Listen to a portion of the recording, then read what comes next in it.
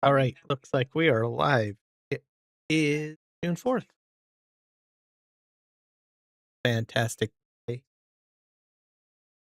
Start working some what is it? Canola planting today. Yes, running fine. So be sure to hit the subscribe, follow to the channel. Help out. Having a great day. If you are looking for music during the live stream, please click Twitch. Twitch music there. Yeah. So we're back. Just gonna check the podcast. Yep. All right. So excellent. So I've already got everything loaded up. Started. Pop up. Get this guy set up on course play.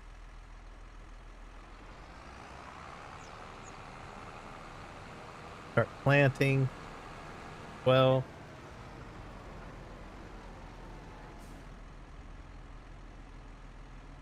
Getting settings. I forget how to bring up course settings.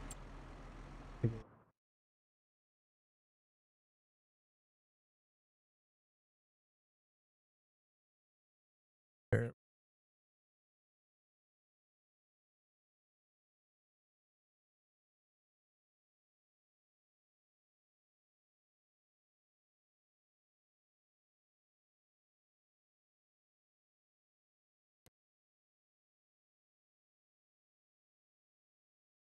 All right. Save. Go to control. Course.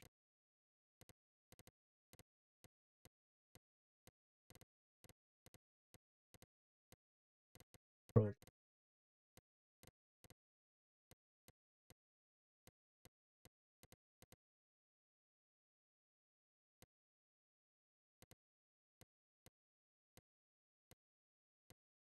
Course play. Auto drive.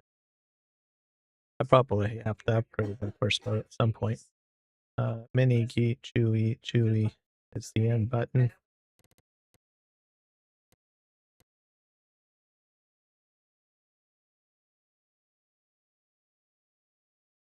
That's progressive, the same thing, eh? All right. That's what we want.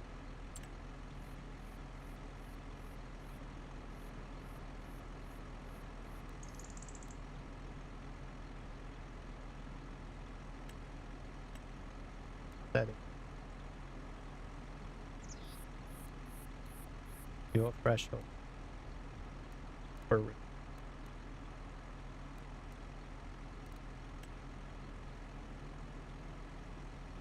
expert mode. Fine. So first look for the fuel cost visibility.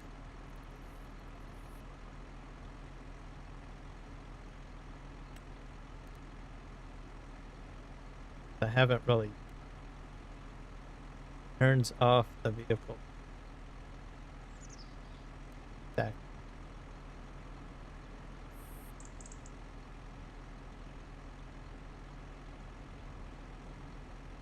Looping. Local. Return to start point. This one I think I will activate. Raise pool.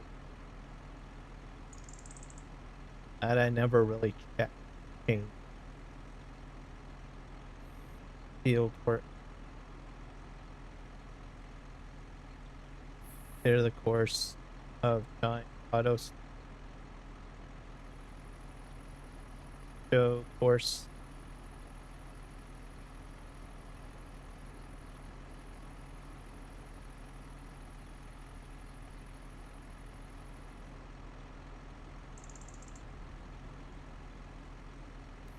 Penalty. A higher value will take longer. but the path stays more on the field outside of the fruit. Put this at a 1.5. I've never changed this factor, but try.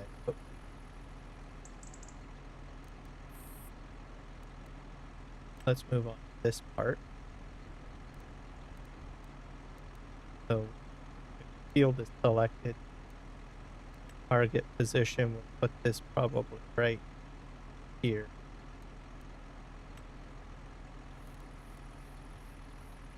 Set this up. Headlands we'll probably put in probably 4 because it's a fairly large field. Good. Start work on the headlands. Generate the headland. That's short. Number of round corners.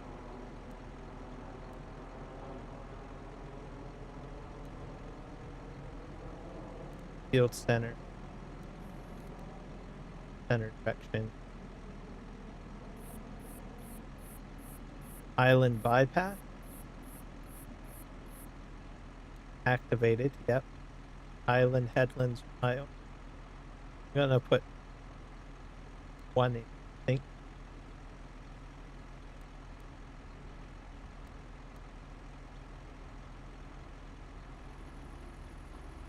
What happened to the option where you can set offset?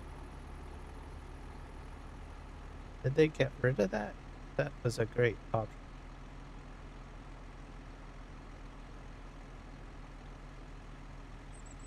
Field margin. Positive values reduces the field size. Negative increases the field.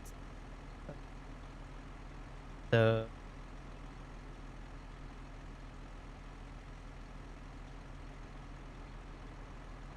I'm going to be adjusting this because the edges aren't that great. Put it at like about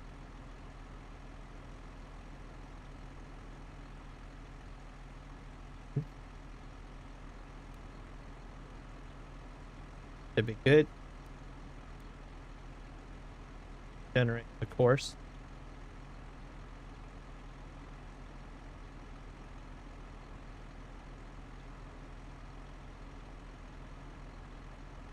Gonna think about it. What does that? There we go.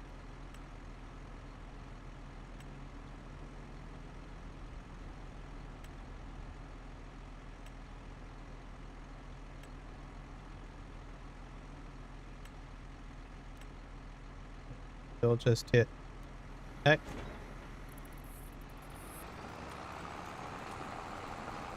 Let him do his job. He's gonna leave the edge, of course.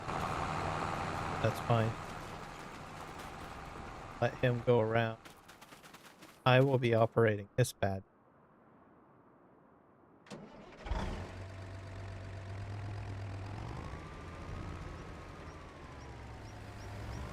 This is gonna be too wide. I'm going to get him to be a little bit ahead of me.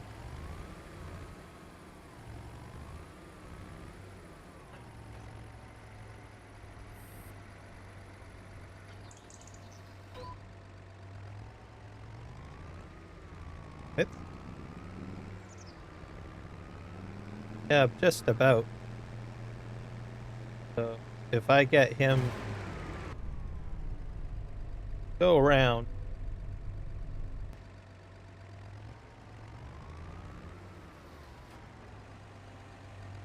hold that up. So he's just mulching. He'll be a while doing that.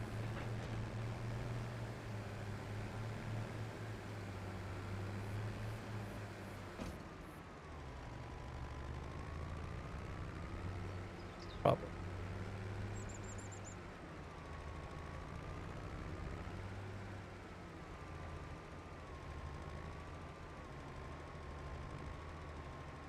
Those lined up. Let's see if we have any honey to pick up too.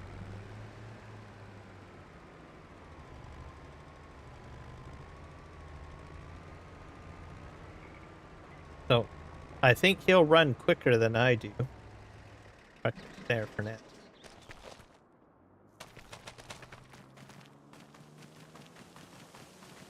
I think I need to get a water truck of sort back. Have honey there.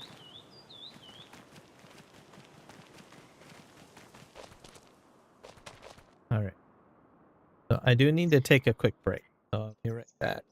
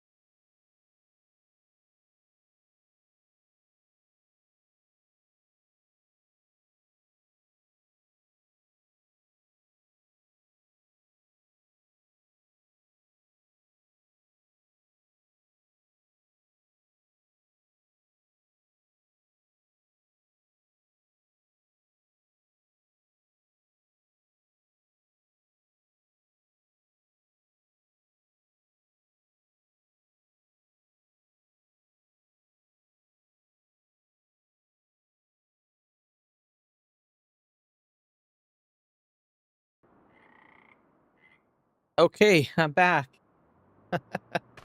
Let's. Guess he's gonna be a while. Gonna go down to the shop water trail. Or oh, my dog. And you get a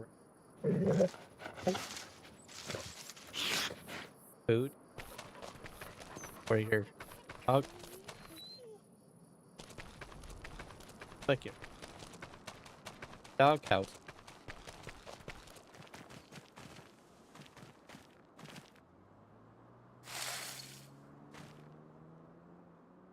Oh, I'm running over there. Yeah, you are hungry.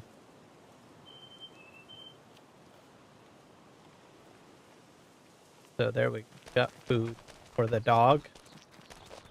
Have a boar problem still. For what happened here. Must be damage. Crop damage. That's a crap damage. Probably could be from a storm. Let me see here. Have another trailer. Back.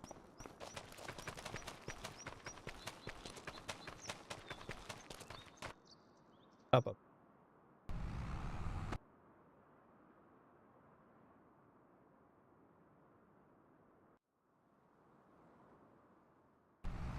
I might have sold it already. Yep. Sold. Means we'll have to buy another one, right? All the way back to shop. Teleport there.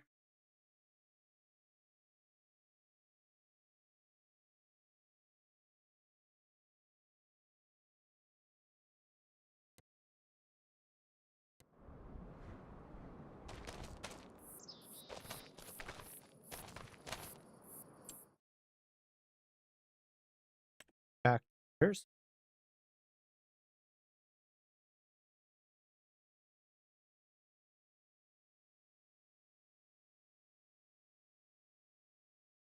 a Mercedes Benz and JCB. I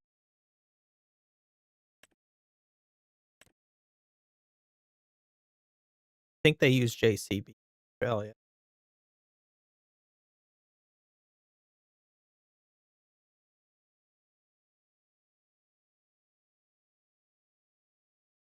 Use this one.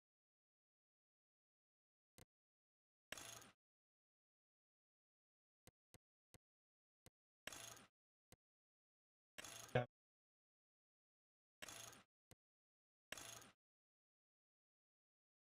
Hopefully I can connect the trailer to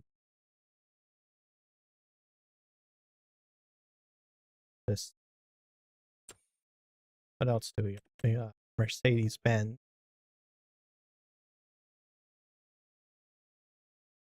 I like the Mercedes Benz a little bit more.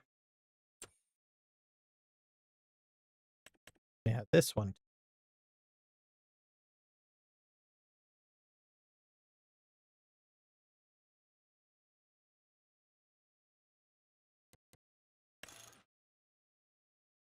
Oh my god. Look at that. That's a log pusher. That's for logging. That's forest sand.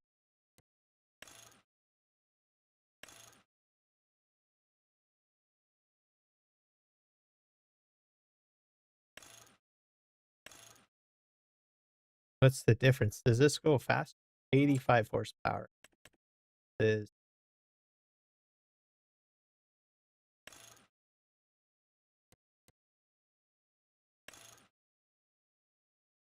medium tire, track tire. I probably need something for maybe I should go with it. As I might use this with sprayer. 3-point.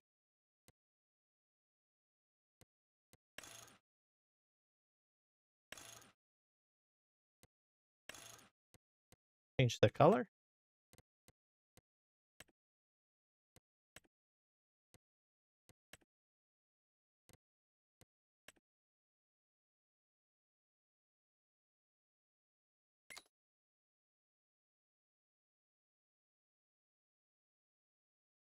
Confirm.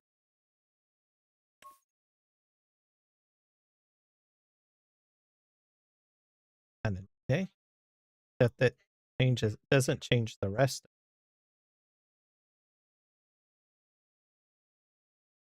Okay, well, maybe I'll do a darker.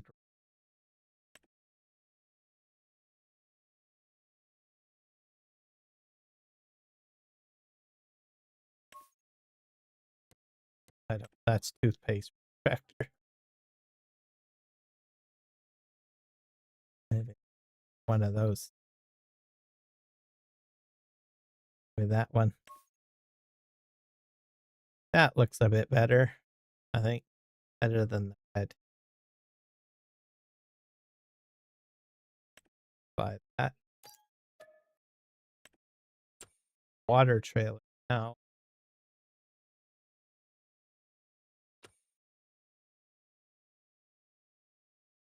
That might be under animal care or something.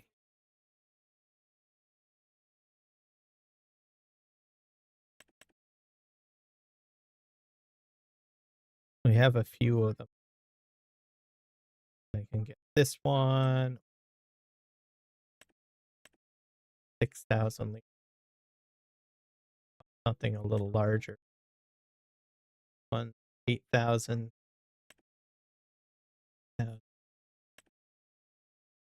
That one holds a lot. That one's a ton too.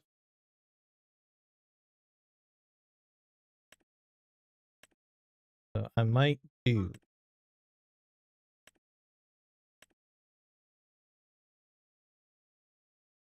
this one, because this one has propane. I think I need propane for the dryer. I'll buy this one.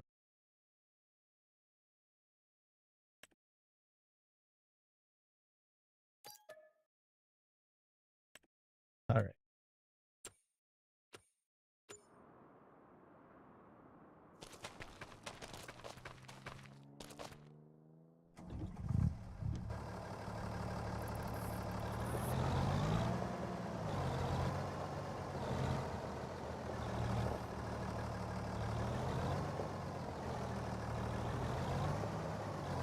This up. All right, off we go.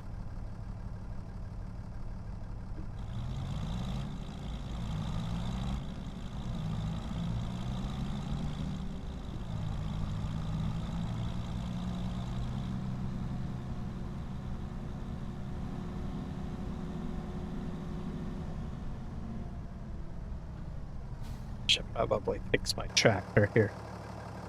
Sick.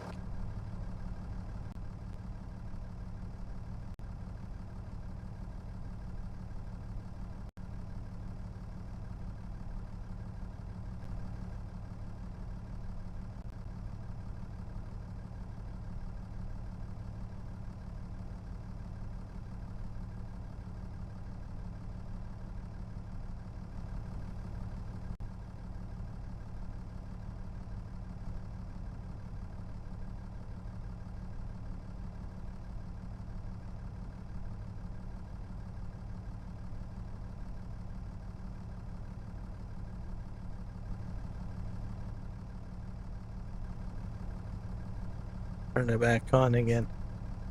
Maybe I have to reinstall it, maybe. That could just take a few moments to do.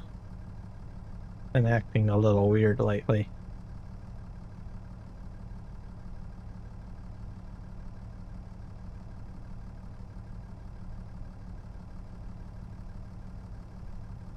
I'll just try relaunching it. We'll see if that helps.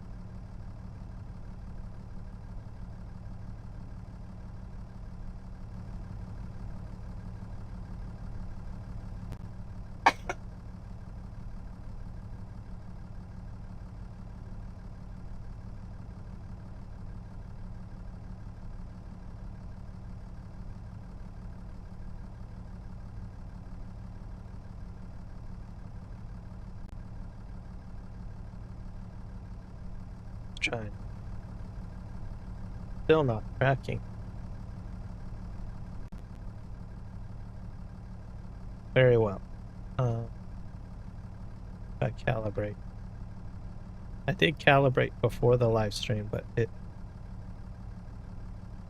seemed to be cooperate. If the power save system setting.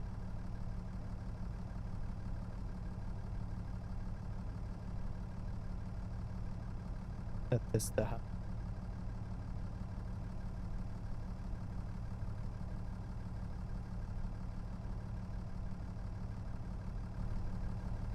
Nope. Gonna be oh.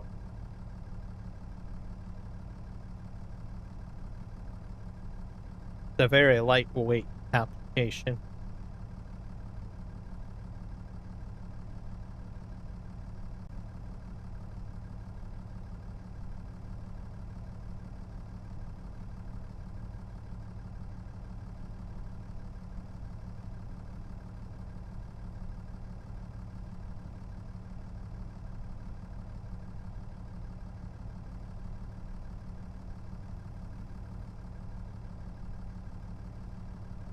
But to my other hard drive as well, as I never did before. So, yeah.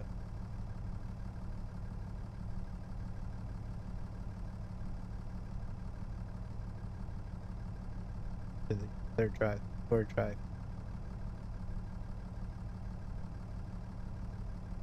That was a quick install.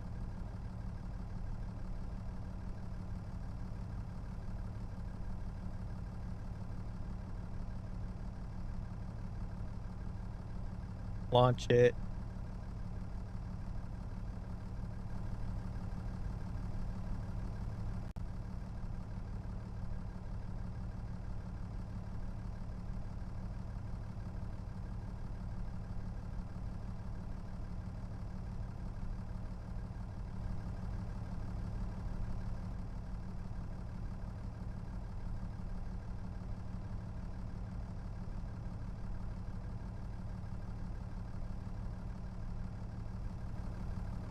Yeah, let's open the beam I-beam tracker. Calibrate.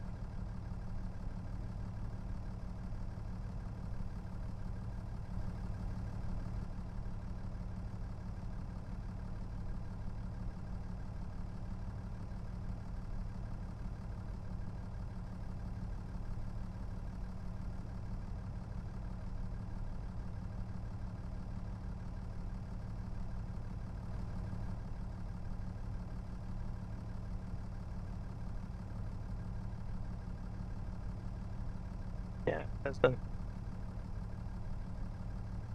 do it.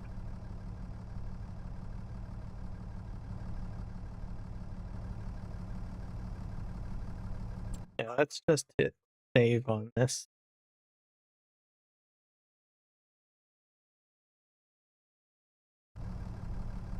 Alright. I'll have to figure it out.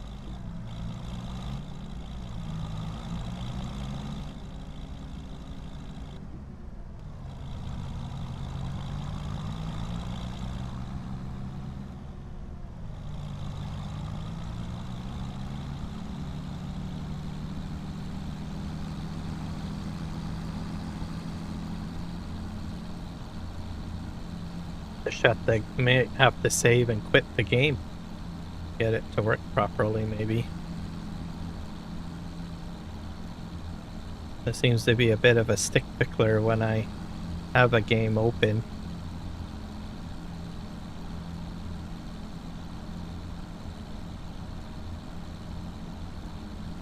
The other thing too is I don't know if the camera needs an update. So with Beam Eye Tracker,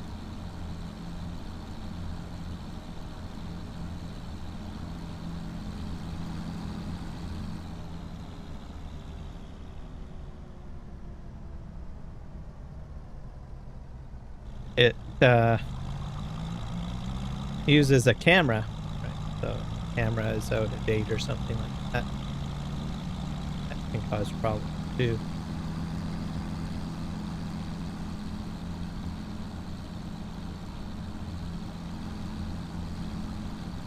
I wonder if I got the tracking software shut off in here. Need to have that in. Possible.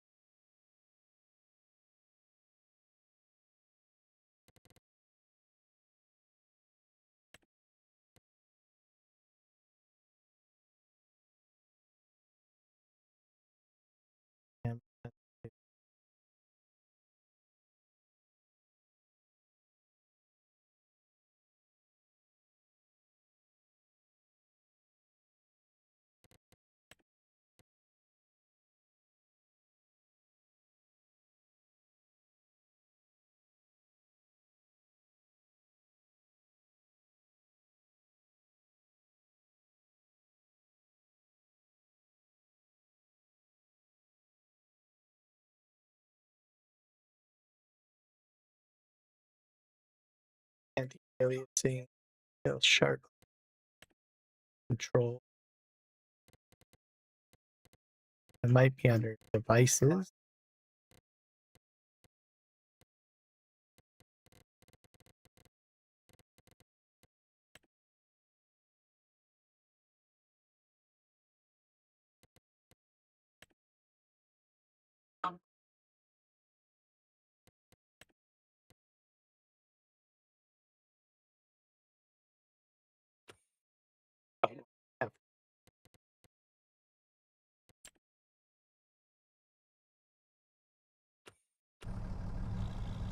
We'll get this back to the farm first.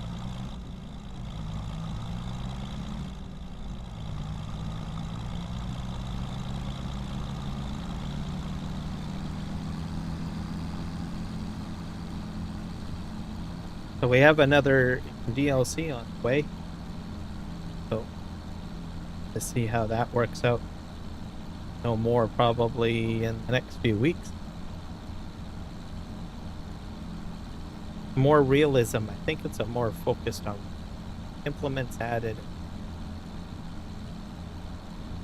Good. Not sure how people feel about, well, it's another brand. People feel about the equipment. The best. Or just, it looks like it's just mainly field cultivation focused on that. So if people want more than that, have to see. Pumps and hoses is supposed to come in an emergency pack, I guess. I'm not big on the emergency pack. Get into pumps and hoses. Some of it I'll in. Like comes out. See.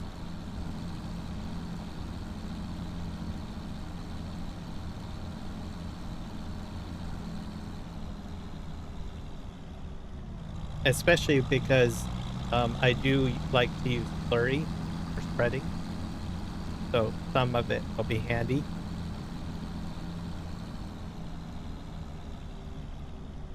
As I think probably on my one farm it'll be very helpful.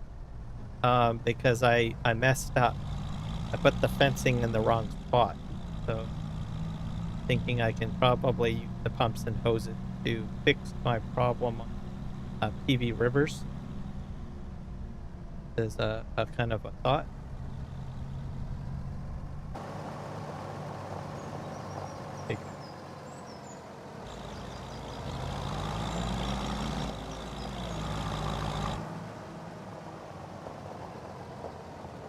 Oh, yeah, it's way up here.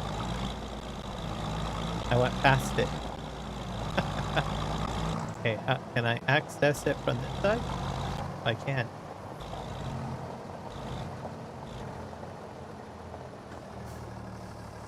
Hold this up. Get the greenhouse going, because that'll get me some money, right? Or items that I can sell.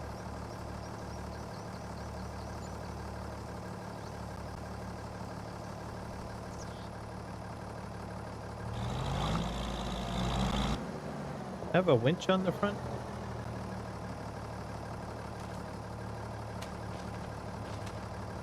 Nope, just for decoration.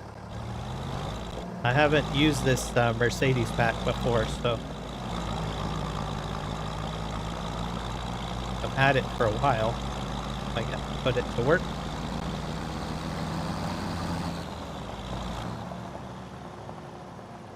Pretty good tractor if it has that dog fit through here.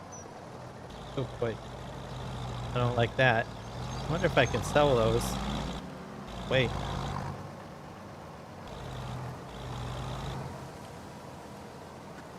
Yeah, download that.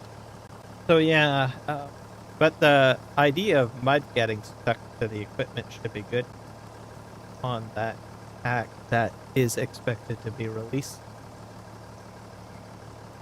So a little bit of realism. I think that was a good measure on their part to incorporate realism functionality and then also have a set of equipment coming. That's what I think anyway. Not everybody would agree with me, but it's one way to put out game improvements, but also with some equipment.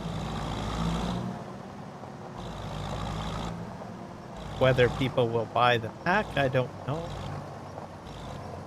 Hard to say. We'll just have to wait and see. But like I said, with the pumps and hoses,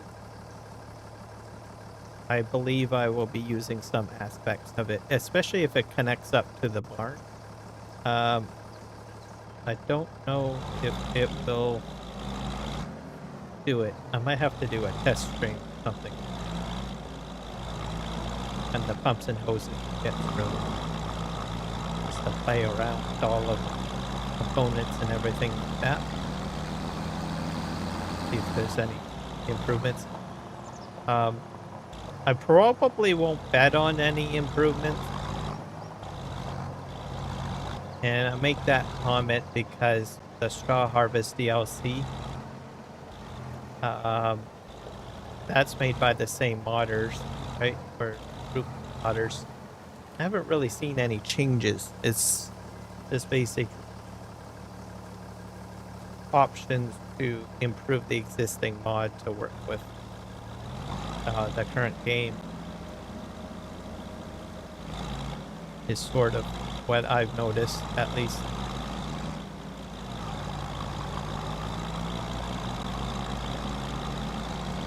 Like, I think it's Connect modding and Wobster. They could do a lot more with the pallet. The palletizer is used for other mods, or I mean, sorry, other industries too. Like canned soup, as an example, having a palletizer for sort of animation incorporated. Great. I feel that they're probably missing out on some of the cool stuff that they could do. To get him on the straight road.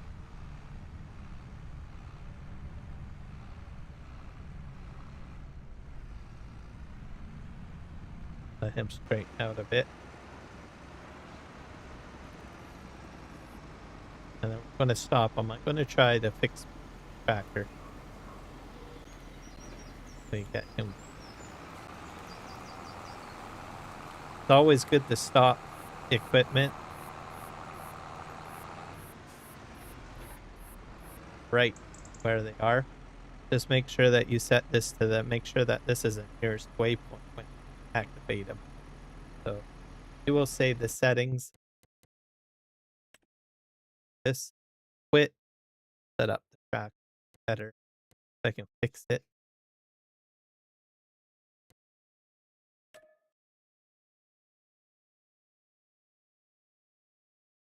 Reload it.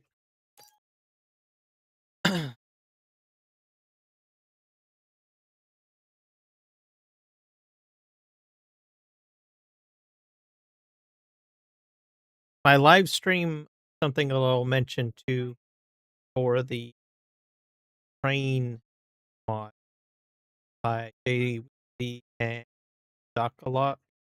I am slowly kind of editing that live stream. That was done quite a while ago, but um, I've noticed that people continue to reference that live stream, whichever purpose. So it is a 5 hour live, a 5 hour long live stream. So sort of watching it through, and I'm doing edits to it to shorter. I'm also editing to put some chapters in to make it easier for people to find specific stuff out of the specific information out of it. So I didn't expect that particular live stream to continue to garner traction. So I thought, well, I might as well edit it, adjust it. Just takes time for me to do that. So I usually spend probably 20 to 30 minutes uh, a day or something like that watching the video and then making some adjustments with the gear. So hopefully it'll be a little bit easier for people to utilize. My style of the reason I think the live stream is so long is that my style of live streaming uh, is a bit different. So there are content creators that live stream tutorials, meaning that they will demonstrate the use of the equipment and hand out information. However, those folks um, generally have a huge team of um, basically moderators. So when they have a live stream, they will limit the amount of engagement that they have with people, and they will leave that up to the team of moderators to take care of that. So, as an example, if someone asks a question or whatnot, the moderator would step in and answer the question, unless it's something that the moderator know. So, like, there are certain questions that people will ask that may not be related to the content. They might ask a question. Farming Simulator 25, can I get that on console? Which, or they might ask, can I get this particular mod on console? And it might be quite evident there might be no. Sometimes people may come into the live stream at a different point in time. They might be there at the beginning. Certain details have already been shared by the live streamer at the beginning of the stream.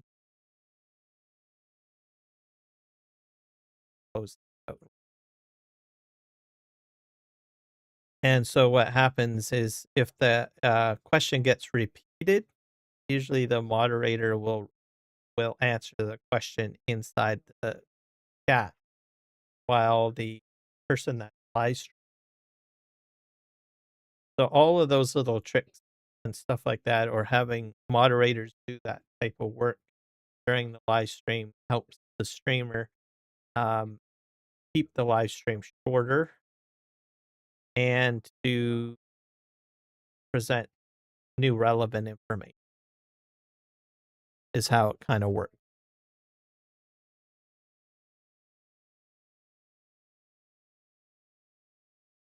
So for me, my style is a little different. I just answer the questions and I kind of moderate at the same time and have more of a casual approach to how I tutorial live streams. So it's less structured, right?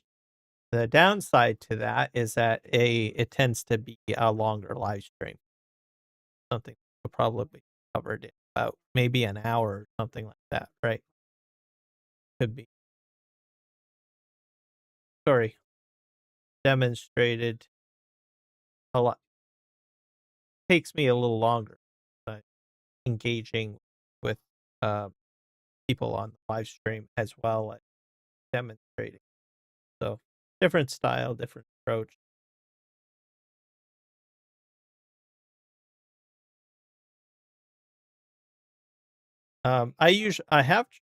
I usually try to keep it a bit structured, but doesn't always work out.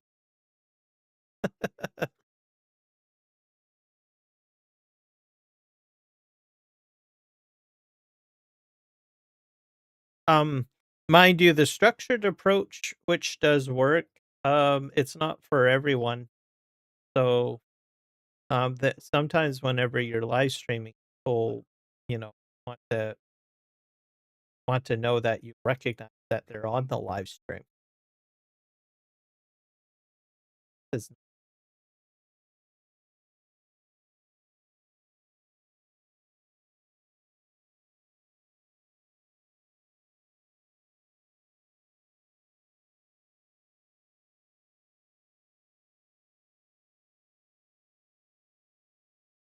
it could be my camera. Let's check that. So yeah, if you have it too structured, right? There is a little bit of a coldness, which can't be helped. Just the style of how the live stream is being done. Those are usually you'll see a bit of a coldness with demonstration live streams. So like if a new DLC comes out and someone demonstrating or something like that, right? So unrel questions that are that are not relevant to the live stream generally will get ignored. Just how it is, right? Just to save time and to save focus. Right? So some viewers will take offense to that, some will not, right? Just depends. But I think garnering that type of audience takes a bit of time, in my opinion. It just takes time, right? To get the audience to be aware.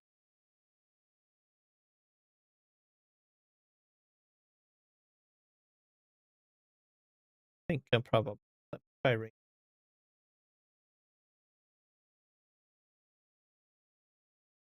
Okay.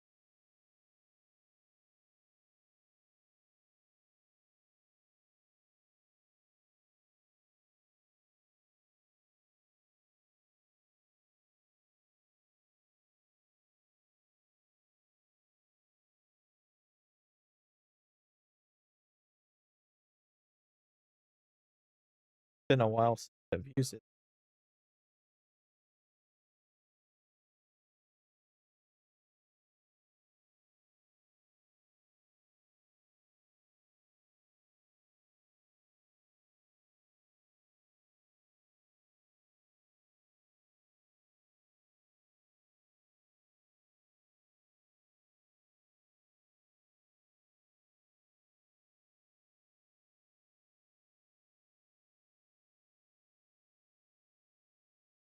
So calling it out like that, well, like, doesn't sound very, but you have to realize that this live streamer is focused and on presenting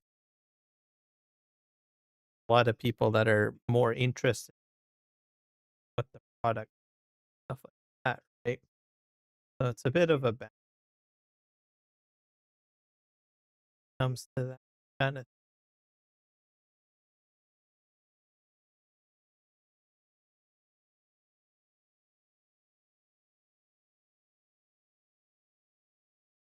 probably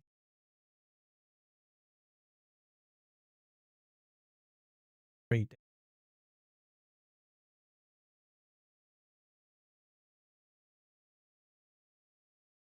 We'll put it on desktop. Fine. So that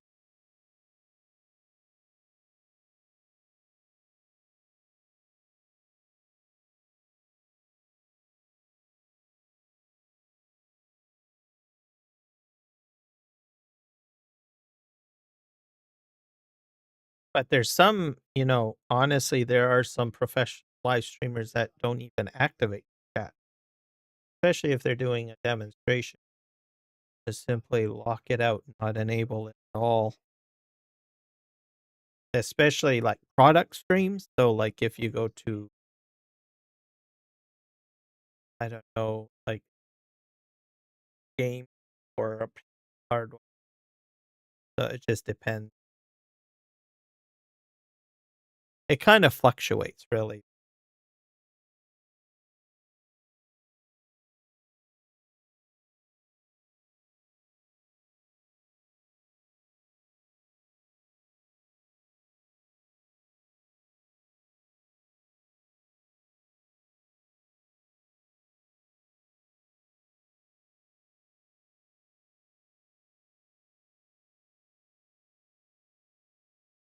Track and test it out. See what happens.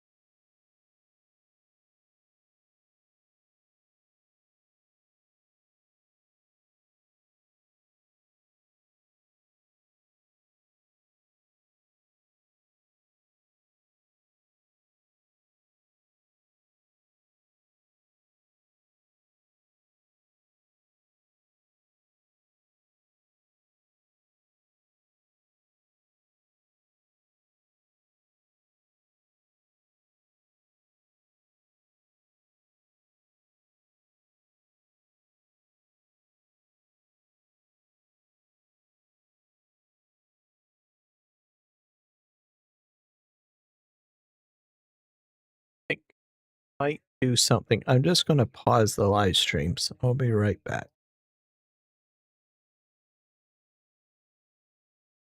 Well, it's perplexing. I'll have to figure it out later, I guess.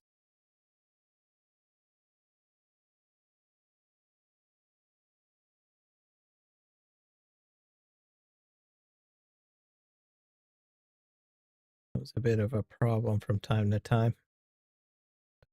Oh well. All right, let's reload this up and then we'll get back into it. I'll have to figure it later.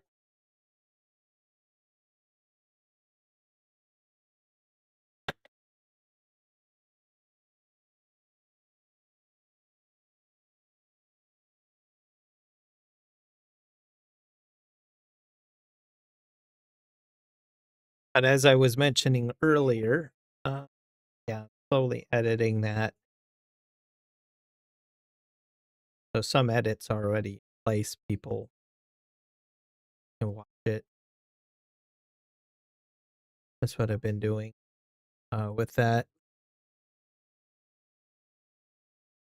That way, people who do want to know how to put the trains onto the tracks and stuff can do so and use that video. So I made the decision because I noticed consistently people continue to watch that live stream. So I figured, well, I might as well make some edits and make it a little easier. So I seem to garner more traffic. So go figure. So thank you. So I slowly go through it and watch it and get it edited for folks. So that's what I've been doing.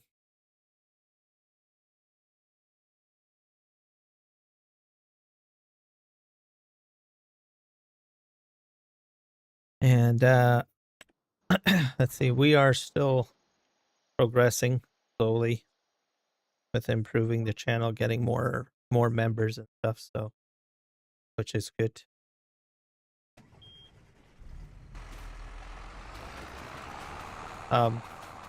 Algorithms have changed quite a bit, so there's a lot of people that have noticed their following remain a little static, I guess.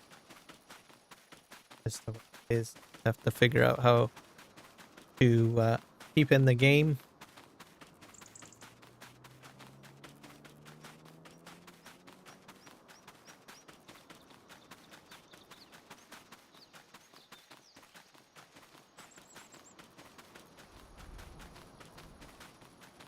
The Manitoba map I will be returning to on Sunday. So Sunday will be interesting. Oh yeah, testing. So we'll be returning to that Sunday. So it's not done.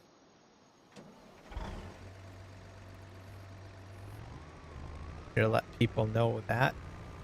And then Thursday will be this map.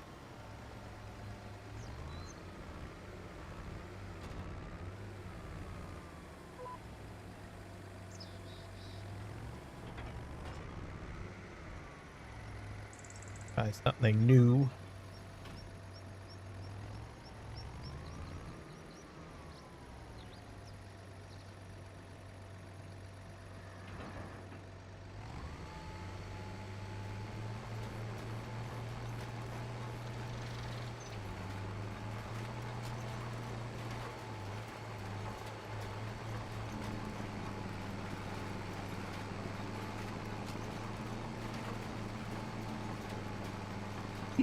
So I just wanted to let people know that I haven't given up on that map. And we're still working on it. Just that I'm doing 2 maps. I will probably return to PV Rivers at some point.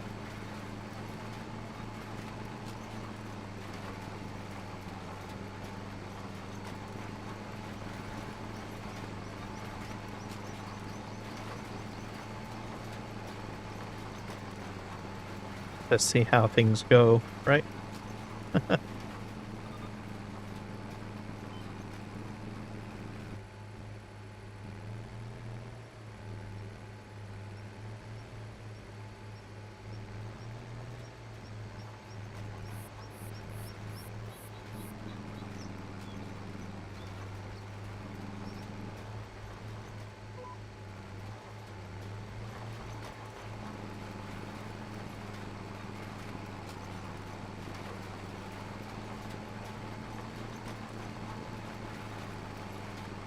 I generally like to change up things a little bit here and there and whatnot.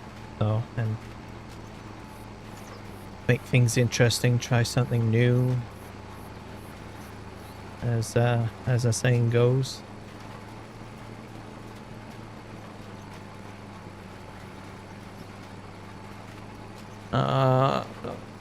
Usually when I'm on Western Australia, I do mention politics a little bit. Nothing, taking a bit of a breather this past week, I guess. Canada just keeps on chugging along. Changing things up. So, like I said, I think mainly the largest topic is probably Alberta separation. That's still there. Like I said, I only talk about it mainly because, well, not every country in the world has the ability to see things, you know, where parts of it can separate and change up. I don't think there's anything really specific that really stay. I think they're just trying to figure out the process, stuff like that. So, it does frustrate a lot of people. There's frustration on both sides. It just, oh, hopefully nobody's having a heart attack over the whole thing. But there are people that are upset about it on both sides of the conversation. Because I think people expect it to go quick. These processes aren't going to go quick. When it comes to creating something or doing something, you can have basically a foundation idea, right, of how to go about doing it, right? And that goes with companies too. People don't realize that with companies. Companies do that as well, right? The first initial product that comes out, right? If they have a great idea, it comes out, generally it's stuck, right? Just does. I never buy the first piece of hardware on an idea, a new idea. I never do. I get generation 2 when the second gen comes out. Because, well, I've worked for large companies for products, new product ideas that come out, right? In the past. And it's always the first generation always sucks. Just the way it is. And I'll just be blunt, and people will probably hate me for saying this, but the people that have the most amount of money to spend, you know, usually they have pretty penny or a big pocketbook, right? Um, they tend to be the suckers that dump a lot of money into a product that ain't going to be that great, right? You can see that with all sorts of things. And then Gen 2 comes out, right? Gen 1 is generally more expensive in most cases, unless they're an established company. Maybe it might be fine for to say.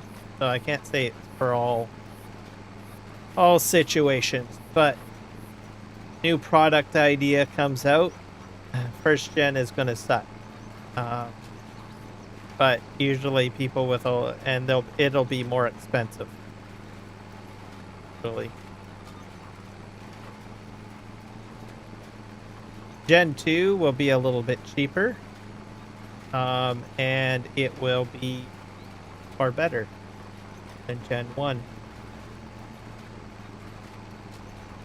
So initial startup is more expensive because you don't have the supply chain, right? The other thing too is you don't have any background to decide whether or not the product is good or bad, right? You only learn from that whenever people actually buy it and they start utilizing it and they come in and they provide criticisms, feedback, or complaints. Once the feedbacks, criticisms, and complaints are tallied by the company, they use that information to better improve generation number 2. Then the other factor too is depending on the company, they may not have the supply chain. They also learn new methods to better improve the product supply chain. So they might be able to source products and parts or find better partners in the long run, right? In making the product better and cheaper and more affordable. The other factor too, because it's more expensive in the initial stages on Gen 1, the people that are spending the most, right, on that, like people that have a very thick pocketbook, they're the ones that are holding the anchor on it. So even though it's like they're getting maybe a product that might not be ideal,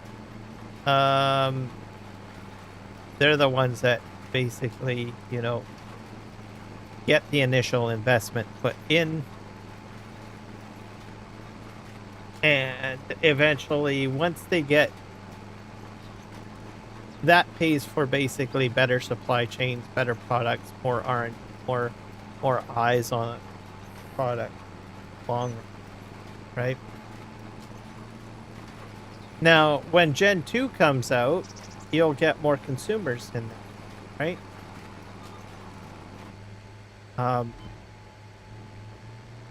And when that happens, that means they make more money. So they can make the product. Because they get more revenue coming. Because there's more people buying. Is how you have to look at it. Even though it's being sold cheaper, Gen 2, right?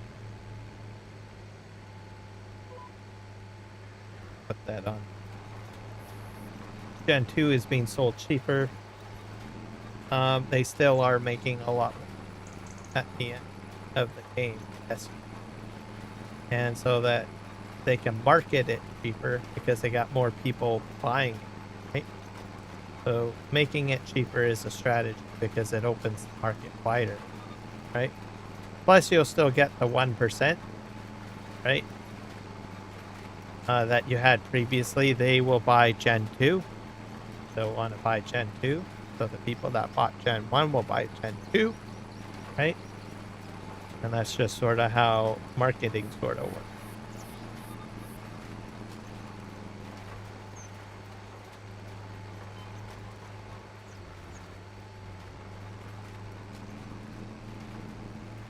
Yeah.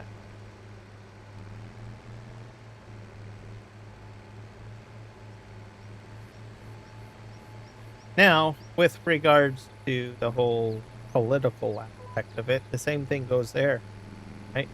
So if you've got no framework to experiment, really with politics, how it works is that, well, you'll have an idea or a concept, right? And what will happen is you just go through the motions. People will complain. They'll put it into the court system. They'll use political system, whether that's firing and hiring politicians, right? That's how it works. So that's pretty much where we're at. We're in Gen 1 phase when it comes to separation, right? So even though we're going through this process and it's longer and stuff like that, they're literally writing books, right? Canada has gone through, I think, probably two referendums in the past. Where in Quebec, they were both unsuccessful. Alberta is now holding the first referendum. So each referendum through the process and everything like that. I think the first two referendums, there wasn't even a foundation. Right? There was some lawsuits and stuff like that. It went up to the Supreme Court, and then they created what's called the Clarity Act, and I think they amended it into the Constitution as well. So that created basically a basic foundation. Now, what the Alberta referendum is using some of that already, but now further clarity is going through because it's going to the court systems and stuff like that. So that they're basically fine-tuning the process of it. Costs money though, right? But as long as someone go ahead and take you to court on the matter, well, there you go. So every time a court case happens or whatnot, that's where you start seeing new rules and changes to how it all plays out, right? Politicians are learning how to go through the process as well, right? Different strategies and stuff like that. People on both sides of the fence, whether you're for or against, right? Politicians figure it out. And people on both sides of the fence are looking at other examples, right?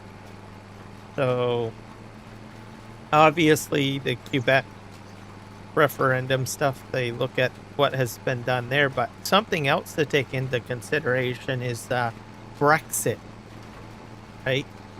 So where Britain separated from the EU, right? So all of the court cases that from that is looked at, as well as all of the different, approaches going in and out, the cost, stuff like that, all of that being looked at as well. Canada, in a way, is like a mini EU or European.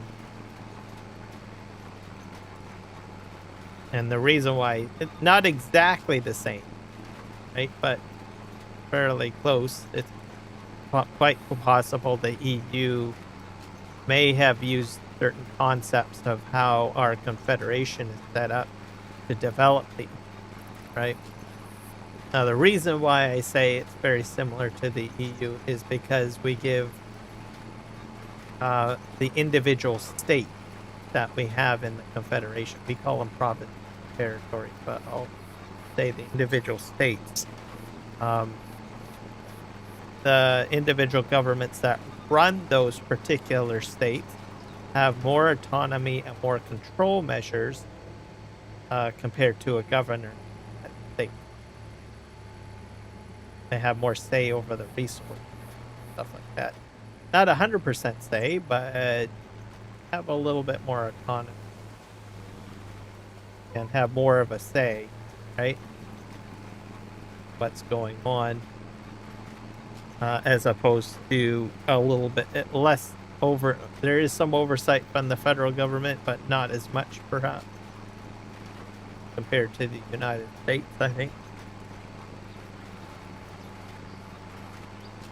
So, like, Congress and the Senate probably has more say a little bit, or can put their thumb in on it, right?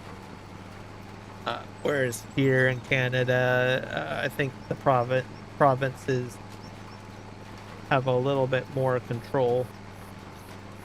Not to say that the federal government doesn't try to, claw back a little bit more power, but those lines are clearly defined, right? Certain provincial powers and there's certain federal powers.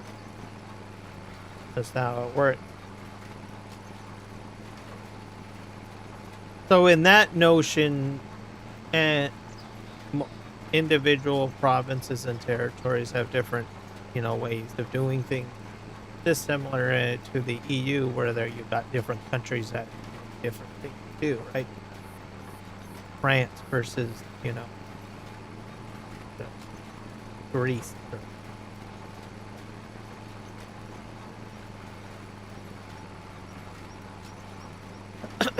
So the other thing too is we use Commonwealth government. So that's where Brexit comes into play well too, right?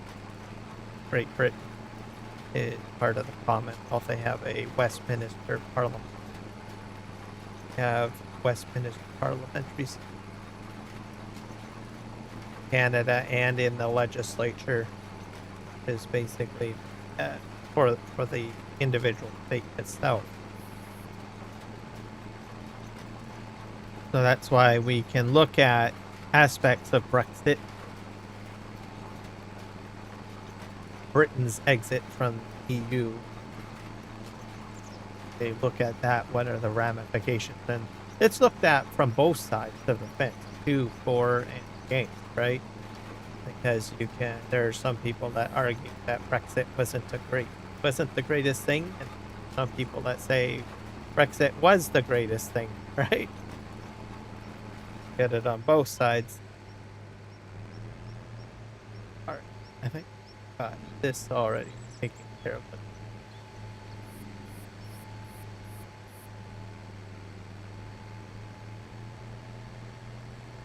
I think I'm gonna fold this up now. Go ahead and another. Oh yeah, there is about a third one. Probably should.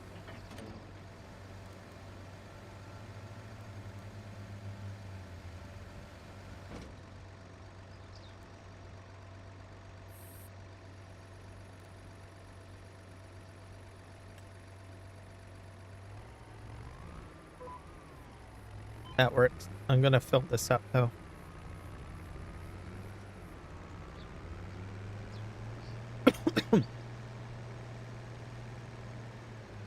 But what I will say, there's a lot of legalities that are happening. That's for sure. All over Canada. And it's going to go on for quite a while. Even, let's say, hypothetically, a separation does happen, right? You can expect a lot of legal challenges afterward.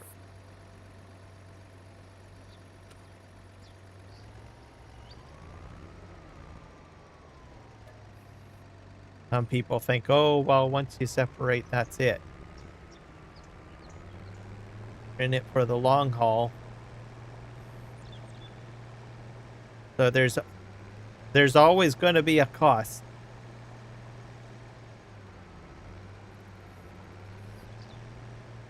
And there will probably be some people that say, great, works out, right? But there's always going to be some people that would say, man, this was the most stupidest idea ever. Why did I do this? Or why did I support, right? You got to get it on both sides of the fence, right? Um, Simply because, people promise things a certain way, right? Maybe you may get that, but you might not get that in your lifetime, right? And regardless of any changes in situation, there is always going to be someone that's going to benefit from a change more than others. It's never going to be equal. That's just how human society works. Right?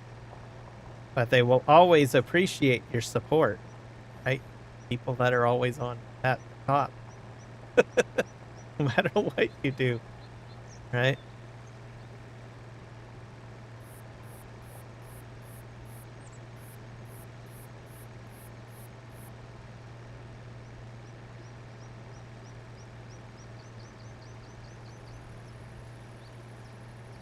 I'm going to go down to the shop and fill up while we're heading this way.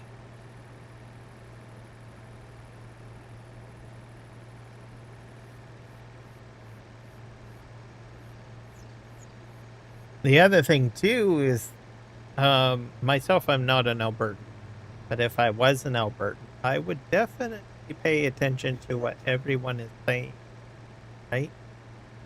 Um, that that is leading the charge on it. What do they stand for? They may say a lot of things that you might, but there's always a laundry list of things that are probably not what you want to hear, right?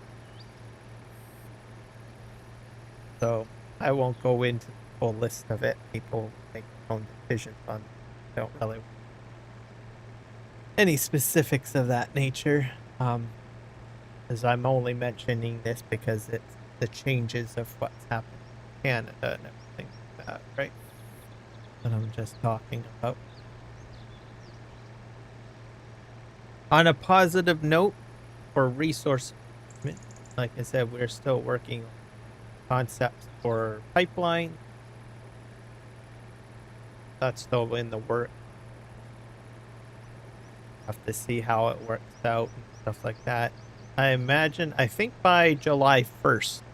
So we've got about a month here for public projects to be submitted to the Canadian Public Projects Works Committee. I can't remember what it's called, but that's the name I'm giving it anyways. And basically, anyone that wants to do a project, like a province or something like that, needs to submit a proposal to that particular committee.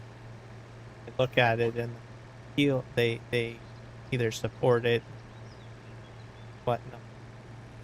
Right now, we got some MOUs, members. Sorry, that members? No, and memorandum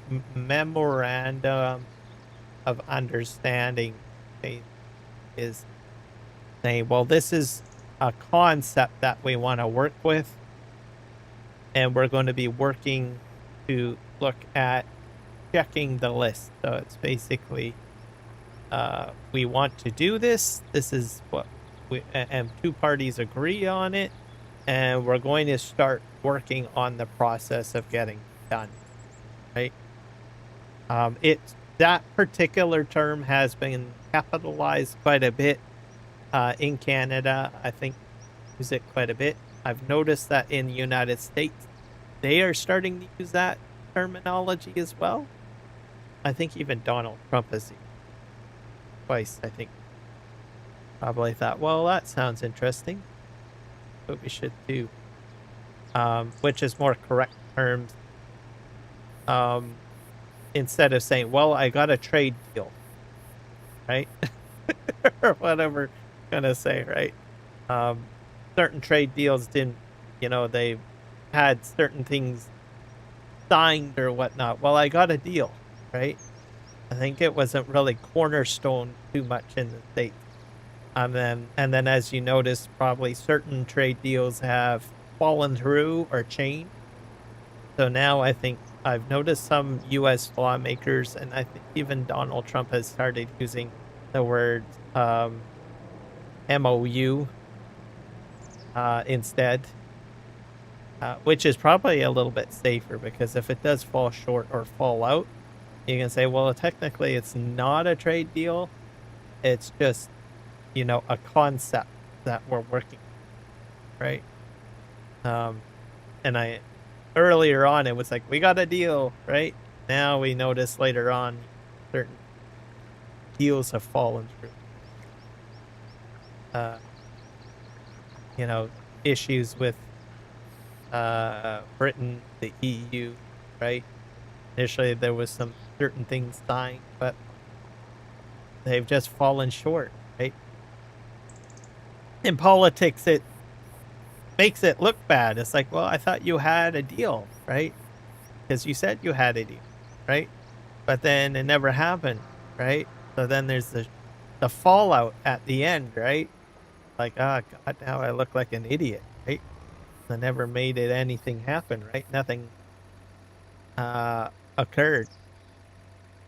So as a result, now you start hearing MOUs, right? Which is we're in the process of making it happen. So starting to see other countries starting to use that. We've been using it all along from the beginning, and quite a bit safer that way because then you're not setting false expectations for your voting base thing. People will still be upset. There is some people that still get upset with that because it's like, well, we want it now, right? Um, but in business and politics, well, more in business, there's a lot of things that you know uh, you do have to set some boundaries on release dates and stuff like that to be clear because you don't if you're not clear on it, um, and you say, "Oh, yeah, sure, we're gonna have it out." That's why I guess release dates is usually a good example, right? People say, "Well," they used to say, "Well, we're gonna have it released on October 2nd," right? Now they've changed the terminologies to like, "Whoa, the 2nd quarter or the 3rd quarter," right? Um, just to be safe because sometimes things go as planned. But as soon as you put a concrete date on it or concrete information, it just gets you into trouble. So that's why companies stay away from it. Government does that as well. Got speed. Have to find a solid hurdle.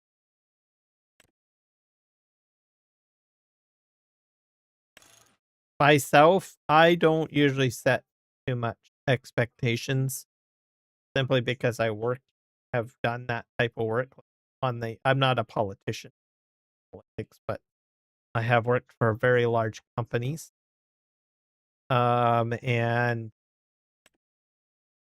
I understand the terminology, right? Also dealt with customers on the other end, you know, that have said, well, you said this, right? That's why companies have learned not to set full expectations until the very last minute. There's good things and bad things about the whole thing. Because, well, you can't, you have to find the fine balance of how much information you can and cannot share, right?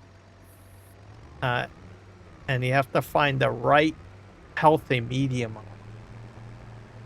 If you don't, you're gonna run into problems on both sides of the fence, right? So you're never going to make everybody happy, but you need to find the right method to ensure that you're in the middle, right? Or that you're appeasing the majority. right? That's the thing. And politicians think the same way, and CEOs think the same. So, or business owners think the same way. It used to be a lot simpler, I think, in the 80s, where it's like the customer's always right, right? But over the years, you know, I think it's become less about the customer. There's still an overall illusion that the customer is the main factor, but realistically, it's the stockholder really that that really matters the most.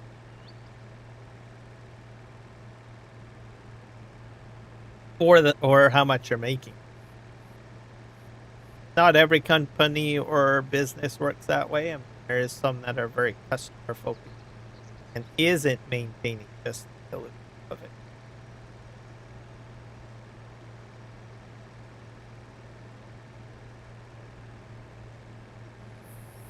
But go figure.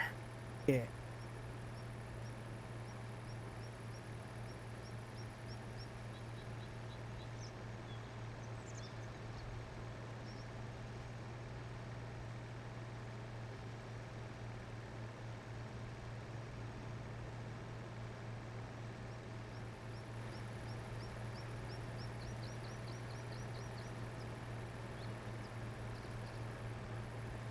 So, yes, so we talked about the Alberta separation stuff a little bit.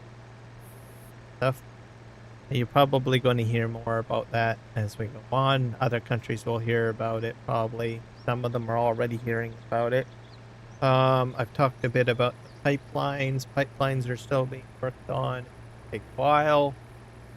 Um, Military procurement is a topic that I haven't really talked too much. We're still working on that. But I haven't really talked too much about that. I think I mentioned North Korea had their submarines to us, so we are looking at that. I did mention Saab, so we have partnered with Saab, not specifically on the jets, but more or less a step forward with a different aircraft, surveillance aircraft. So that is already happening. Um, the submarine situation is in between Germany and Korea. So, every procurement approach we have been taking, basically ensures jobs in Canada, which means that we build, maintain, and supply. So, if we do set up a military contract in Canada, it will provide Canadian jobs. Not only will we be building for us, we will be building for other countries. So, as an example, Saab, for instance, also has their aircrafts in Colombia and other countries, right? So, we would be part of the process of building military equipment for other countries, right? With the submarines, we may have a part in the building mechanism as well, right? The other part of it too is you're using Canadian resources, so Algoma steel from Canada and other components, electronic components, stuff like that.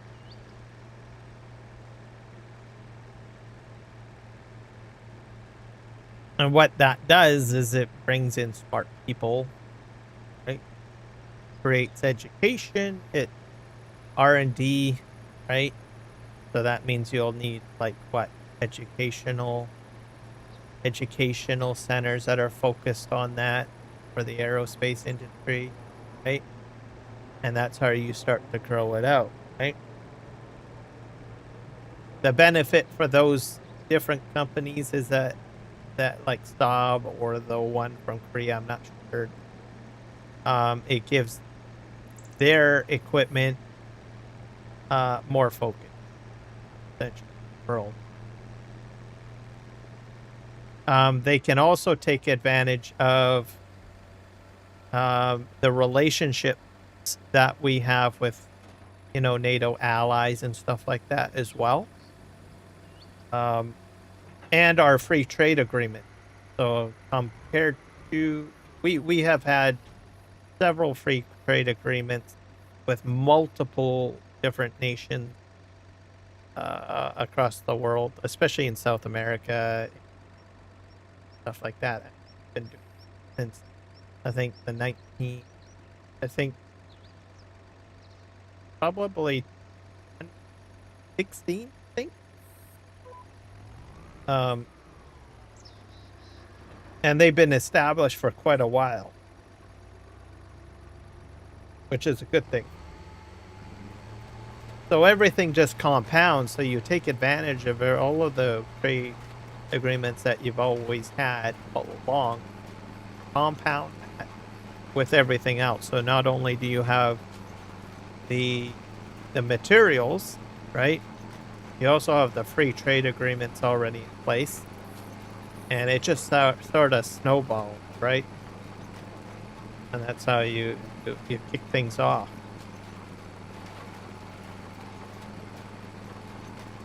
It gives you probably a larger chunk of the supply chain, right? Cover the manufacturing and the resources all together.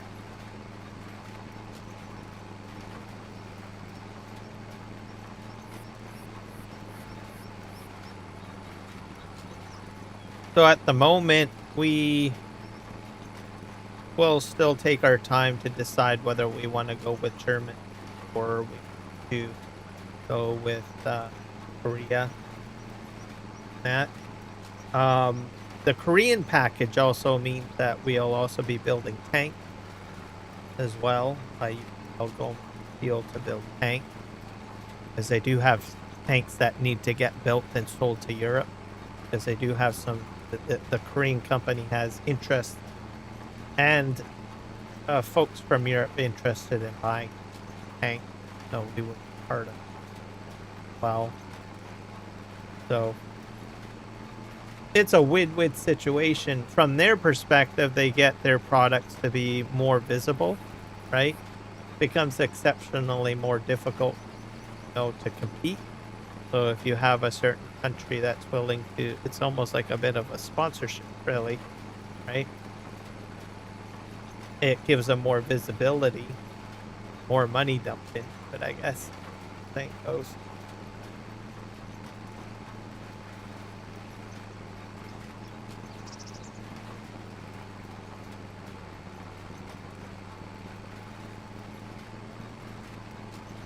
Some people will say, well, the U.S. military has the best equipment in the world, and I won't dispute that. They have some pretty impressive hardware and stuff like that, right? However, when you set up like different agreements and stuff like that, right? Like with NATO, that, right? Who's to say that, in some of the agreements, they say, well, you need to make sure that your procurement is done with the United States, or you need to invest in the United States, right? That could be the trade-off, right? So as you look at it, that means that U.S. R&D gets a huge boost of funding, right? And of course, other contractors have a hard time getting access to that, like Staub and the Korean company, or any other company in the world, right? They don't get the access to that R&D funding, right? So it means that due to a monopoly, as an example, right? And it's quite possible that that could be what might be financing the success of U.S. product, right? So you start seeing that go away. People don't invest or buy into those jet programs like that. That gives a foot in the door for those other companies to get in, access that R&D research money, stuff like that. Now the other aspect of it, as more money gets funneled into Saab and these other companies that manufacture it, even Ukraine as an example too, right? They're building their own drones, right? If it becomes a great idea, that means more money in, right? When more money gets put forward to there, that means more jobs. You'll have a brain drain, right? And if people are buying less products from one company, right, that normally gets the R&D funding, get U.S. company, right, and normally gets that. If there's less funding, that means they have to do more layoffs. So those people that normally work for those companies could easily get hired on elsewhere. These other companies transferred. So that's basically how you have to kind of look at it. So in present day, you can say, yes, this is the best tech here. But over time, if people start looking elsewhere or moving their money into other companies and stuff like that, you can start seeing diminish, right? The focus of and all that money gets channeled elsewhere. Sort of how you have to kind of look at it.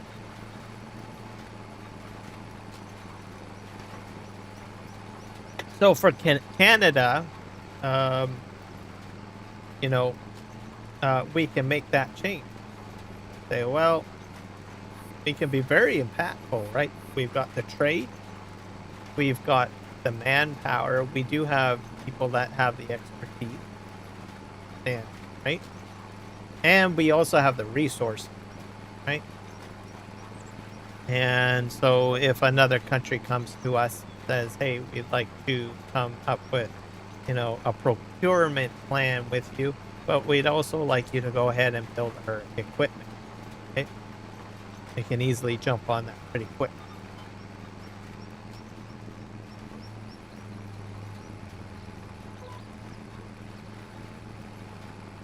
Which makes Canada well positioned, right?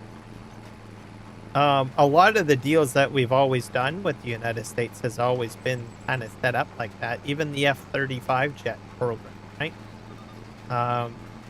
There was expectation that we would build some of that.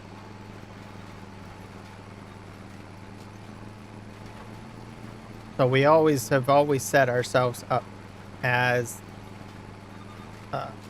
a country that would, if we take on procurement, we would have involvement in the building, stuff like that.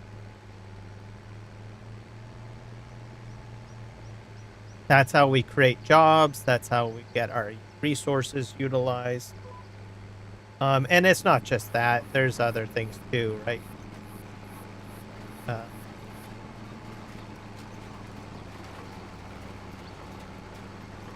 I'm missing a line.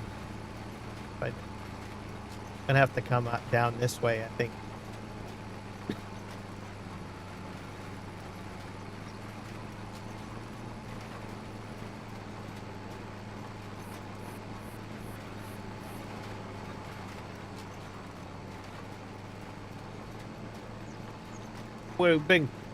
I think I will say this, we have been very stagnant. Like, I think for about, 10. I mean, we have done some pretty amazing things, I think. But there is a lot of stuff that I think we needed to change to different. Sometimes you get complacent, right? You set up a model or an idea of how you're going to run things and you just go with the flow, right? Like, people are happy. Why rock the boat? Why do things differently, right? So I think a lot of the stuff of how we had always done things traditionally in Canada just doesn't work anymore, really, right? So we have to rethink and say, well, we got to get off our fat asses and start doing things differently, right?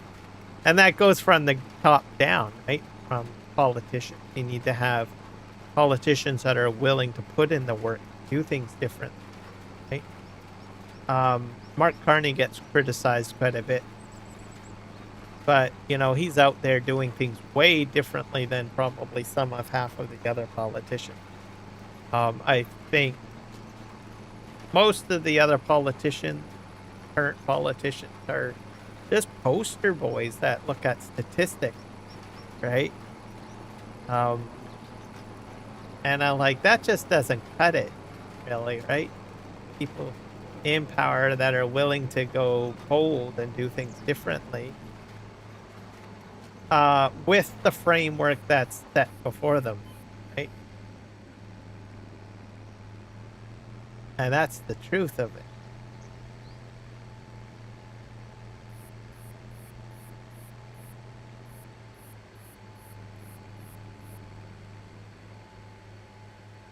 Do I agree with everything he does? Not entirely, but I kind of understand his method of thinking. Uh, and it's sound, right?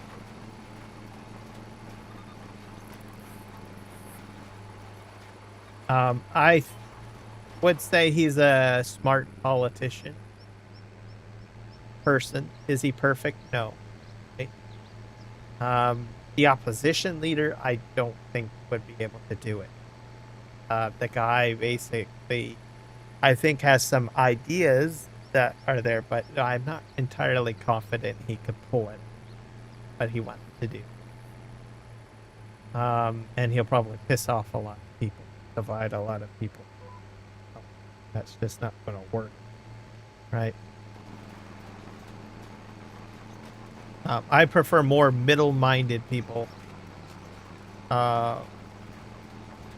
you know, that are willing to use, you know, aspects from both sides of the fence to make things work. A pragmatist, basically, which is sort of what he is.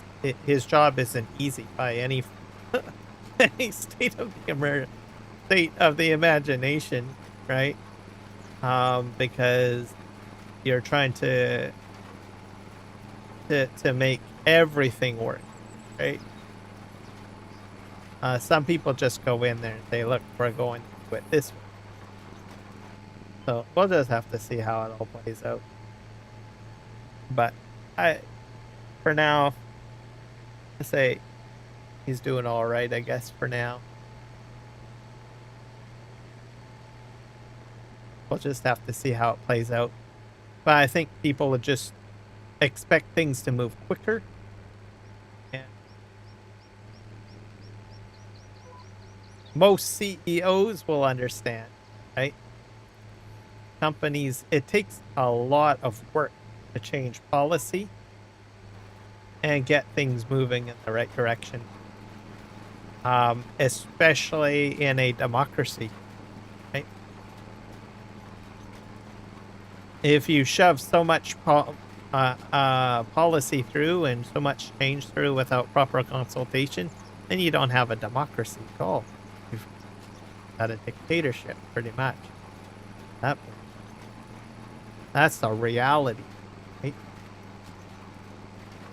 Now, granted, the individual doing that may get the authority to do that based on their you know, the way the governorship is working, or how government works, right? With the laws and everything, right?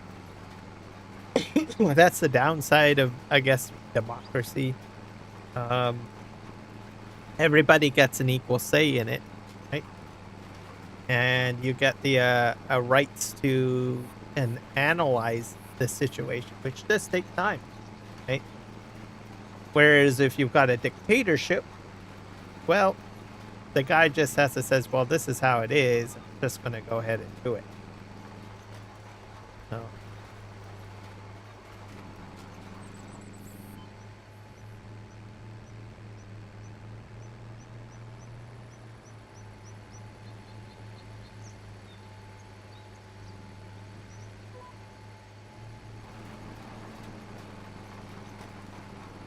I guess we'll just see how it goes.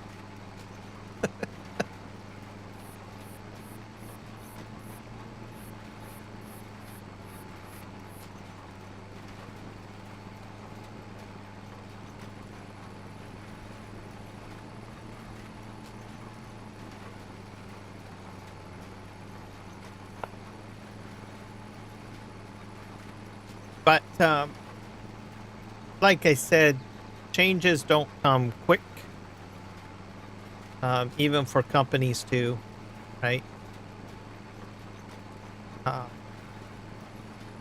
I think it was especially large companies. They say, well, it's like trying to change the route of a ocean liner or a cargo vessel.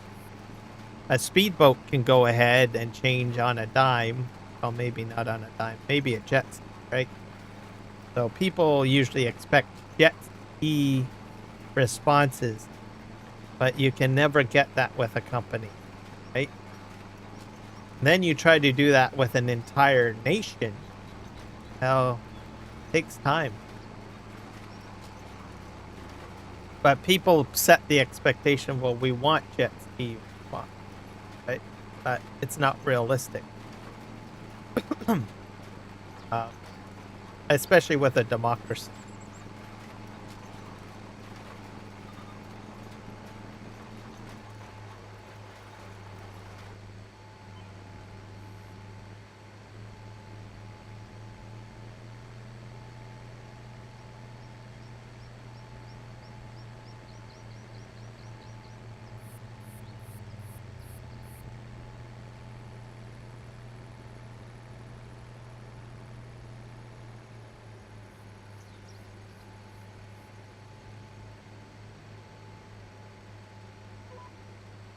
All right, I think we got that all set up.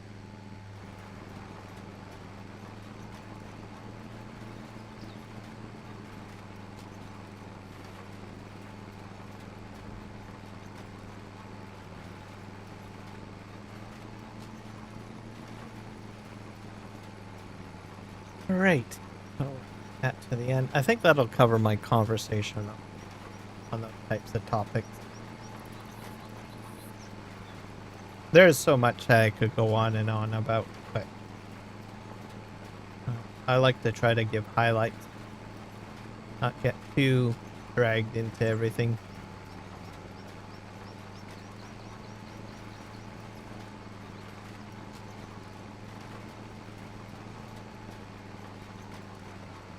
I think I'm going to run out of fertilizer. So I have to go and pick some more up. Do that.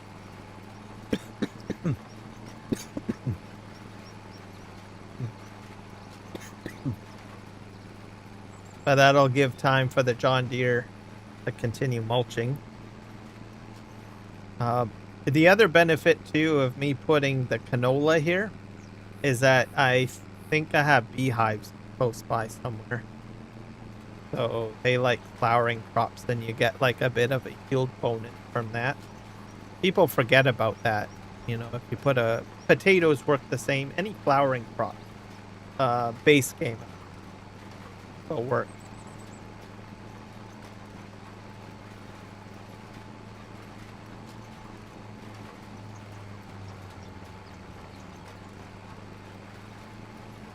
So I think it's good to have, and I think the yield is in the amount of honey.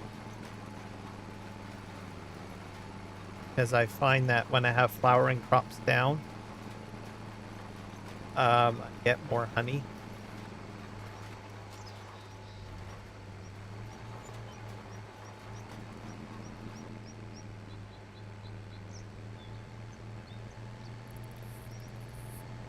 Here.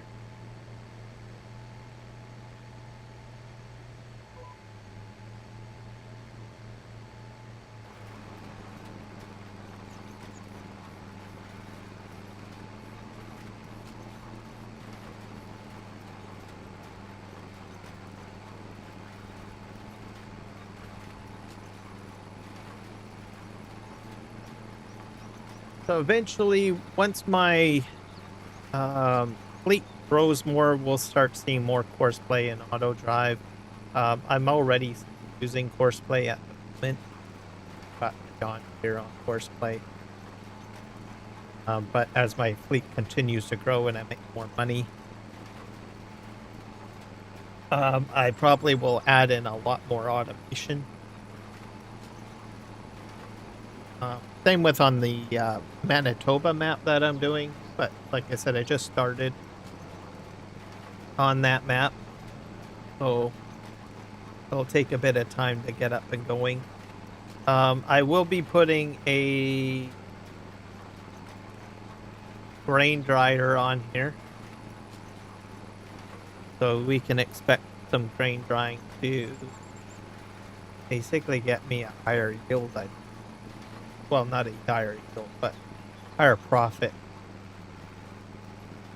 for that. I'm probably going to need to sell a building over there. Maybe one of the barns or something. Sheds. We will see. If I end up buying another field, fertilizer.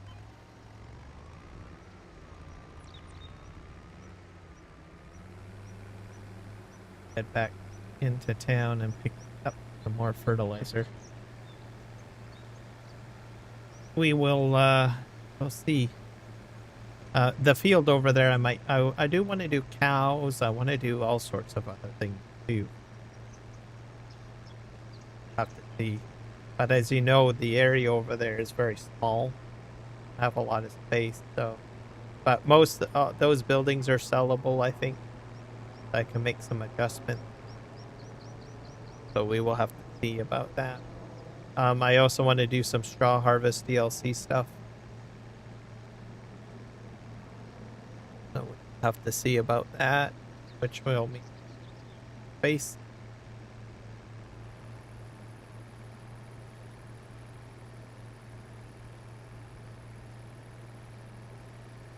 So I will probably buy another field and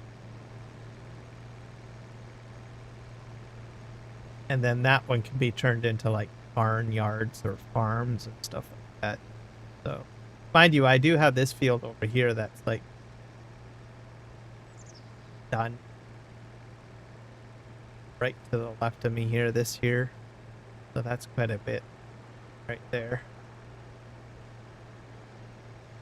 I can make a lot off of that.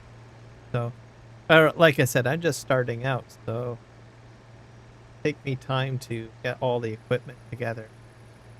Everything firing like 12 cylinders, I guess.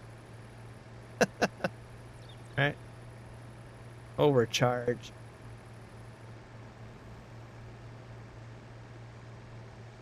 And I'm not doing season. That way I can progress a little quicker.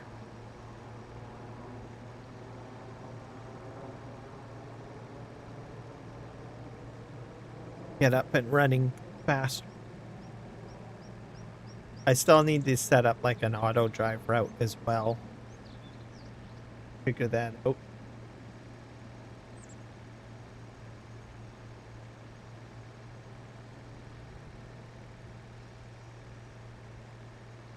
Something else I want to do is try to do some landscaping, see if I can sell fencing and stuff like that.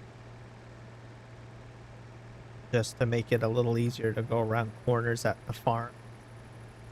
Maybe rearrange a few things, potentially.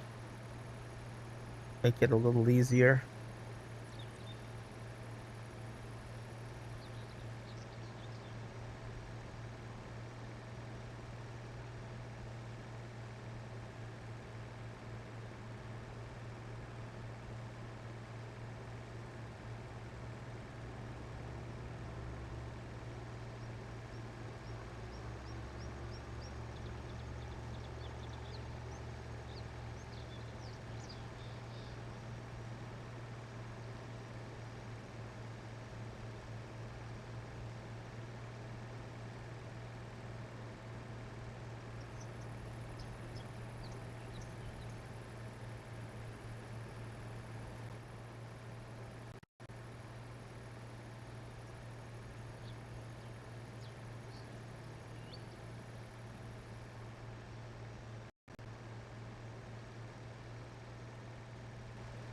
We're making it through.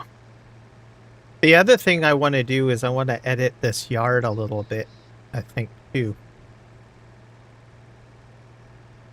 Seems to be... There's like a fence around there. I want to try to take out the main fence. I don't know if I can. But we will see about that.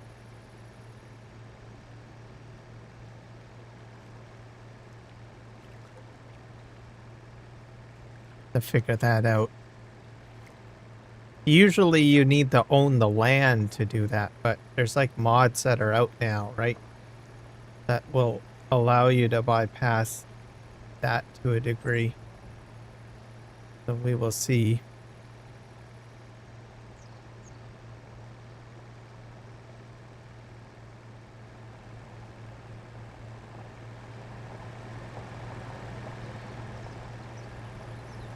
All right, let's up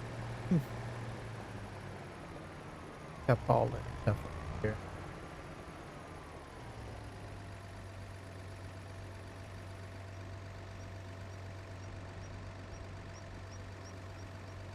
Fertilizer.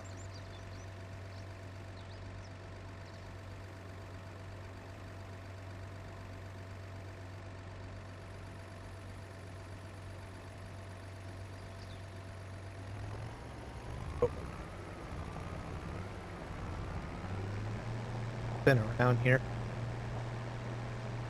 What else? The ZCA pack for the trains. There is an update available. I haven't played with it much yet. It's having to do with the track. So you can... He's added another set of tracks for you to go uphill. It looks like you can put a hill down, like a small hill, and the tracks can align with it. So he's made some modifications with that, which makes it a little bit smoother. So that's not JWeezy, that's the ZCA. Canola is the modder. But like I mentioned in my live stream 3 months ago, you can use JWeezy's train tracks and Zodaloc's train tracks together. You can use the trains, or sorry, the locomotives and the cars from both tracks. Sorry, both modders packs together in tandem. So should be no problem there. I was looking at it the other day. I still have to install it into my TV Rivers map, because that's where I'm building my train. But I haven't really seen any other tangible changes to both. I've read the comments. Some people want to see CN trains added in JWeezy's pack, but I haven't seen any response. So have to wait. I'm still waiting for a what do you call it? A versatile combine. I can't remember. Eco something is the modder's name. I can't remember the name. But there is one in the development stages. I believe it might be available on Patreon, but of course you need to pay, right? Paywalled, I guess, in a way. You gotta join the Patreon to get access to, you know, mods that are being worked on and stuff like that, right? Early access privileges, I guess. I tried to see if I could... I only know that because I tried to see if I could get download access, but no. Got to pay money to get into early access. So we just have to wait until it gets on the mod hub, I guess, and uploaded. I know it's supposed to be available for console and for PC. So I just have to wait. Be patient, I guess. There's some people that had commented that they would like to see the pipe be longer, so you can put a larger header on the combine. There is also some comments from folks that have been requesting that the grain tank be larger on that particular combine. So I guess some unrealistic features added, I guess. I got a problem here.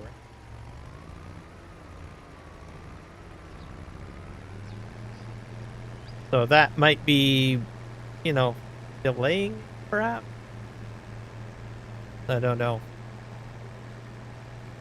So just have to be patient. I probably would be okay with the larger grain tank.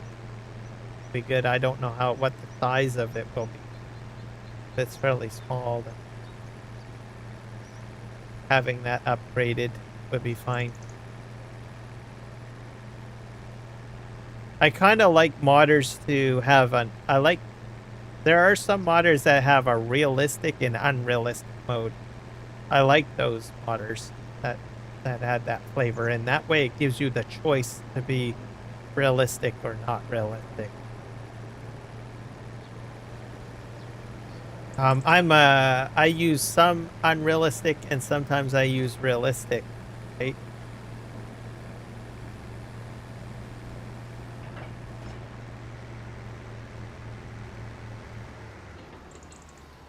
Put this down. So we will have to see what happens, I guess, at the end of the day. Oh.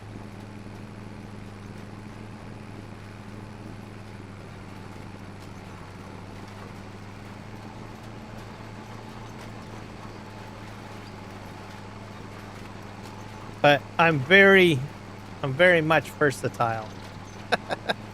Pro versatile. Or Ford. Versatile or Ford. I think Mark Thor is the one that kind of got me into it. Back in Farming Simulator 2022. Wowzers. Thank you so much for the Twitch follow or subscription. Or wait, no. That's YouTube. For the YouTube subscription. That freaked me out.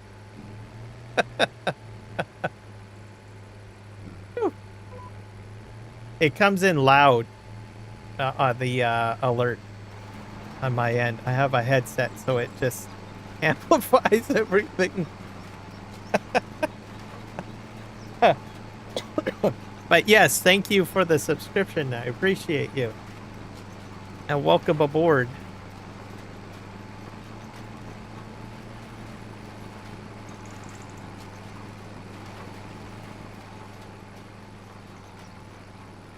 So, yeah. Man, that is so loud. But hey, at least it means that I'm paying attention. It gets my attention. That's one. It's my own fault too. I built that one from scratch, by the way, that alert. So it's actually what is it? Not Stream Elements, not Streamlabs. Forget what the app is they use for my. It up.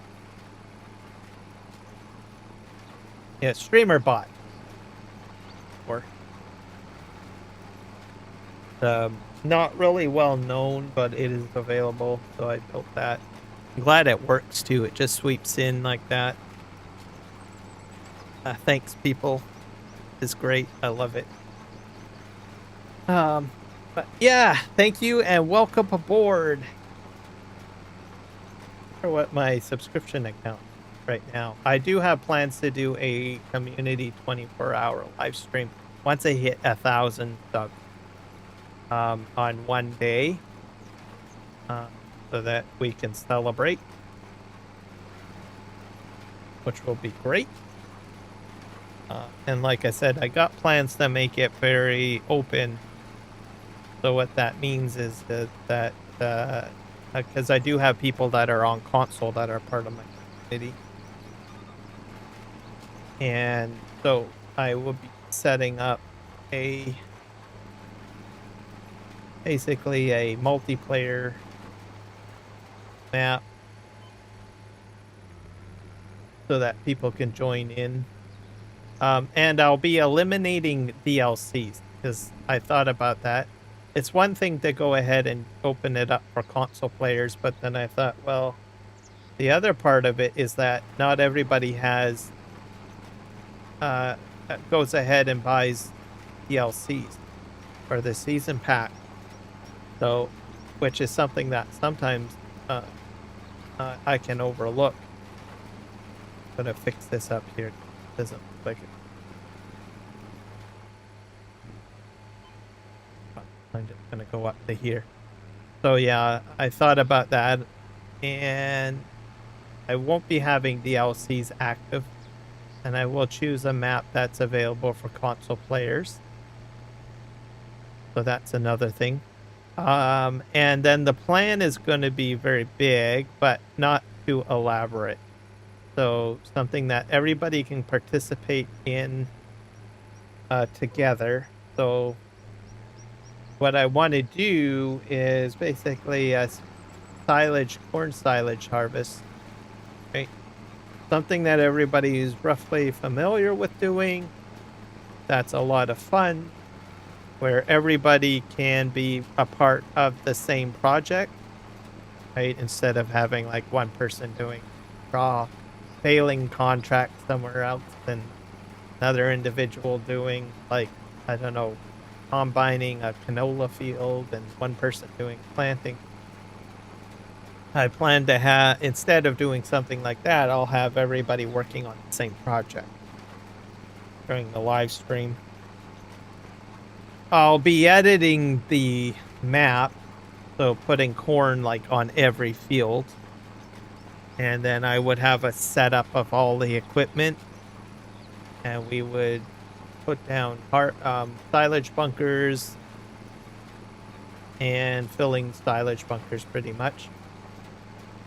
So, and that's quite a bit of work too, because then you've got a number of forage harvesters out there doing the work, and then you need to have a number of folks with tippers, right? Then you need someone doing the compacting, right? So it's pretty good. Also, I'm kind of curious to see how much silage you can really from an entire map. So I would probably choose I think it'll probably be this map, most likely, or something similar to it. So have every freaking field set up with corn on it ready to harvest, and then just get out there and have fun. So that'll be the plan. And then the other part of it is I'll be streaming, but I will also be having other content creators in the farming niche join well to live stream. Why I'm doing that is because a lot of them have helped me over the years to build my channel to where it is. So it would be great to have other content creators join and live stream. All right.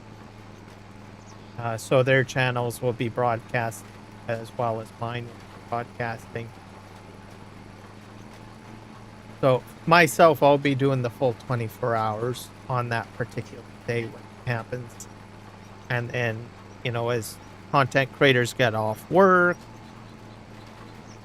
you know, do their regular day-to-day life schedule, right?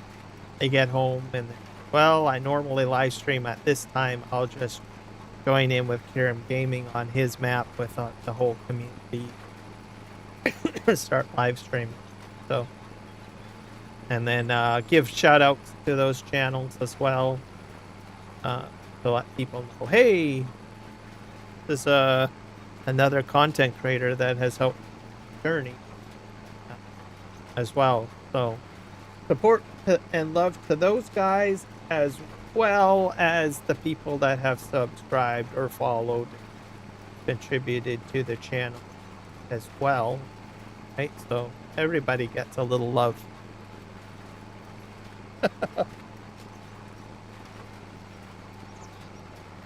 So that's when I hit 1,000 subs.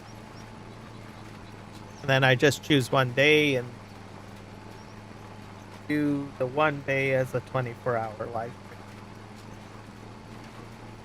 stream. I have done 24-hour live streams before, and it's pretty gruesome, I'll tell you that much. I enjoy them. You get doggone tired at the end of it, though. That's for sure.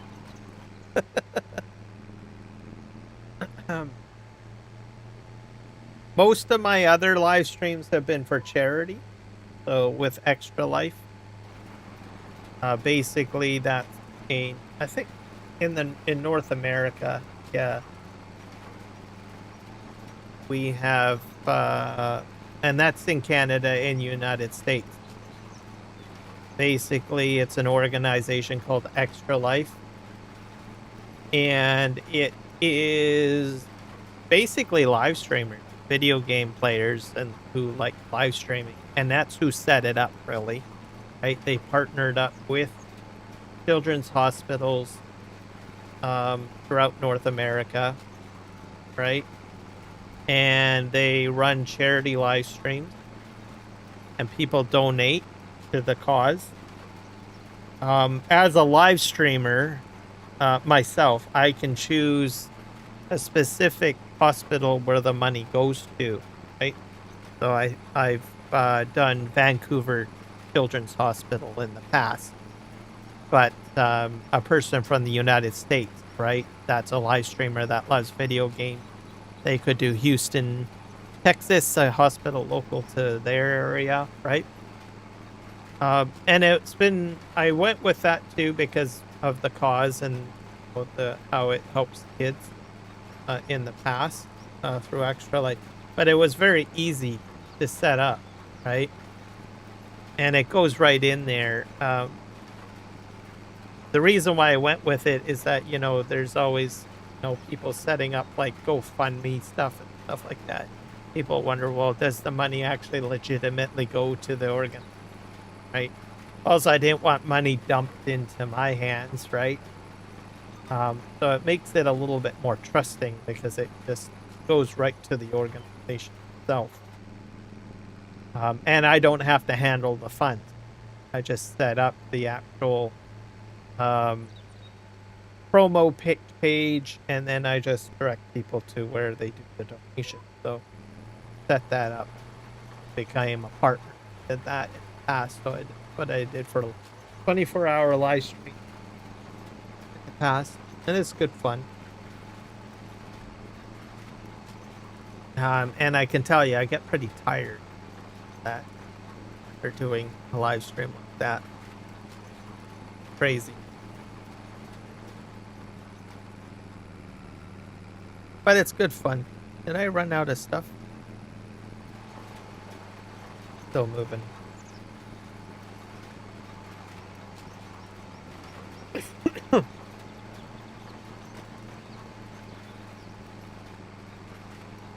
So hopefully, maybe sometime this summer, I'll probably hit the 1,000 goal.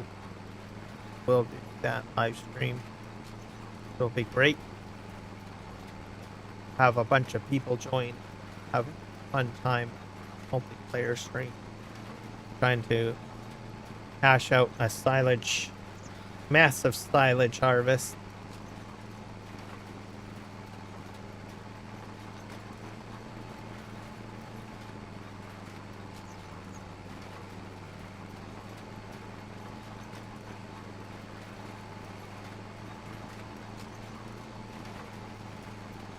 Looks like the nitrogen is going down well. I like the fact that I can see precision farming's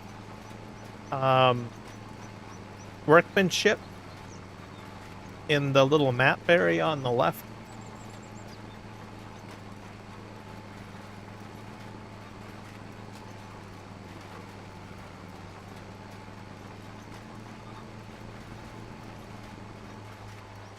It looks even too, which is good.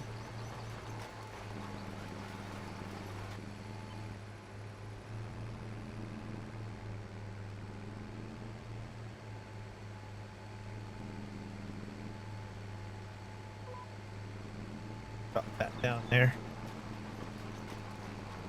What else have I done? I have added some BC Bueller's mods to, I think, this map and the Manitoba map.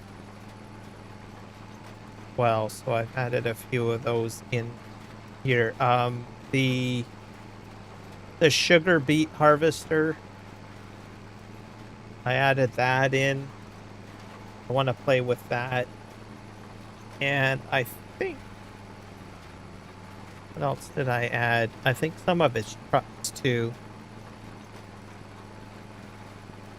Try them out. There's a trailer, a silage trailer, and a grain truck trailer, and then a truck with a truck bed. I did that earlier on, before the live stream.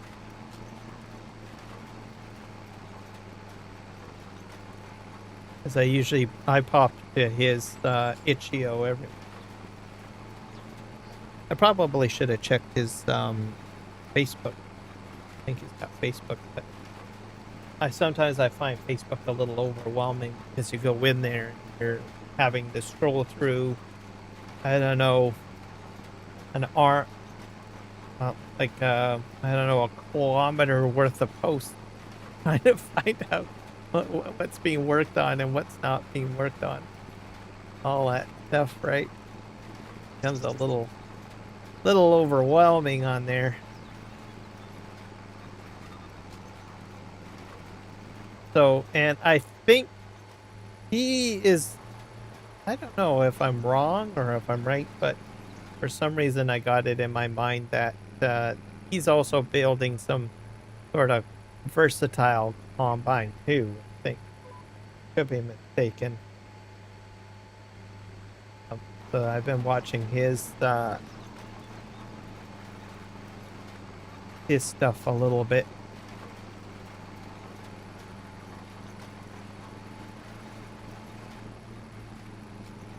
So I imagine I'll see a versatile combine at some point. Don't know when, how, or what have you, but gotta be patient. Right now, I'm currently using the Tri-Bine on here. I purchased one. I did that on my last live stream for Western Australia. So it's already on here. Turn to go. I'll probably buy another one. I do want to see if Horseplay will work with it. I probably have to update it, because the version that I have is probably quite old. I keep on forgetting to go ahead and update it, but I'll get there. It worked, but I know that there was some other improvements that the modder was going to implement, so I have to see if there's some updates on it. It's when I start getting to use the actual mod when I start thinking, oh, well, maybe I should see if there's an update. My Courseplay, I probably should be updating it to, and my auto track. Probably some stuff been released already.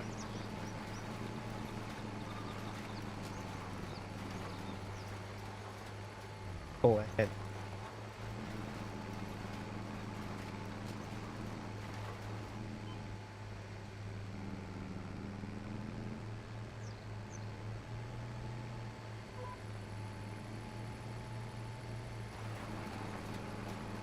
And there's a new pack of sensors on the Mod Hub as of this week. So for the soil sampling. So I've gone ahead and installed that too onto this map and the Toba. As you know, that we've got some pretty large fields. So having a much larger sensor would be helpful. As of right now, I have been just buying the soil samples. But I might decide to do maybe one field with a full canner, just for the heck of it.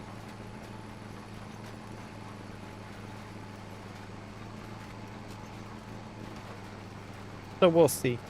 So I put it on here just in case I have an inkling the legit way instead of just throwing money at the problem.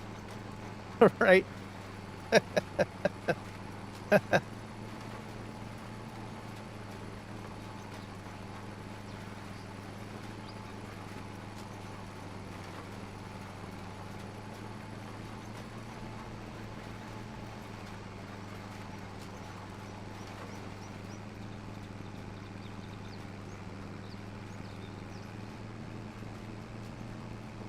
I don't know if I'm outpacing the John Deere. Hard to say because you have to realize is that I'm also going down and refilling, right? And I would think that it would get a huge head start.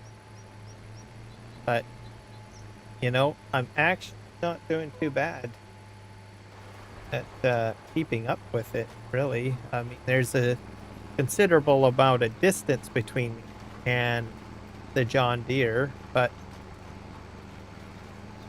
well, it's hard to say. My implement is slightly larger than his, so that's something to take note of.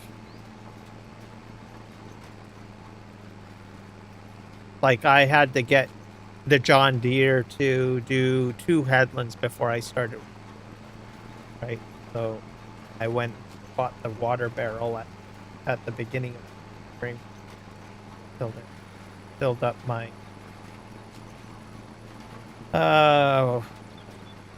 greenhouse. Oh, I forgot to turn that on, didn't I? Probably touch that. Oh, yeah, I don't have it on. All inactive.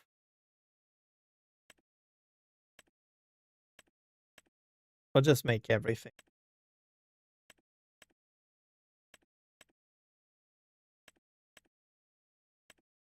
There we go. Glad that I started talking about that because I would have forgotten. Nothing else available.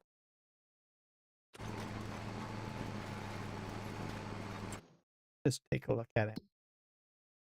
We have and that.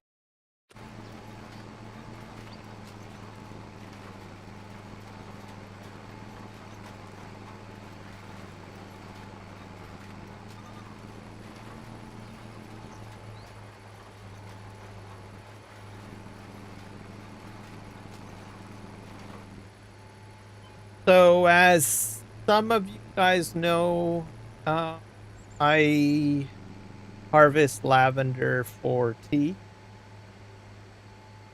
So, I think for sure next week I will be able to harvest my first crop lavender. So basically, I just go out and just trim the flowers off, dry them out, and then put the coffee and stuff like that. They just started flowering this week, so I guess I was right. I think I've been saying June, second week of June, right? So probably, I'm planning on doing it next Monday. We're expecting rain tomorrow and the next day. Oop, a fertilizer. Gonna go ahead and trim them out. My newest plant isn't doing that great. I don't know. Well, it's healthy.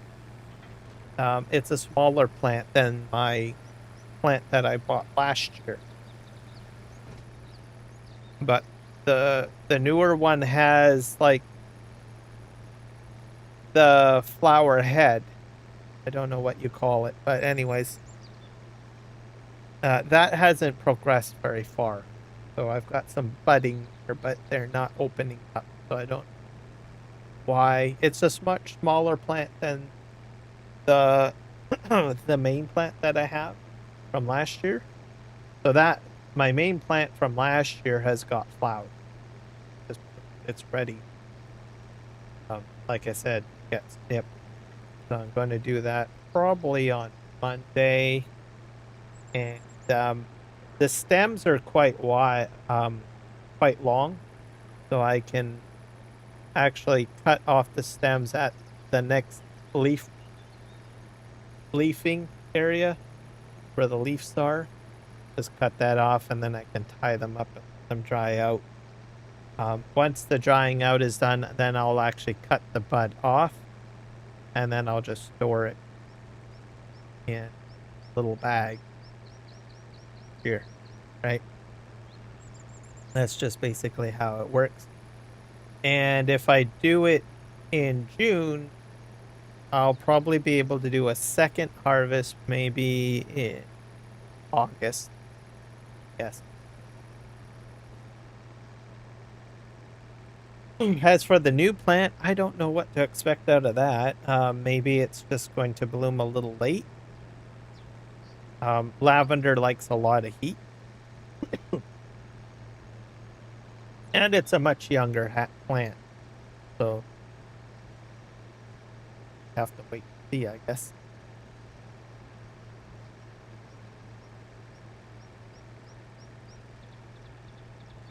But I'm getting excited about that.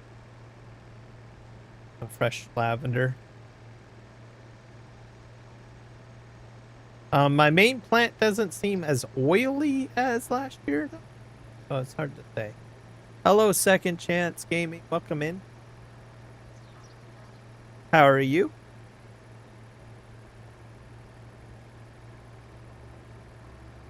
But it does have some fragrance on it, though. So that's a good thing. So lavender likes a lot of heat, sun exposure. Like I know last year I could just put my hand like on the stems and the leaves, and I could get like a kind of an oily residue off of it. But this year, not. I'll brush up against the leaves and the stems, but I'm not getting any residue on my hand or any oil on my hand. So it's not as saturated. So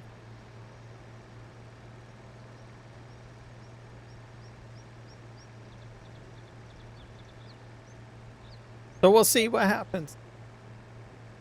I know that could change as we go through the summer.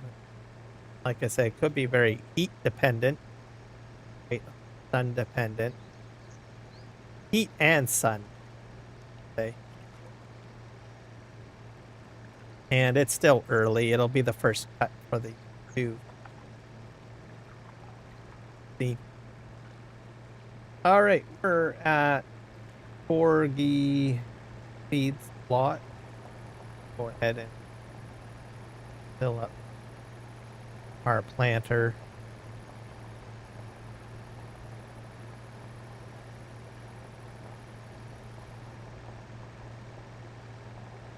I bought a lot of fertilizer. I'm doing well with seed, though. But fertilizer, it's very thirsty.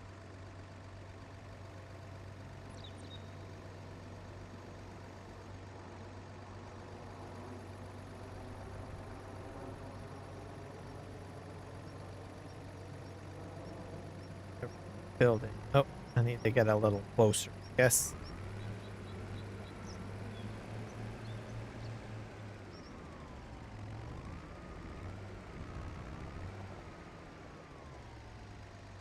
Hit the R button.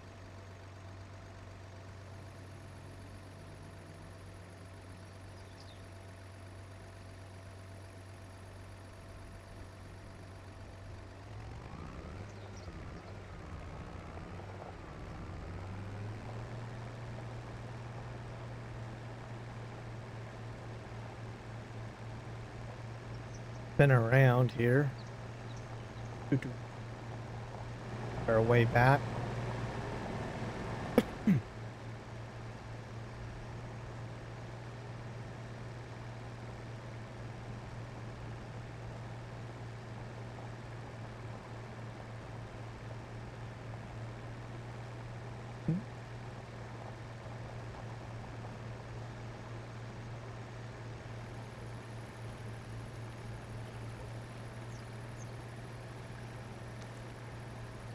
I have to wash this tractor down.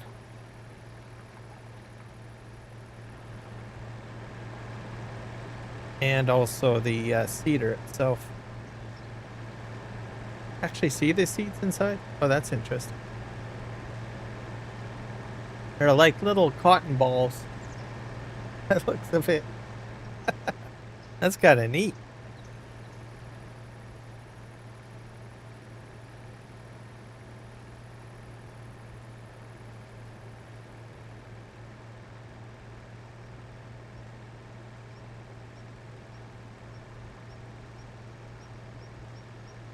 Get the rest of the canola plant. But it, right.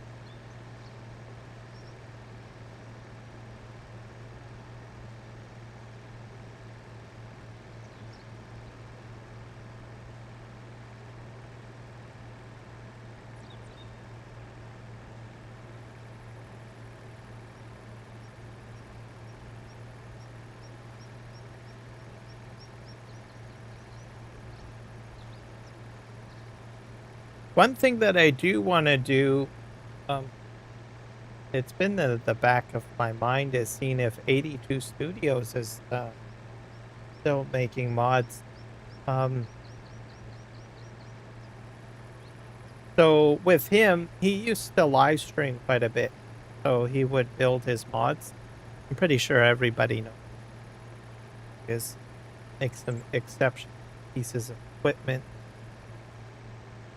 adds them into the game. But I haven't seen anything lately. So I keep on meaning, in the back of my mind, I've been saying to myself, I should probably do a search if he's still building stuff. It seems like he just sort of dropped off the planet or whatever. So I think probably maybe sometime this week or next week, if I remember, I'll probably try to see if he's still doing it, live streams and stuff. Funny thing with YouTube and on all of that, unless you actively look around and everything like that, it may not let you know that they're actually doing a live stream, stuff like that. I don't think, what I'm saying is, I don't think I'm getting notification. It's been in the back of my mind, notification. I'm gonna have to go hunt down and take a look.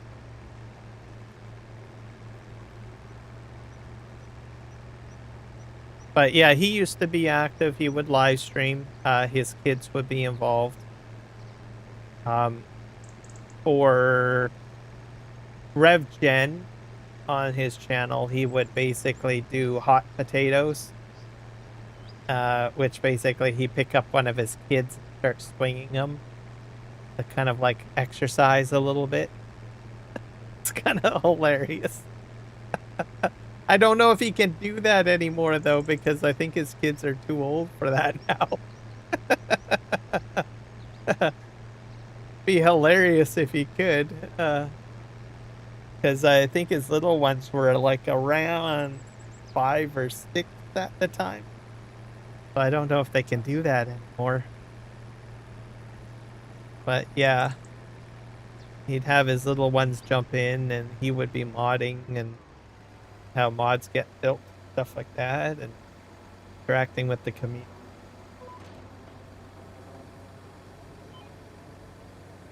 I thought it was kind of neat. Okay.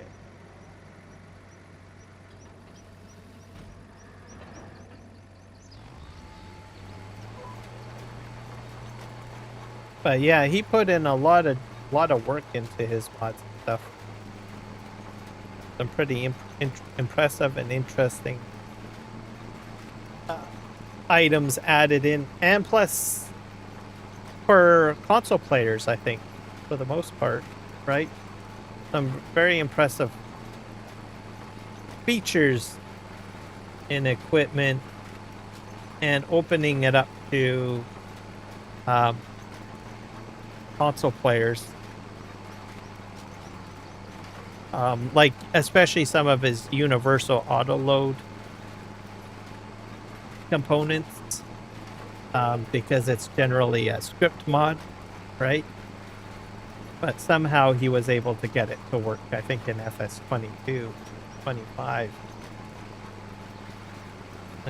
so that people can universally auto load on PC and console. Pretty sure it worked on console, because a lot of what he did was he focused on, you know, doing PC builds and stuff like that, but quite focused on trying to get stuff on console.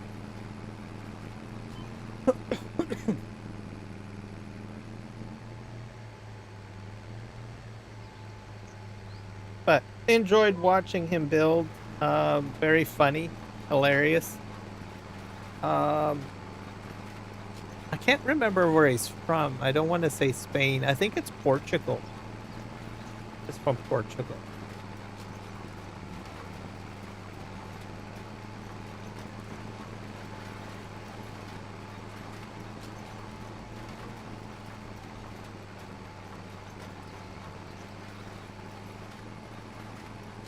So, kind of miss seeing some of the stuff he built.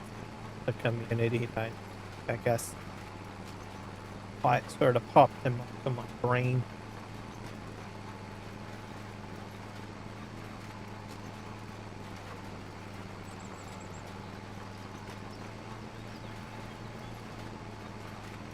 So I'll just have to see if I can go on a hunt, but see if I can find if he's still building things or live streaming. I don't think he is, though. I don't know. He did put out some stuff at the beginning of FS25. I haven't heard much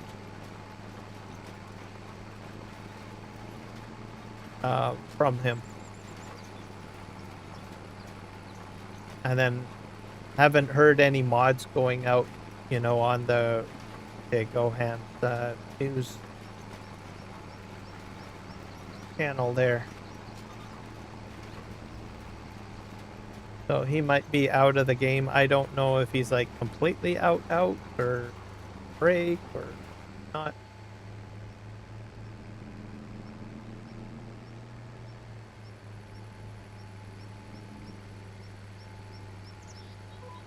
But that's the one thing too with modders, you know, there's no guarantee that they will stay forever. Okay? There's always the likelihood that they might just say, well, I'm no longer interested in doing this anymore, which is completely valid, right? And they will just move on to something else, right? Like do a different video game. Maybe they just don't do gaming at all anymore. They do something else. Right?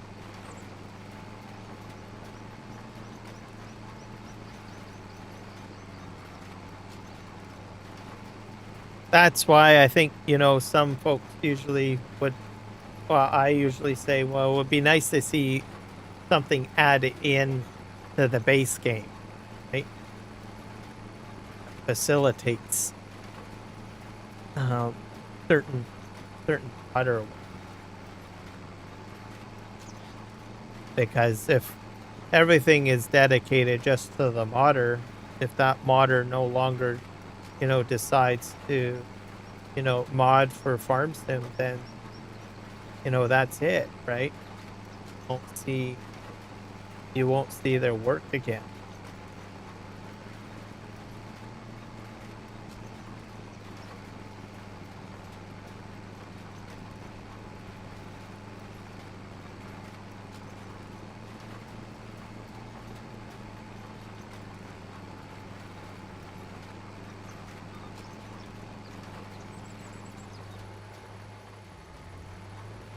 Go forward. That's probably why you need to do the inside track first and not the headland. Oh dear. What the heck is that guy doing? Oh yeah, he's returning to, I remember. He's done his work. He's returning to the very first spot. That's a pro tip. If you use Courseplay, they're in the settings. Oh crap. What are you doing, buddy? No, you're supposed to fold up the implement. That's not good. This. I wonder if I can get him to go. Man.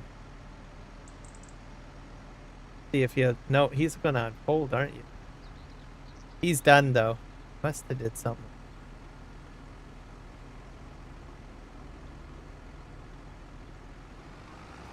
That's crazy. I think he's done. I don't know why he's coming down this row. I think he's complete.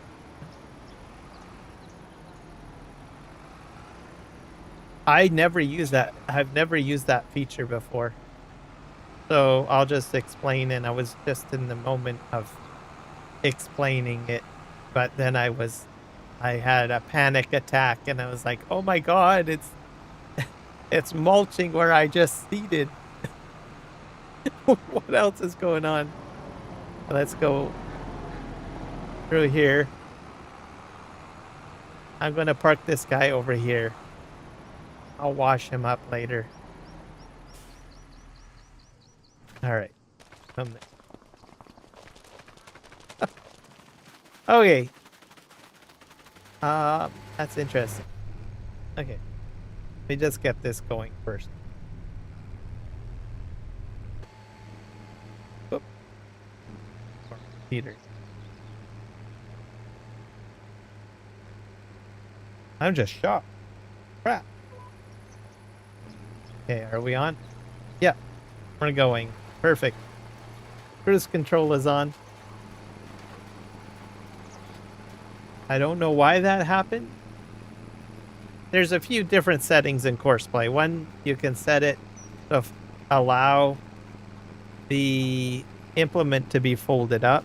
Don't know if that's on or off. That might be off. Might have accidentally toggled it off. Usually it's on by default. That. But what it was doing in that situation is that it was returning to the very start, the start point. By default, that is not on. Usually it will just stop at the end of the course and just sit there. So there is an option that allows you to have it return to the start of the course. And I decided to do that because this field is fairly large. And if it stopped way down here, it would be just better if I just have it go right to the start position, which is way over there by the shed. I thought, well, that would be a good idea to enable that. So I enabled it. Unfortunately, it seemed to do some work over here. Looks like it dragged it all the way down, and that just made a mess. Which is just too bad.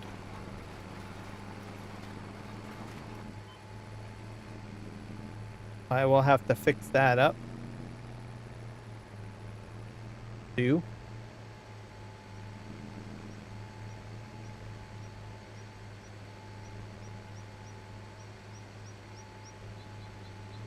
What happened to my course?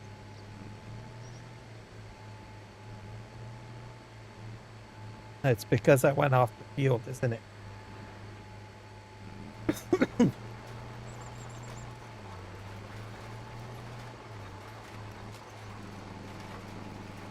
I have to redo this.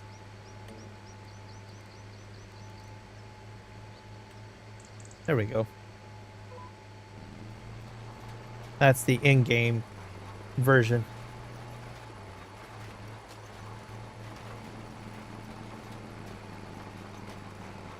So I'm almost concluded here. I don't think I'm using as much fertilizer. Mind you, the length over there was a lot longer.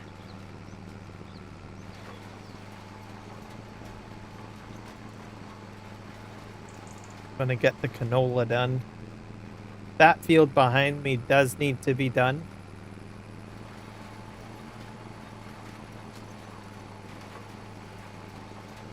I almost think I should have probably put the John Deere on the task of doing that one now, because it's good to have it be ahead. Yeah, I should probably do that. I'll get to the end of the row and I'll do that while I'm still working here, because that's a much larger field.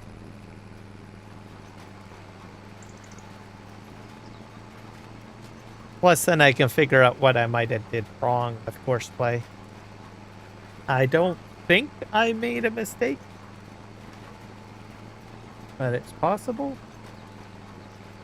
And at the same time, I can explain what setting I had enabled, so that you guys have a better understanding of what I'm talking about. But like I said, I never used the return to start function before. Usually I'll just let it stop at the end of the course. But I thought, oh, what the heck, I'll go ahead and try it out. I never used it in 22 or 19 here. So it's actually my first time ever using it. Oh, give this guy a break. Go over here, we'll wash down the John Deere and move it over to the other field, I guess.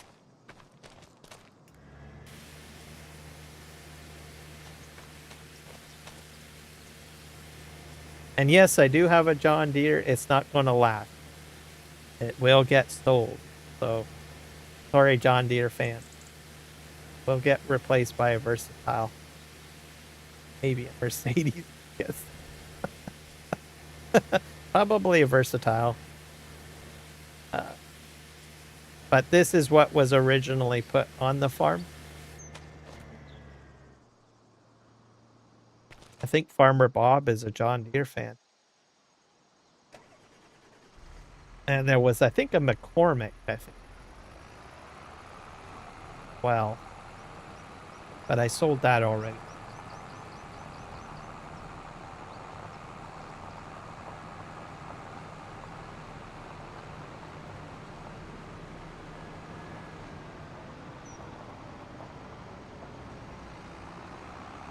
So this John Deere will get sold and replaced with a Versatile. Versatile or Versatile, call it. Or a Ford, maybe.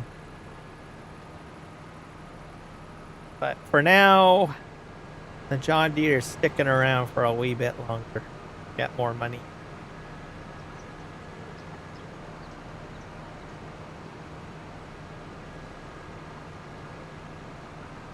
We'll go here and we'll set him on course play to the mulching.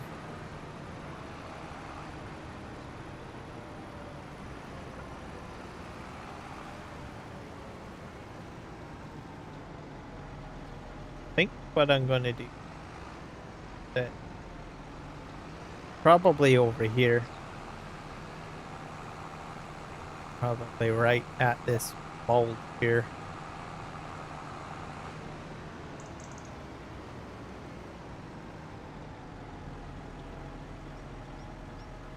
All right, let's go and set up course. I guess I can turn the engine on. He's almost out of gas. Okay.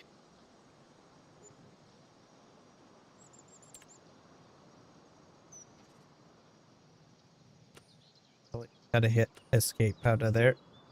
Make sure you delete the course out. Like no smoking sign usually. Press that. Then you hit CP field. I just click on the target. I like to set my target position. Just put that in front of the tractor. Choose field position, selects the field. Usually it'll detect it automatically. And make sure you're starting at first waypoint. Have our field settings. So I'm probably be best to start work on the center.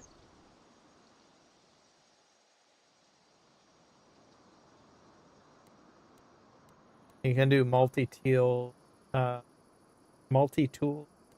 I'm one. So my field margin is remembered from last time. It's at 1. I got like number of headlands 4. Good. Smaller fields I usually do like 1 or 2, but this is like a huge field.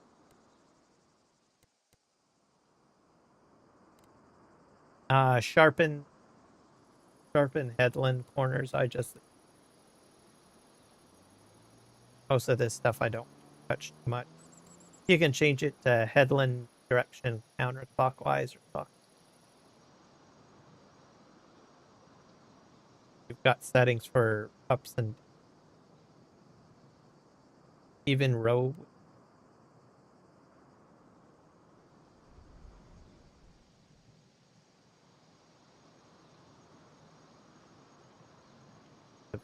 Rows follow field edge. Actually, I should probably a good one.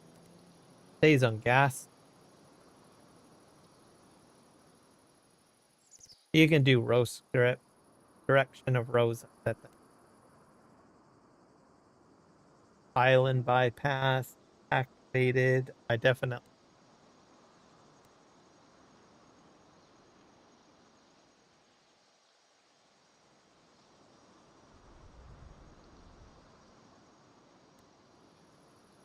probably put two headlands.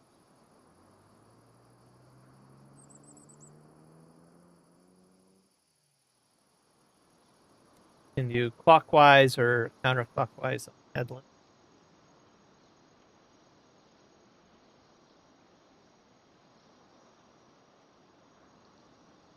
All right, and then you just generate. So you can hit it'll generate force, and it'll calculate.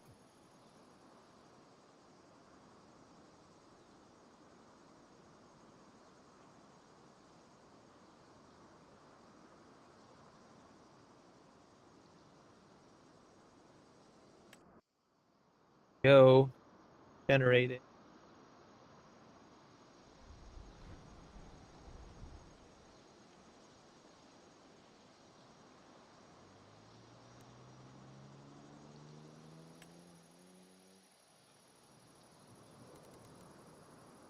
Was a return start.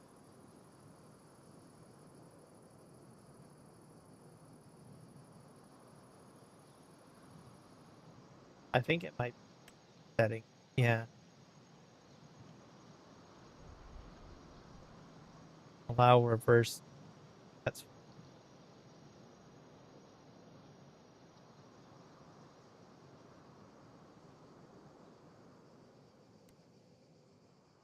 instead of performing a normal turn on headland, the vehicle will drive a loop.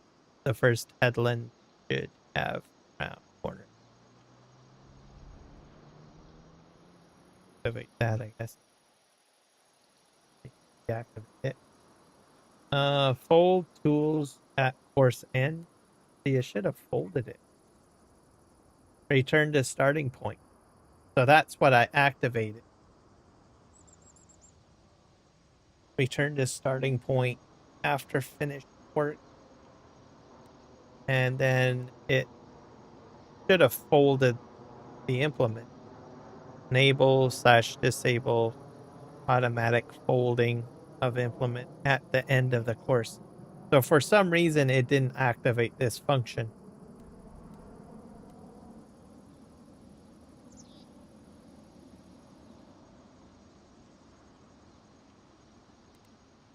So I don't know.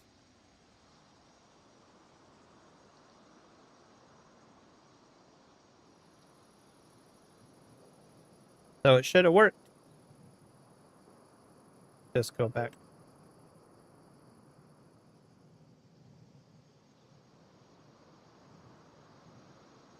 Set this to 0. I guess that's going to cost me. You can set your course play drive wages to 0%.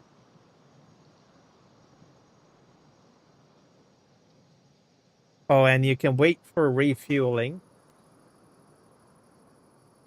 So this is handy. Also reseating too. So any consumable. So what you would do is what would happen is if it runs out of fuel, it'll just run out of fuel and just stop. Then you take like a tanker to it, and it'll, as soon as the tanker gets within range of the tractor or the implement, it'll autofill.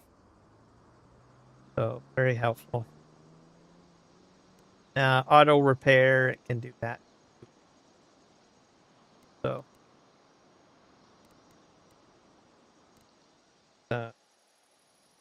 back, and then I guess start job.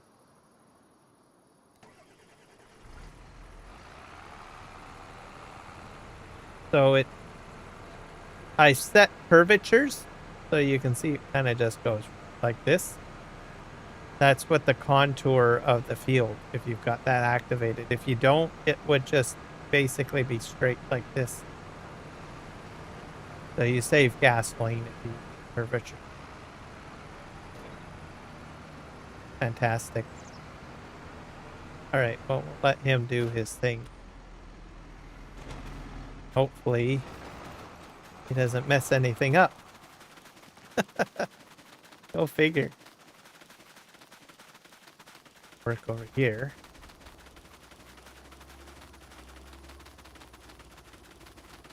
So I don't know why I didn't fold up the implement. I will admit that. How do you activate it? Oh. You mean how I got it to start doing its thing? I'll show you on here.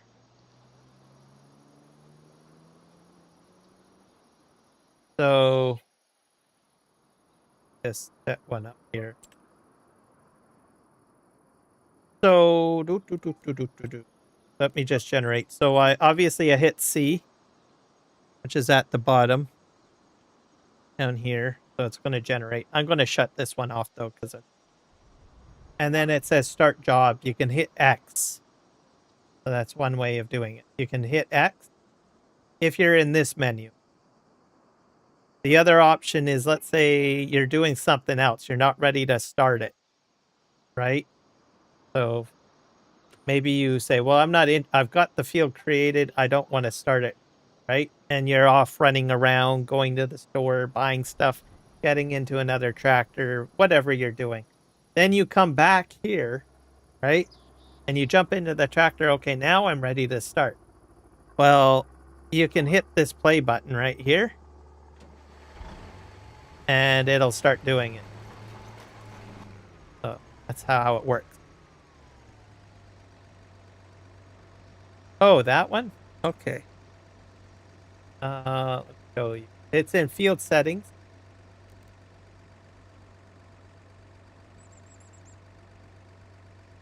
And settings in the center. So this option here, rows follow field edge curve. So you want to activate that. I don't have it activated on this. But you activate that, and it'll go with the contours of your field. So turn that on. And that'll save you money.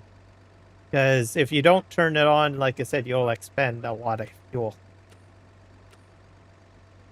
So just remember that. Yeah. And it does save you fuel. I've tested it out. At first I was skeptical. And then I tried it out and I was like, oh, this is a lot quicker. And yeah, I guess it's quicker and saves you on fuel. So. This over here. I have to activate this. This is the in-game GPS. Why didn't it show up?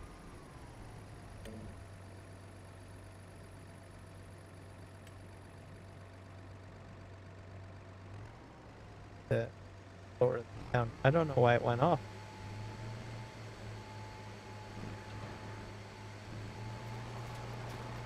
It. Gonna go straight here. Oh, you know what? I bet you the course play course is probably interfering. Let me close that out. and then we'll regenerate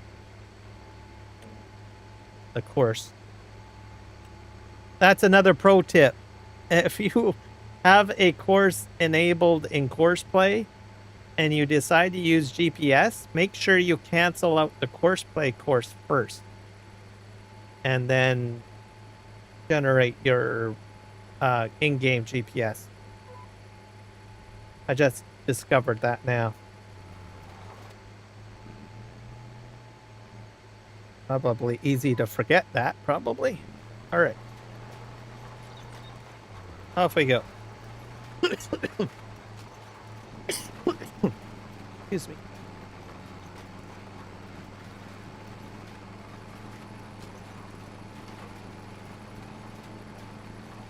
We'll get this trucking along here.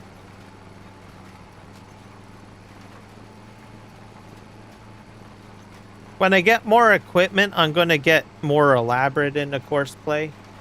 So when I get like a second combine, a second seeder, etc. So you'll probably see me doing like course play setups with multiple pieces of equipment. And kind of some other craziness. And then auto drive too. I still have to do auto drive routes. So you'll probably see that in my gameplay series. On this map and the Manitoba map. Probably a lot quicker on this map because I'm a little bit more established. I got more equipment. Right, and I only did one live stream on the Manitoba map. PV Rivers, maybe, but not as frequently. It's simply because PV Rivers, I do a lot of other stuff in there. I do logging, I do mining, and I do terraforming, which is completely a whole other mod dynamic. As you guys are probably aware, so the focus on that map is a little different. But you're going to see more course play and auto drive functionality demonstrated on this map and the Manitoba map, simply because I'm just getting into just simply doing basic farm work, you know, like doing field work and stuff like that. And plus it's already set up with large fields.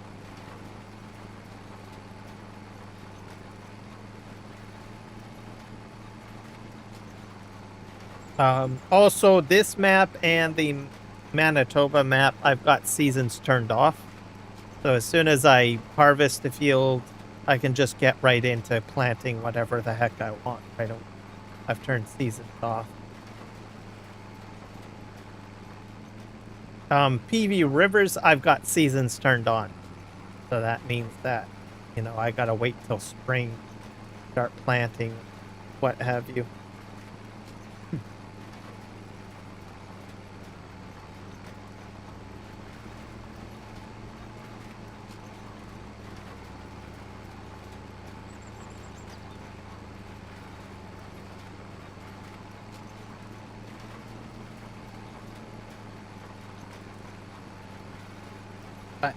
I haven't done a lot of course play and auto drive in 25 because most of my live streams have been on PV Rivers. And that's probably one of the reasons why I decided to jump and try another map that was more focused on, you know, doing more farming and less on mining and logging. So I thought, well, kind of want to get into doing some pretty big field work and AI functionality and stuff, so I kind of jumped on to doing some of this.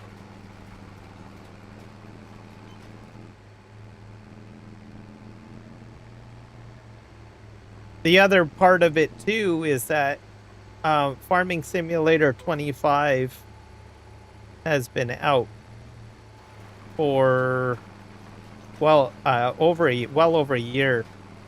So auto drive and course play is well developed now. So most of the bugs have already been fixed and cleared out, right? I'm not saying that everything is 100% perfect, but it's more stable that you can utilize it, right? Mind you, I think I'm a couple of months off. I gotta go back to the GitHub and get both versions downloaded or check to see if they have any updates.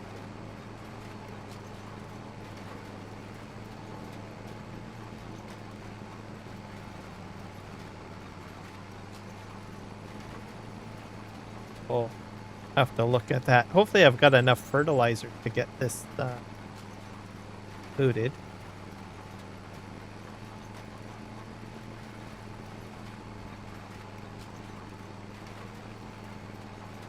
Without having to go to the shop.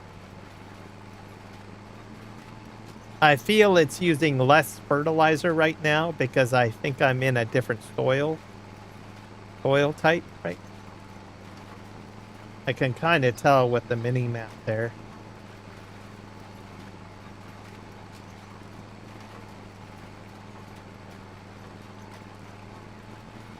Precision farming looks like it's a lot better as well. So earlier on, I think there was some inconsistencies with how it would apply nitrogen or lime. And you can tell because there would be like little blocks here and there. I think there is still a little bit of blocks I noticed.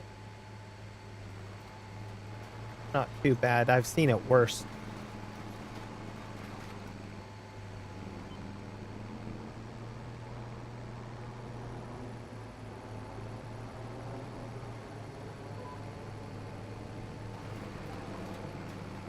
There we go.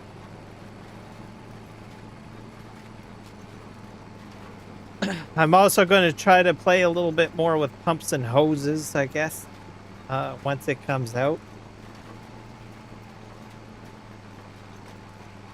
See what happens. You can do automation with that.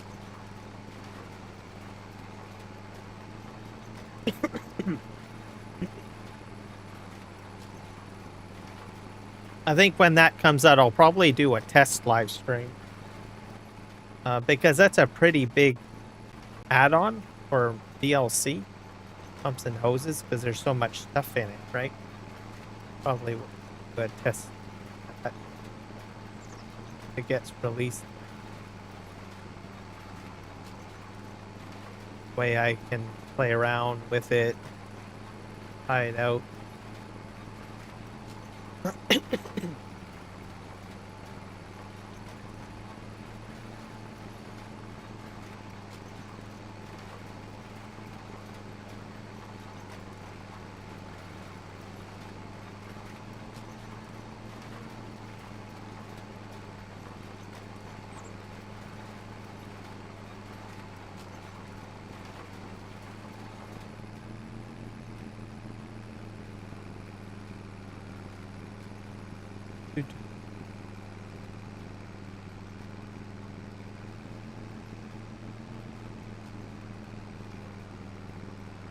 But yeah, I'm noticing huge improvement on precision farming.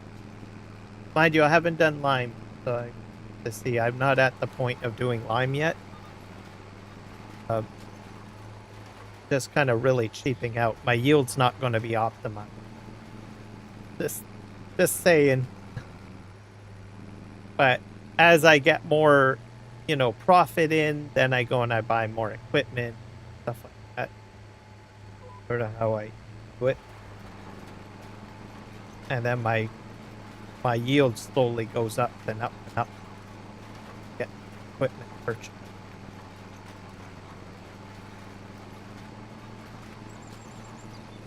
It'll be interesting with the Manitoba map if I might get slightly ahead of this map. I am currently harvesting poppy, and I noticed that I get a considerable amount of money for the sale of just raw poppy on that map. So I think this is like my, third or fourth live stream for Australia. But I don't have any specialty crops to work with, right? So I thought, well, maybe Western Australia would be ahead. So they might even out potentially. It's hard to say. So on the other map, the Manitoba map, I started off with nothing pretty much, except for the one field. So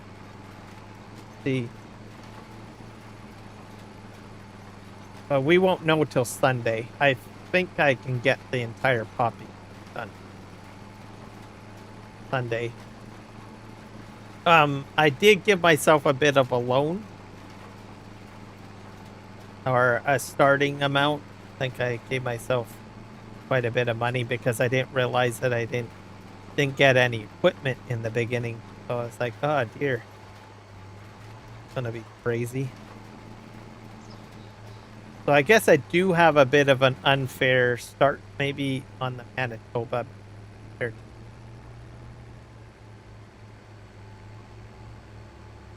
Also, I bought a Nexat, so I'm on the Nexat. So that one has got a little bit of an unfair advantage, I guess, compared to this one.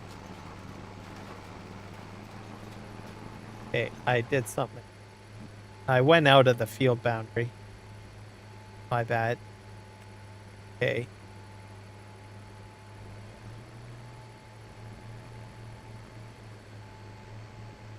Back up.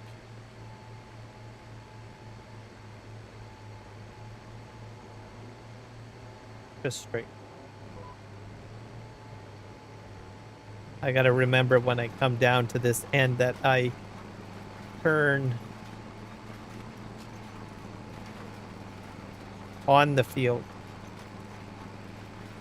and make sure that my implement doesn't go onto the other field. That's what's happening, going onto the other field, and it's just completely like deleting out the GPS.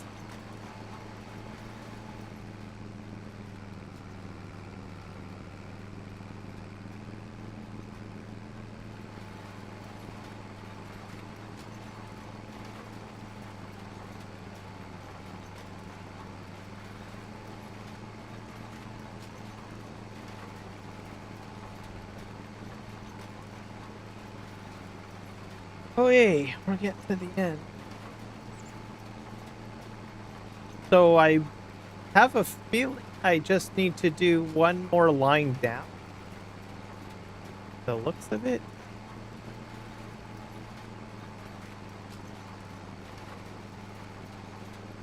I hope. Not sure what happened. I have to do another line. We'll see. Have to replant. I have a feeling.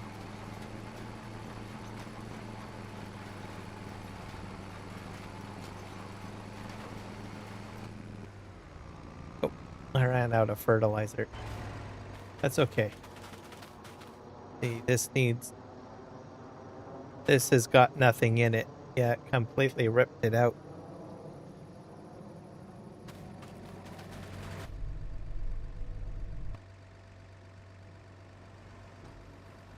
Go in, fill up.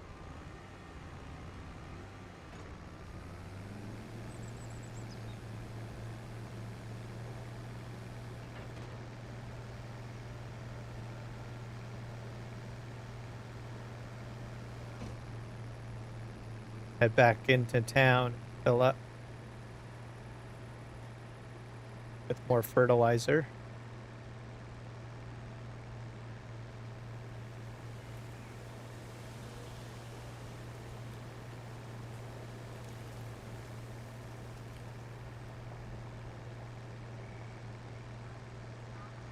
So I decided to do the mulcher on horseplay because there's nothing to fill up, right? Like there's no seed, there's no fertilizer, no nothing really. So for the cedar, what I would probably do is I don't have any auto drive routes right now, but I would have an auto drive route go to those two silos back there, and then have routing to each field with a waypoint. So once you've got that set up, what you can do with Courseplay with the cedar, and probably do that with like I don't know, fertilizer spreader, a lime spreader. So what you do is you set up your course on Courseplay, and whenever the cedar or the lime spreader runs out of lime and seed, what it'll do is it'll fold up the implement, then go to auto drive and use the auto drive course to go to the fill station, fill the implement up, and then return back to the field to resume work on the field itself. So I don't have any auto drive routes set up yet. So once I get that set up, then I can go ahead and start getting the cedar to fill on its own. Alternatively, like I said, you can use the refueling functionality. So I could probably take like a truck or something close by and have it autofill that way too. If you've got that turned on in Courseplay.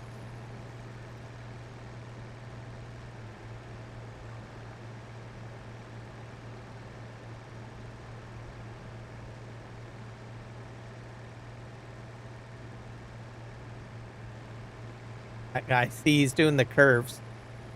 Just doing fine.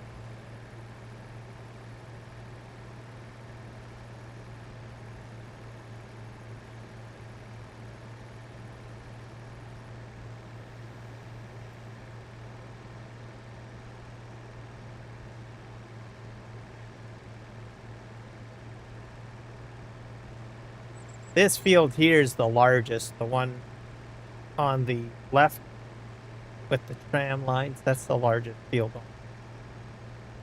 I think I'm going to hold off on getting that for a wee bit until I got more equipment. It'll be pretty impressive.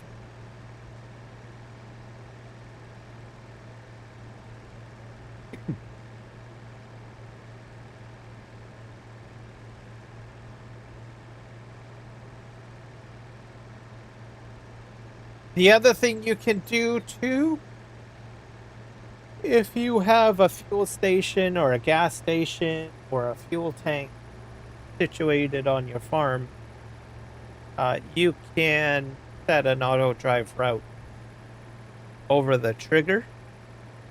And what that will do is it'll allow the tractor drive to that location, fill up fuel. So usually it'll get to like, I think you can set it to a certain percentage. Right, by default it's 5%. You could have it lower if you want or higher. It will exit the field and go to the fuel station location using auto drive and fill up, and then return back to its previous position and resume work.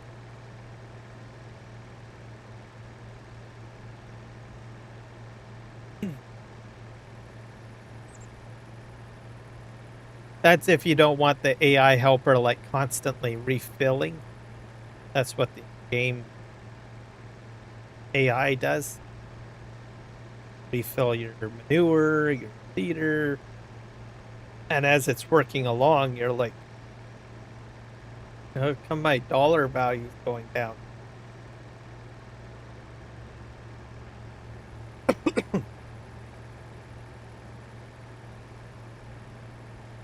Now, granted, it's fine. You can do that, but when you're starting out, usually you kind of want to put off extra expenses, right? You kind of want to use that money for something else, and you say, well, I can always fill up later after the harvest is done.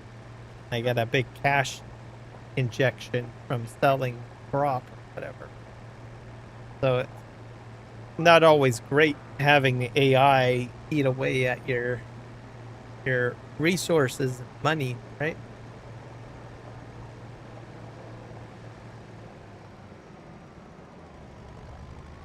As you might say, well, I can hold off a whole tank of gas. I'm not going to use that all in one harvest.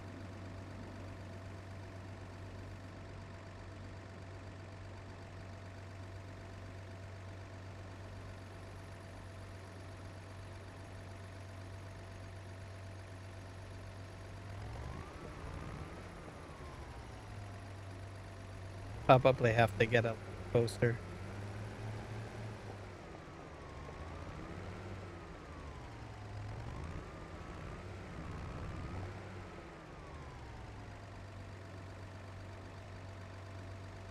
Hit R.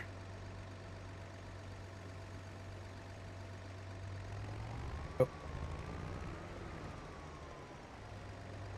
Usually I go around the building. I'm gonna turn here. Probably fill up on.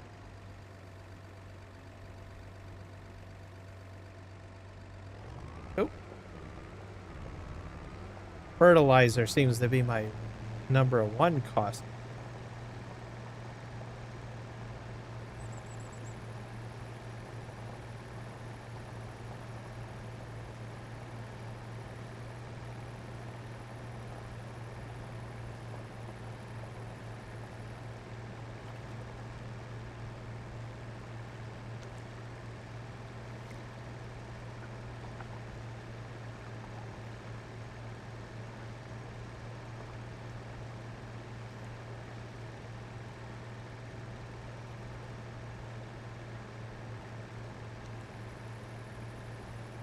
I think that's carrots. Could you imagine trying to harvest all those carrots?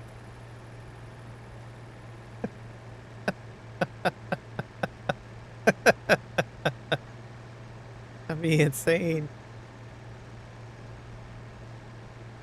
I don't know what's in that field. I can't really tell. But I think this is parsnips or carrots in the left. I don't know if I would want to do that. It'd take a while.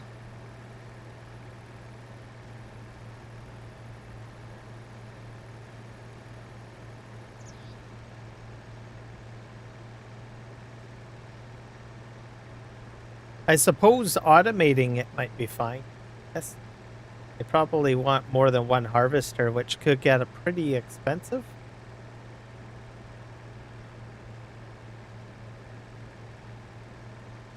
So I probably would have a fleet of harvesters and a fleet of tippers to operate a large field like that, I guess.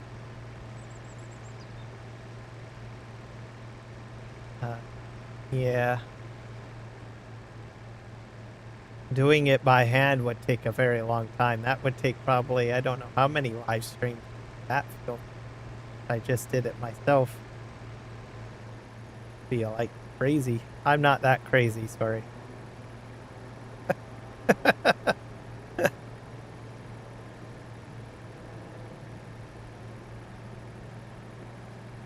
Could you imagine if I did that for like my 1,000 subscriber live stream and say, guys, I changed my mind.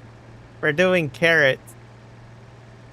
I was like, nope, sorry. We're unsubscribing from you now. Bye. You're too crazy and insane. That's punishment and torture to your audience that wants to play Farm Sim with you, right?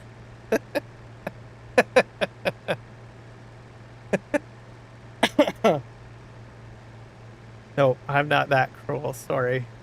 That's cruelty to myself. Probably need therapy, Farm Sim therapy after that. If I did that myself. Can you imagine doing like a large field on a 16x map, but just carrots without using a mod? Right? Wouldn't that be crazy?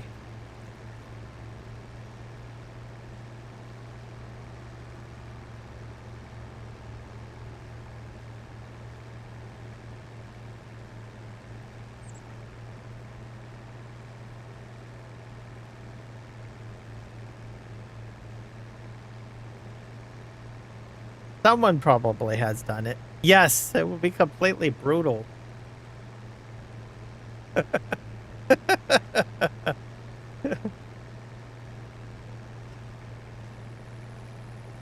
I imagine someone has done it, but I wouldn't be one of those people that would do that. Way too brutal. I probably would do sugar beets, because you can get a decent harvester with that. I probably would do it with that. I could probably do that. That would still take a very long time with the sugar beet harvester, but maybe that would be an extreme maybe on it. Potatoes, I don't know. It's got a small header. Potatoes, I probably wouldn't do that, and definitely not sugar cane field like that. That would be even worse, I guess. Just as bad as doing parsnip and carrot. Great. Cotton, I would do cotton. Cotton's not too bad. Okay, let's turn it. Oh. Right. Parsnips, yeah. That's just as bad as, that's the same as carrots. No, or onions. Onions, there's another crop. Onions is, I think, a bit better. I don't know. Don't know. Thinking. So you have to pick up onions, right? So I don't know. You're like doing two jobs at that. I might try automating onions. Do that. I'm curious. I think that's doable. I think that is.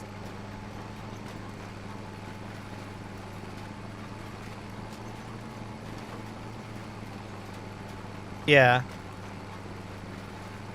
I might try onions with courseplay, with multi-tools. I might do that. I think I can do it. I think that would be fine. Ah, thank you very much, Mr. Kiwi. And welcome in. Guys, Kiwi has been a huge supporter of my channel since I've met him. If you guys could do me a favor, just hit the link there and give him a visit. And subscribe.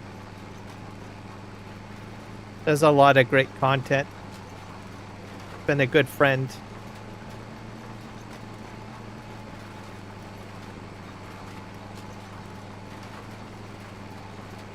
He does all sorts of different maps and stuff like that too, so which is great. I think he's on, what is the map now? I think he's on Willowbrook map. I can't remember the name of it. Willow something. I'm bad with names, so forgive me if I'm getting the names mixed up.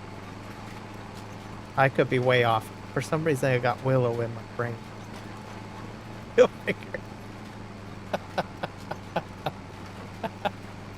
Onions aren't bad. Don't mind doing them. Yeah, they're not too bad. Oh, you're very welcome, Kiwi. I tip my hat to you, sir.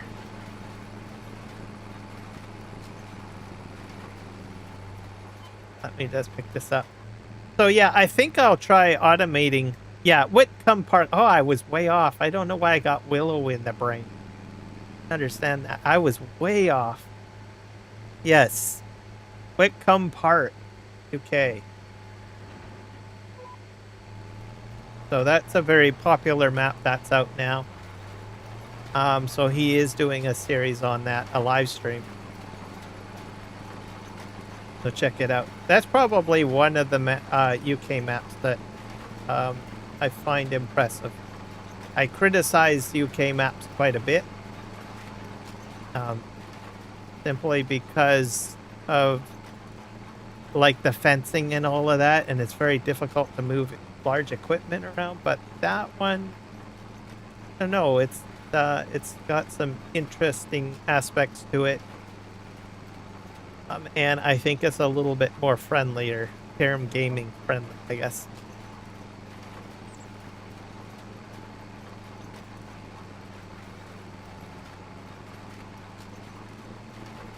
He is definitely awesome. I agree with you, second chance.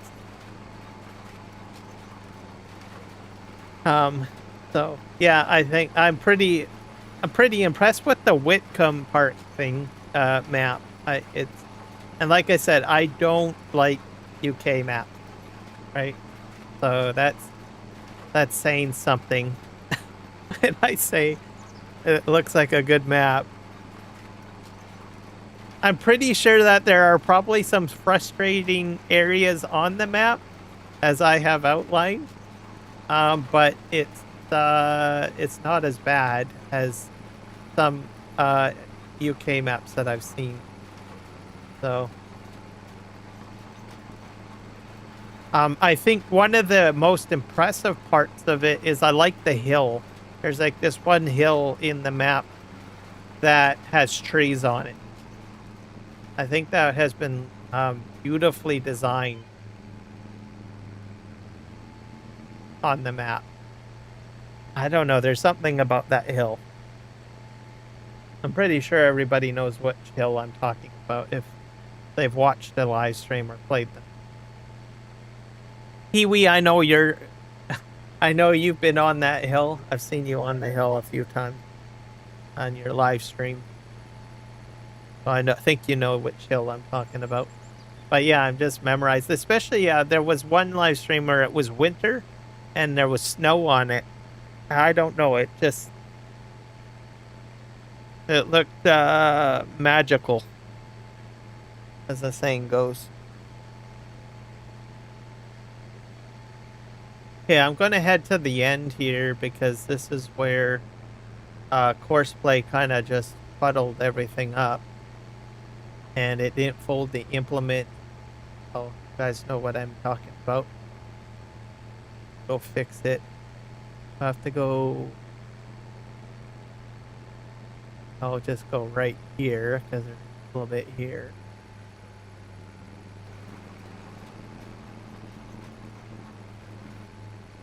That up. Just gonna go and fix this to the edge of the field anyways.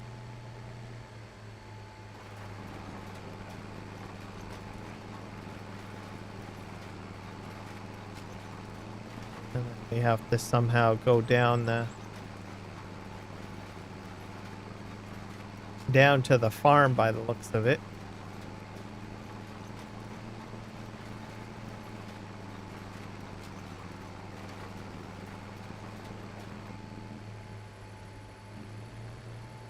Lift my implement back up. Go down there.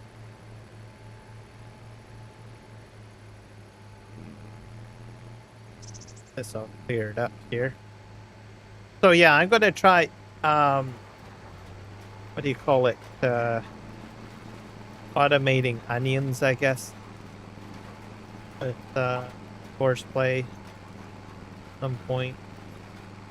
To see what happens. Because I don't know if it'll work or what will happen. But won't be anytime soon. Probably when I get around to buying onion technology, I guess.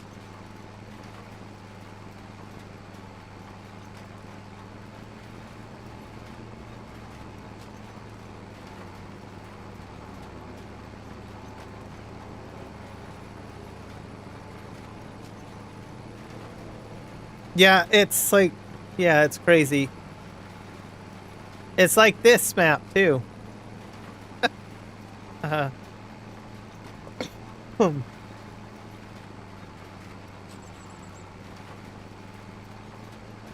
People that come to Canada are just like astonished at how open it is. Even some Americans have even commented that way too. That it's just so open. I won't say everyone will say that, but there's quite a few people that do say that.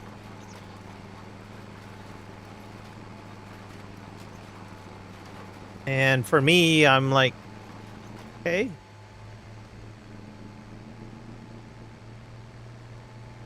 To me, it's just home. That's all I can say. In your Discord.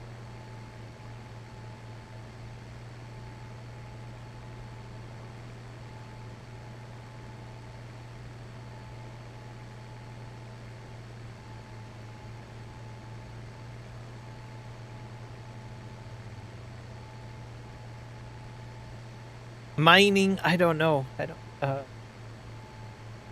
just depends on what you do, I guess.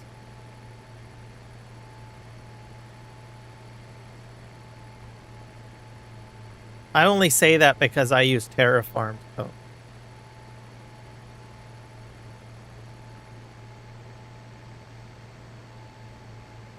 I suppose how you go about doing it, I guess, to probably question on how realistic it is, I guess. The methods that you take. Yeah, I have a problem now because this John Deere guy's not finished.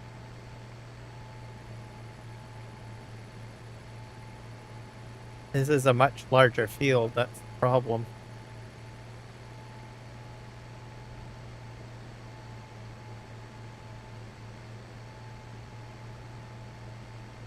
I have to think what I want to do. I don't really want to start on this right now.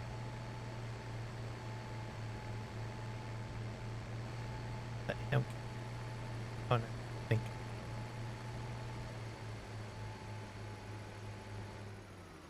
I know what I needed to do. There is another task that I need to do other than just this. I guess I should park him off of the field because the John Deere will be free. I needed to find out if I can actually edit some of the stuff. Where's a good parking spot? I'm gonna park over here because the fence is there. Oh,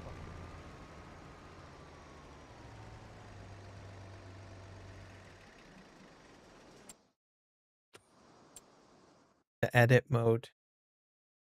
Because remember I kept on saying about fences and stuff like that? How do I get in there? I think I have to hit P. Construction. Because I want to delete some fences. This field's done.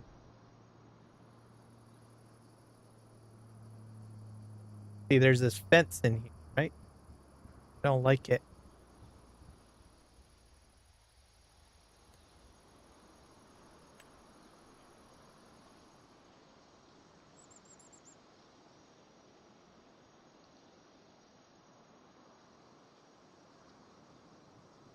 How do I...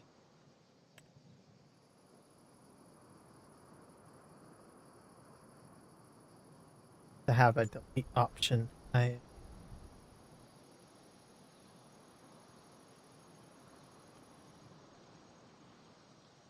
Precision mode. Enter demolition. Oh, V. I have to hit V. Oh! Aha! I'm gonna just take this fence out. Sorta. Can I delete? I can't delete trees yet, I think. I think I'm gonna take the entire fence out.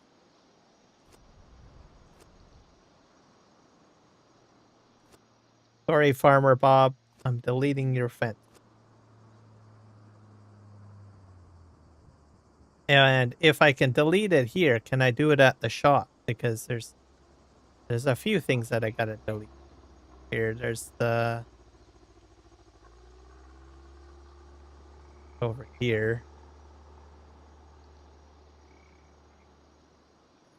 There's like a roadway access here. Oh yeah, these things. Yeah, sell that because it causes problems if I drive like an implement through it. Just bangs into it. I don't know if there's anything else I need to delete here.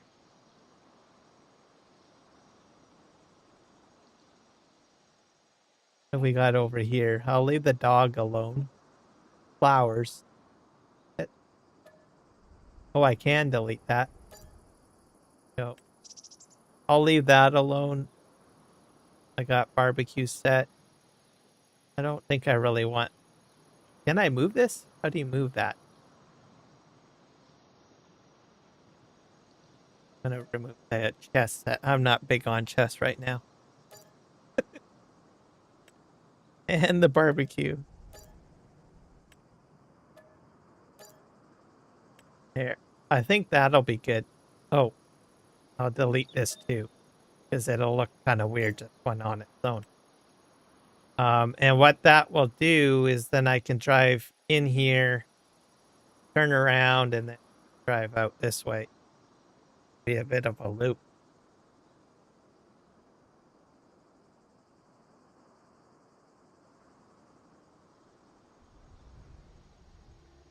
Now, can I paint? Let's do some painting.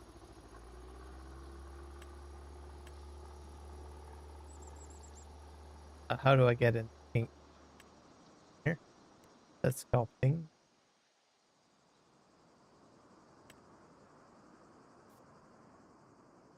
That's a different color, isn't it? Yeah.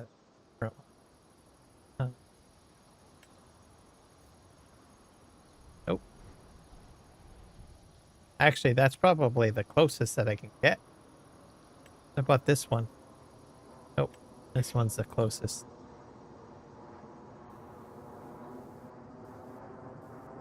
It's a different texture. That's why it's looking different. I don't know why I can't paint on that. Yeah, for some reason that stays gray.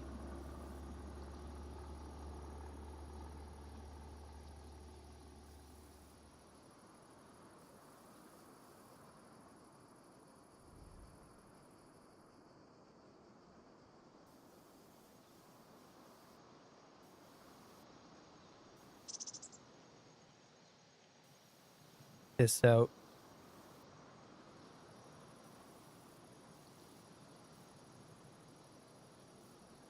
I'll just line this up like that. That's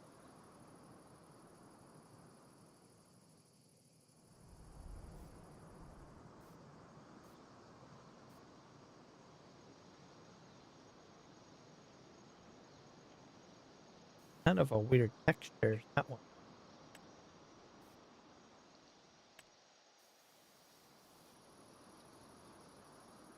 Oh. Can I change the shape?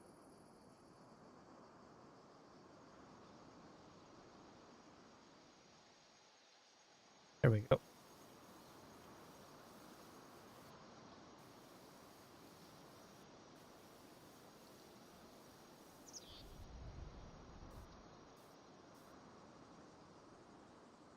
This around like that.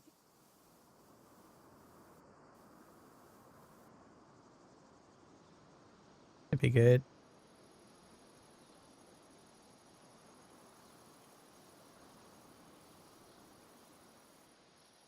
And I just paint this. Oops. I'm taking the forest bushes out. Expect that.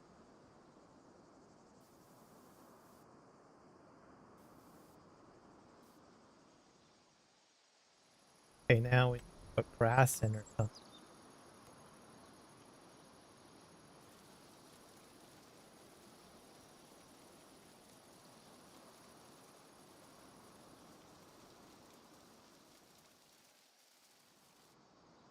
Just increase the size of this.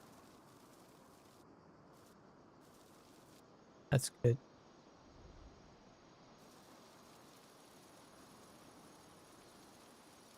There's nothing around the house. But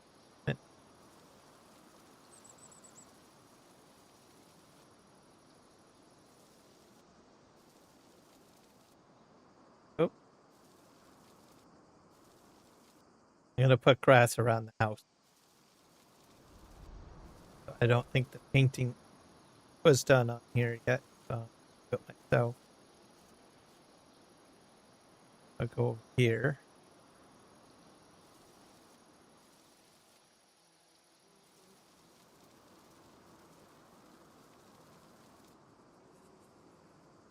Go here.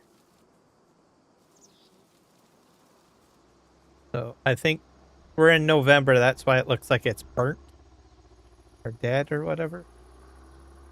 But come spring, it'll look better, I believe.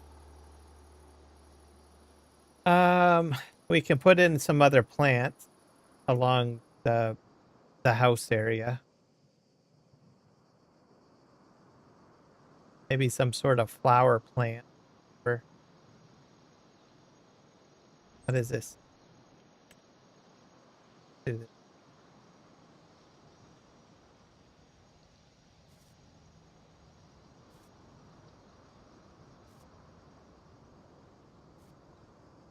Just like a hedge.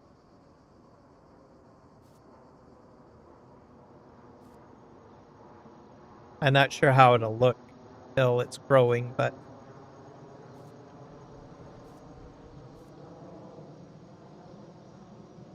this side.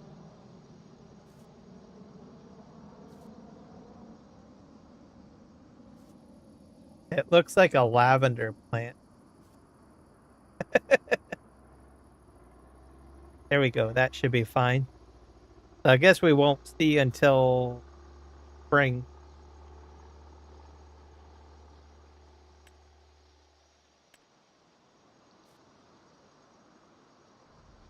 Should probably change the shape of this. We'll put hit in, but that's the side.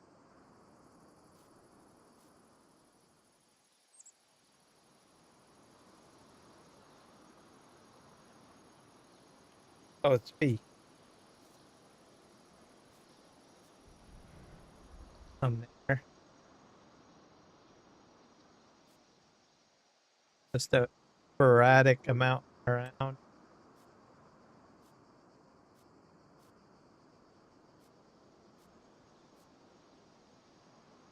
That looks good.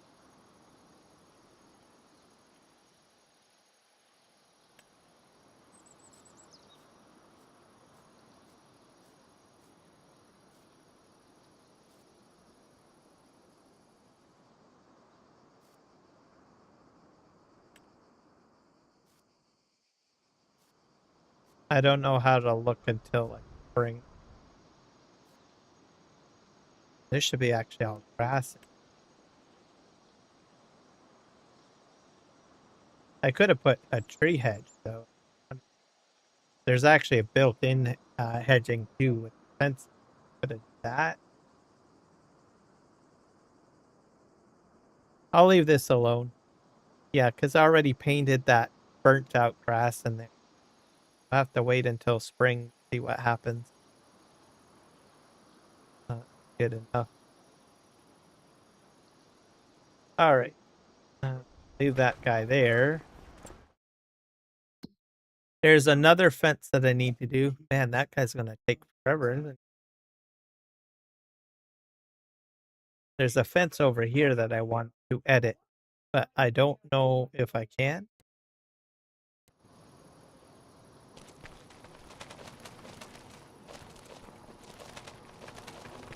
Like right this fence over here. We have this going like that. That. See if we can edit that because I don't know if I can. Especially if I want to do courseplay. Go in here.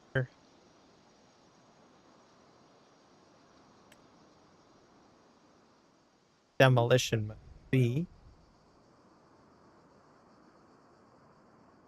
Nope, I can't delete it. Uh, there is there is add-ons that do it, I think. I have to own the property probably.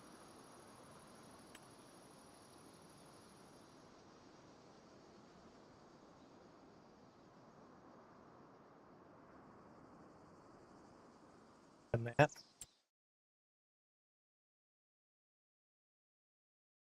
think I can own that.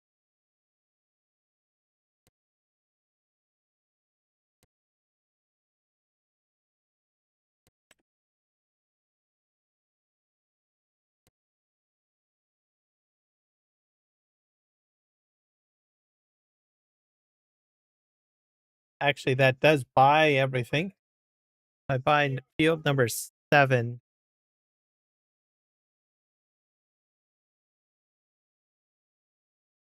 I'm gonna have to do some fancy stuff here. I need to bring up my notepad. I don't want to cheat too much. All right, so my current balance is 428.78, 778. I'm going to try to figure out how to get back to that figure. So if I buy field 7,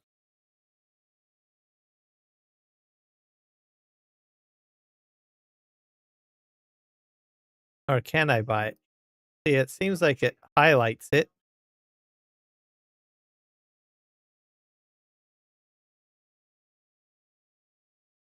Let me hit field 10. That does that. I don't know why it's highlighting it though. What about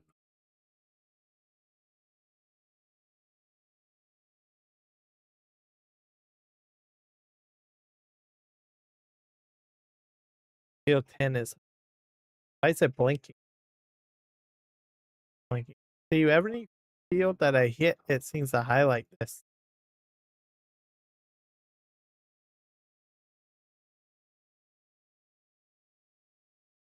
And field 10 is blinking for some reason. Have a contract that's active. Yeah, well, there's another option that I can do. F12.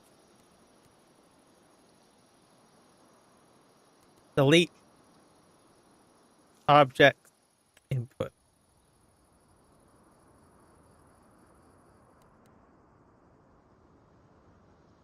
And does that work?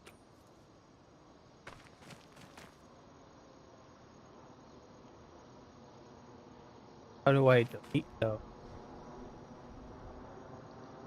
Should be refueled.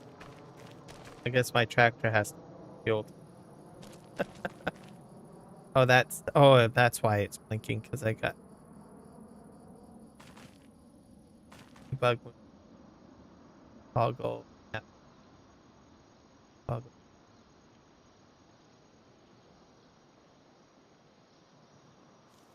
Nope, not working.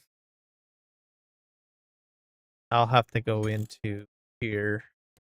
Control easy dev tools, maybe. I've never had to use the delete object option in easy dev tools before. Let's see what the keybind is for it. Camera, vehicle lights, radio, Nextat, harvest pack, terraform, auto drive, force play, easy dev tools. Delete object is, oh, delete. Guess that makes sense, right? See. Nope, not doing it.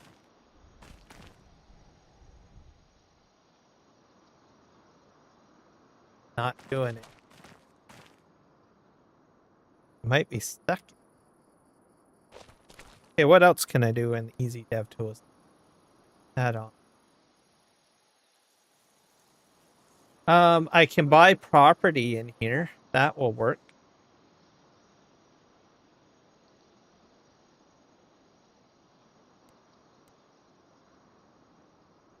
Let's go in.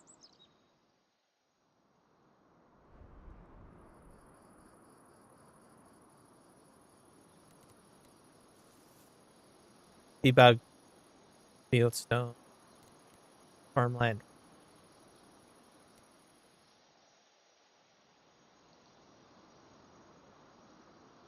What am I on, right? If I go to field 10. Field 10. Yeah, field 10. Okay, and then there's field something 1. Okay, what am I on now? I should be... Let me just stand right here, because maybe I'm grabbing that field over there.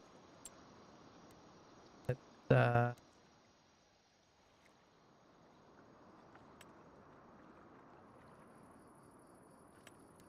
oh, farm... Oh, that would set farmland 1 at... Where is field 1?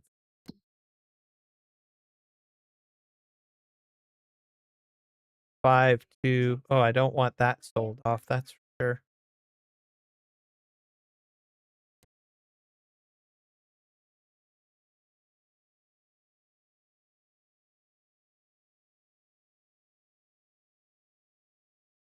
If I buy this field, does it buy it all?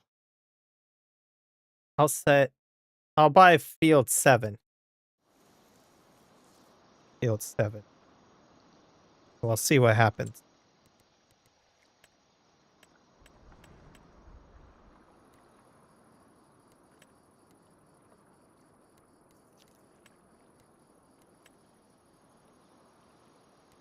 Okay, that's my farm now.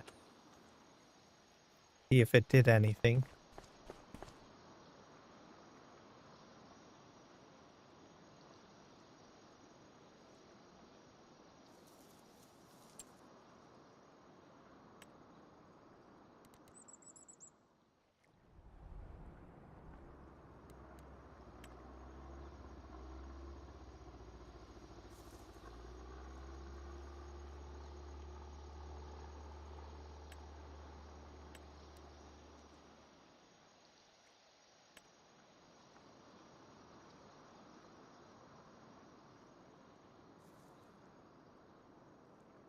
Oh, okay.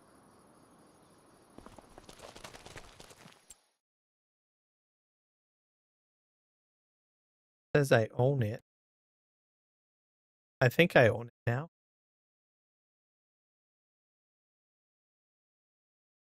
That's field 7.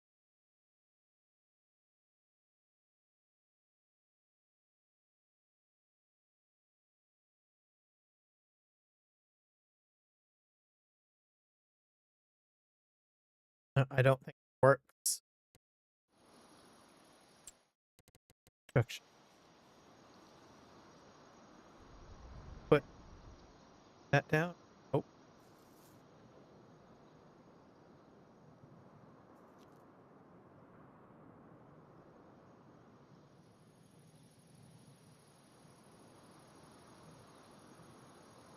free mode. Oh, well, I can free mode it in here. For sure.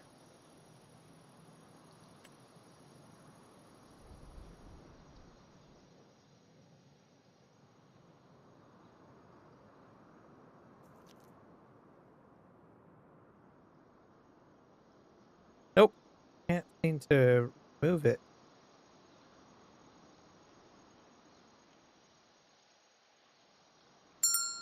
Whoa.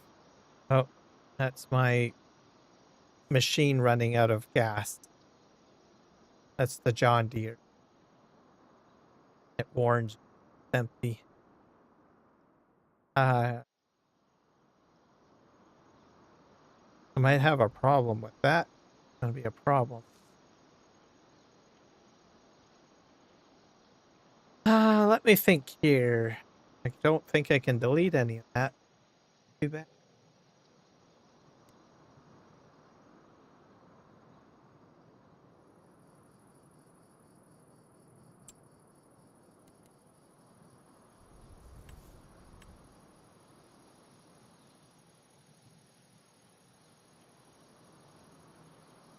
Remove placeables. That, hopefully that doesn't do it for the entire map.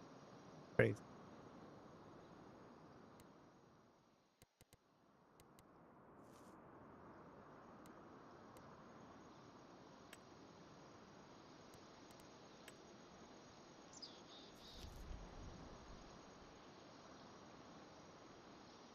Goodbye at all. What would that do?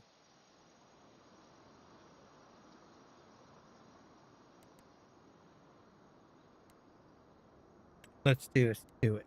There, it's all bought.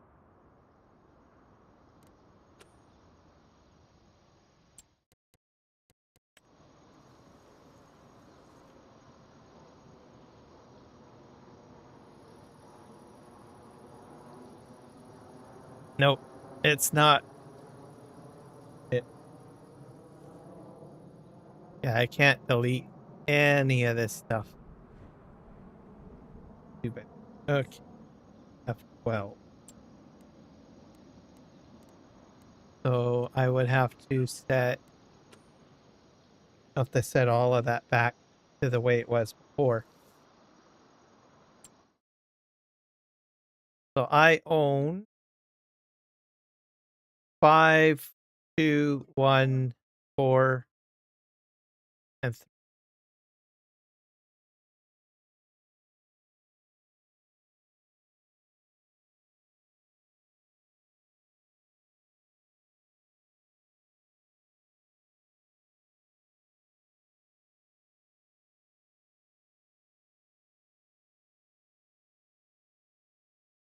F5.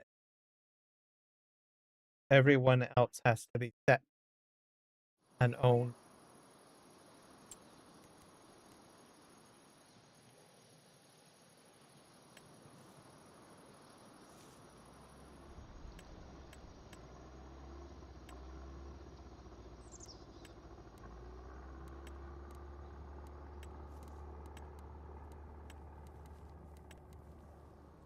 So I am out of luck at deleting the fence.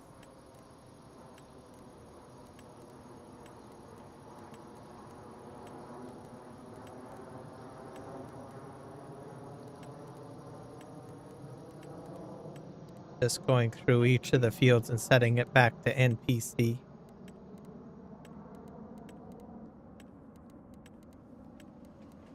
I no longer have it. Plus, no longer have ownership of it. I wonder if I buy the. Can you buy the train station? Oop, I want to do all.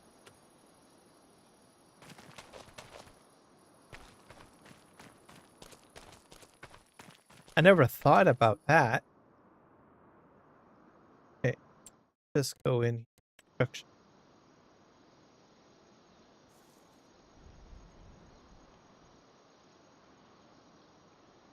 Heck happened here?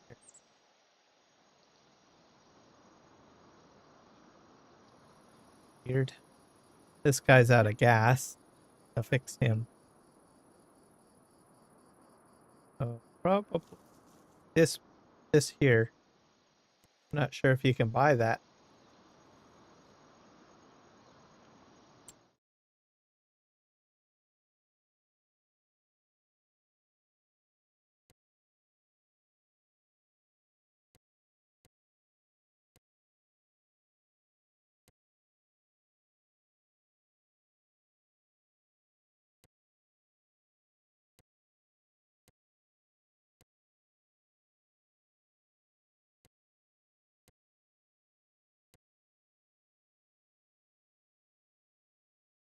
See, sometimes when you click on a map, it'll highlight it, but oh. Is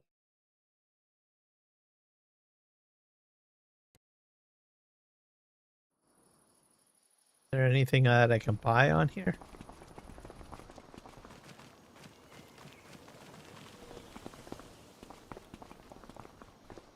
Nope. Looks like you can buy the railway. Anything else weird on the map that I can probably buy?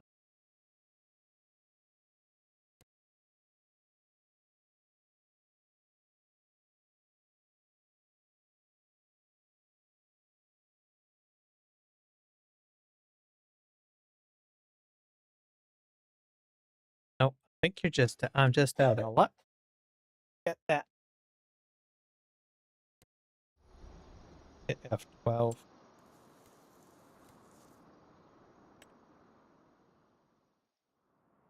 Delete object. Toggle the delete object input. Allows the players to tree, log, stump, tail, or vehicle that they are looking at. feature is only available to the master.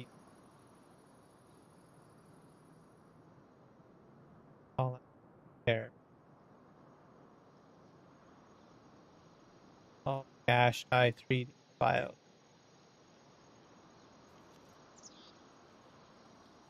Here.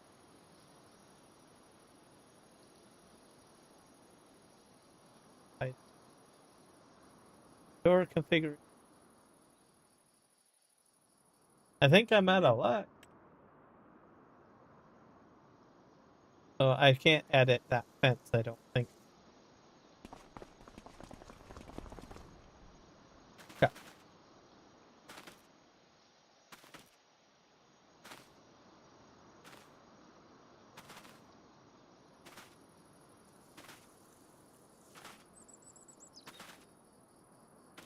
Unless there's a mod out there that will allow me to do a little bit more, which there is always a possibility that there might be a mod that will allow you to edit those things or delete them.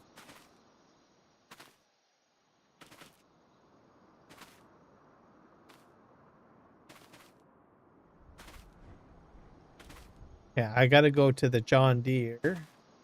Have to get him fueled up. I don't know if he's at. I think he should have at least 5% left. I stopped right here. Are you completely dead? No, he's got some fuel.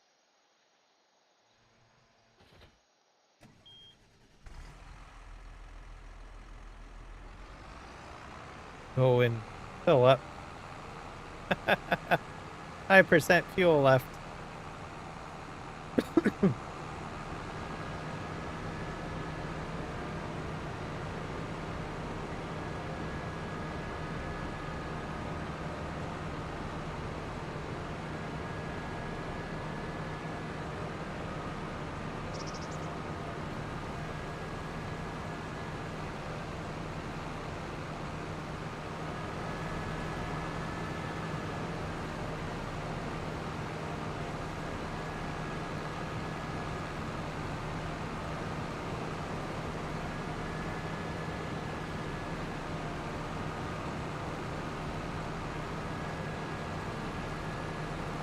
So hopefully I have enough fuel to get back here. Fill up.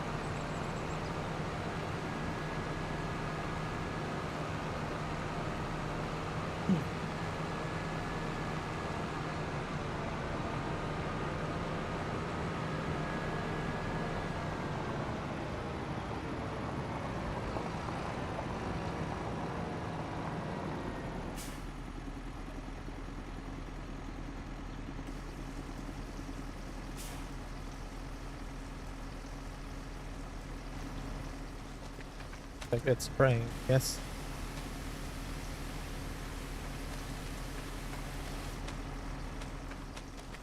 Pink.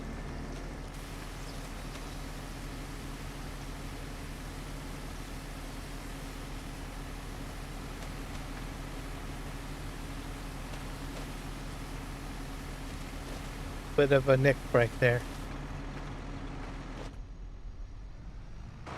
All right. Let's head back to the field.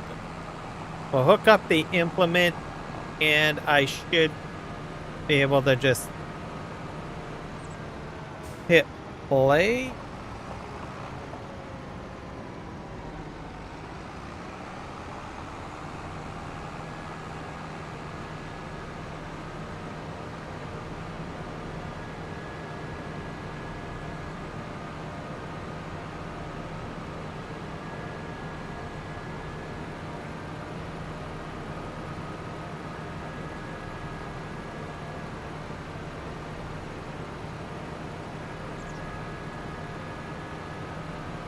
Hopefully it'll pick up from nearest point. Good to go.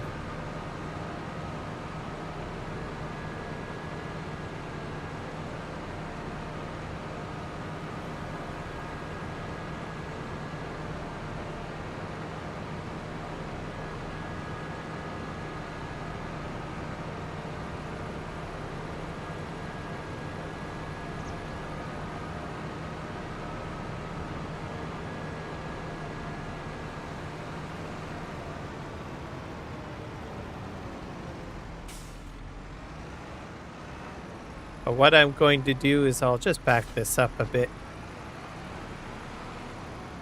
before I start it up.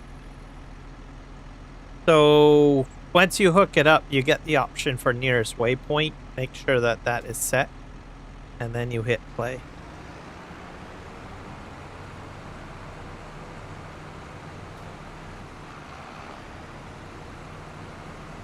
Off it goes.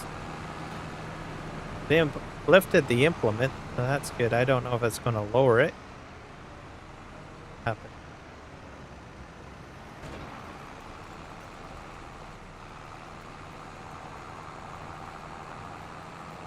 Off it goes.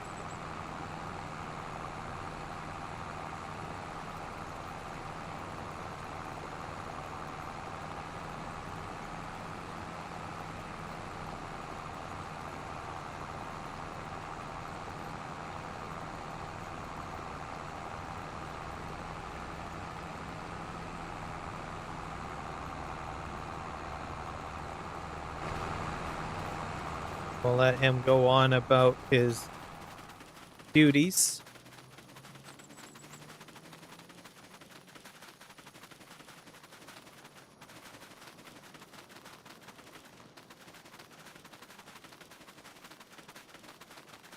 Just going to see what else I have available. Almost considering maybe doing lime.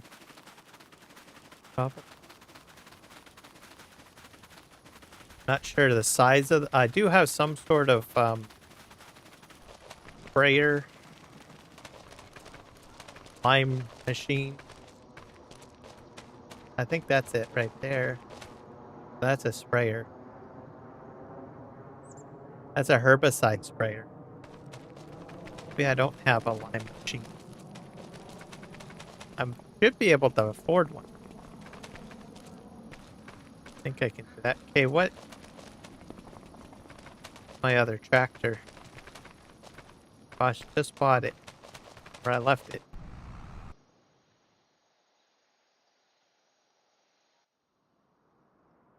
Uh, there we go.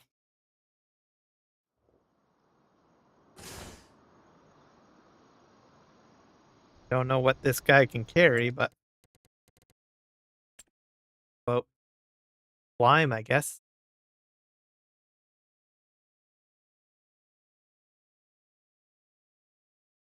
I'm looking for a buffer. That's why I'm going to do this. I don't want to start seeding until that John Deere's like done.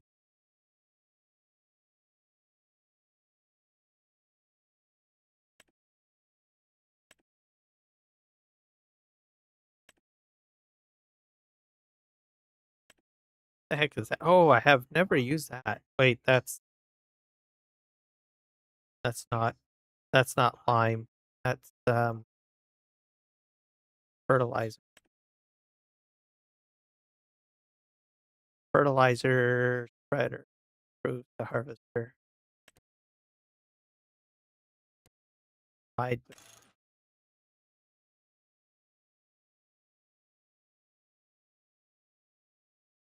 How big is that?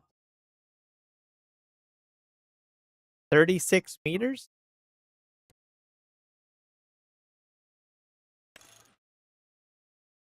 Six. Got that. What the heck is this?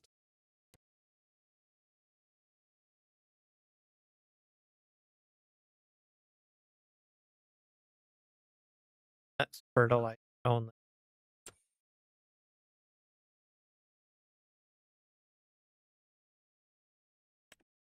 Have this guy. I thought there was a piece of equipment that had a boom and it put out lime. Like it as a mist.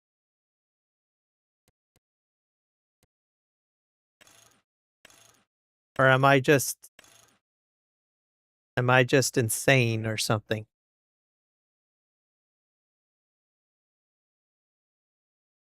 That's a 40.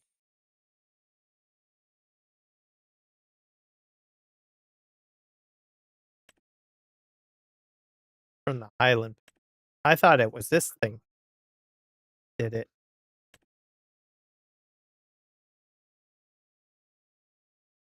But it says it only does fertilizer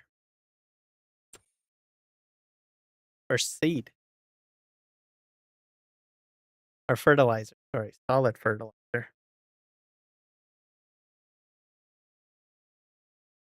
Maybe it is this, but it puts it out like a mist, maybe? See what else we got in here. What happened to the larger machine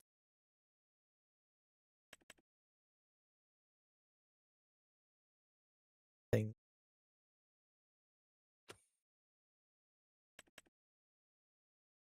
At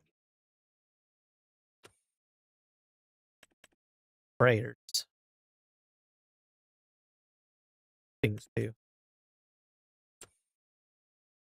Herbicide and liquid fertilizer.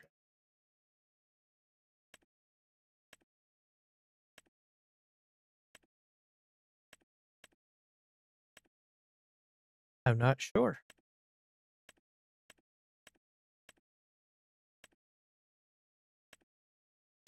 I think I'm confused.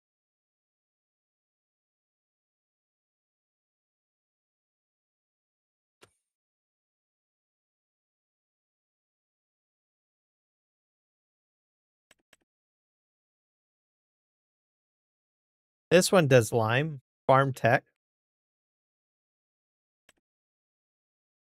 That's lime.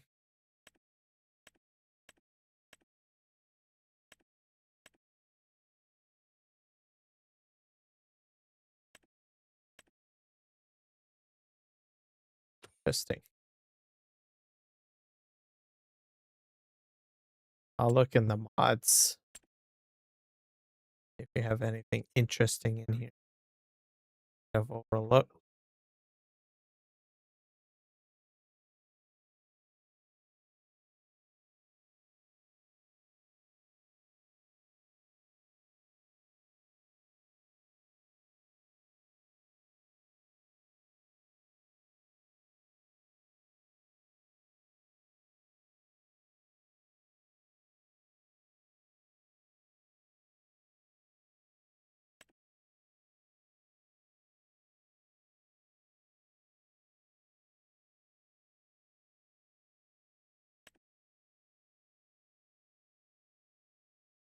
Hollow premium.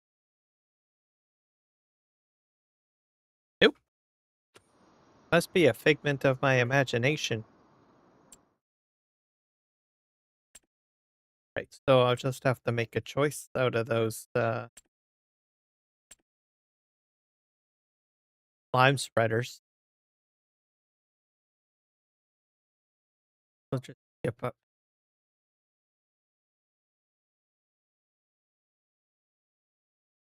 The fertilizer spreader.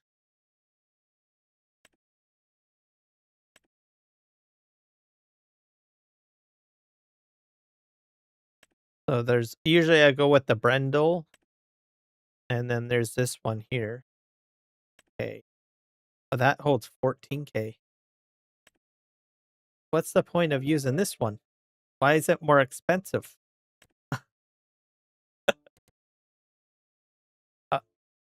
Doesn't have a very large capacity, I'm telling you.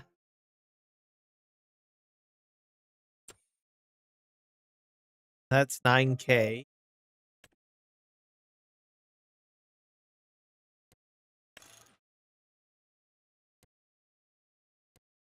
Extension. Oh yeah, because this has an extension. So the Brendel is nice, big. Now you have up to 14. So the Brendel, by all means, continues to win. I think Giant should have added an extension on that other one.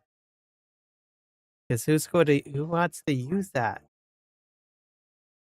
See, this is 30 meters. This one is what? 36. But people are always going to go with capacity over length, right? Yeah. I think they should have added a larger capacity on.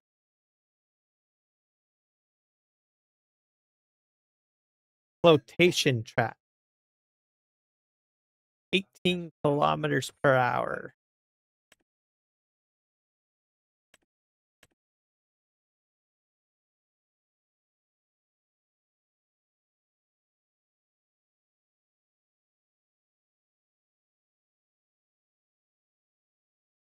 Lime and sprayers? No, I haven't seen that yet. Is that a thing?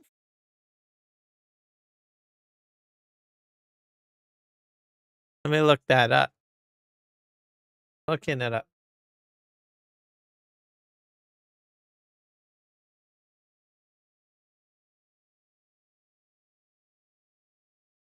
Maybe I should get that then. Let's go to the mod hub. Oops.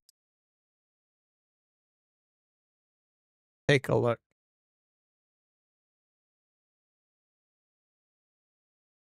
Because that would be a good one. Does it? Let's see. That would be the latest.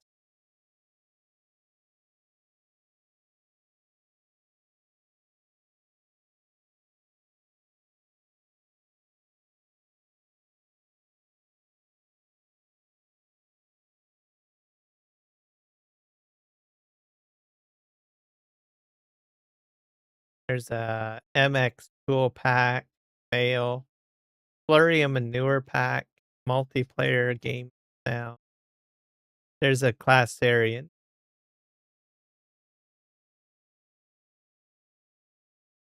Silage fermenting setting. Seed select.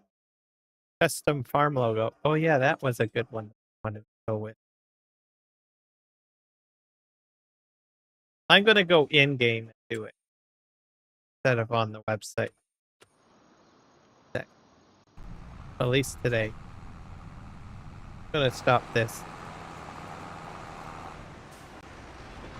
We'll save the game and look at the mod hub.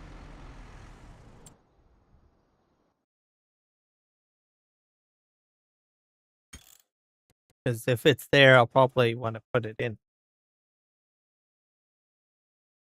Save the game. Quit.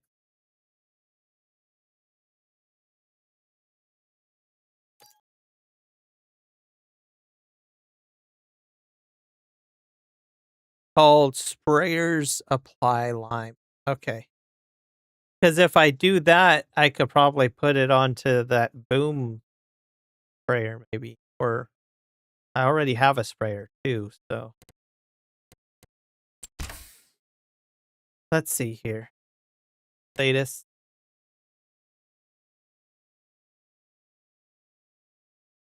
Oh, here we go.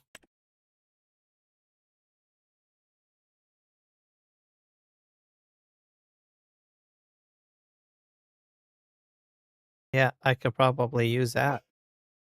That says sprayers apply lime is a lightweight mod that adds lime as a valid fill type to all standard and modded liquid sprayers. Universal compatibility works seamlessly with base game sprayers, the vast majority of mod hub sprayers. Clean and efficient, contains no extra 3D modeling or textures, running entirely in the background. Make Lime application universal without ever having to edit individual vehicle XML files. Let's give that one a try then. Okay, that's installed. And there was one other mod that came to mind, was the logo mod, I think.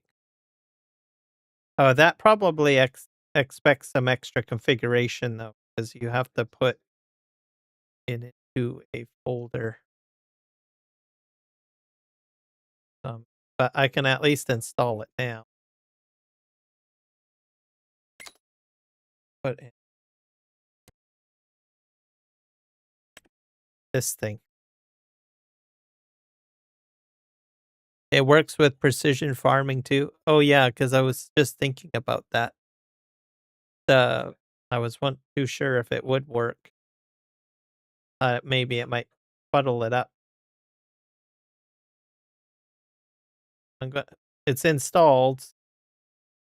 This one's going to need some more work, though. I'll have to like create a logo and a folder and stuff, but I think I might put this in. I'll just install it.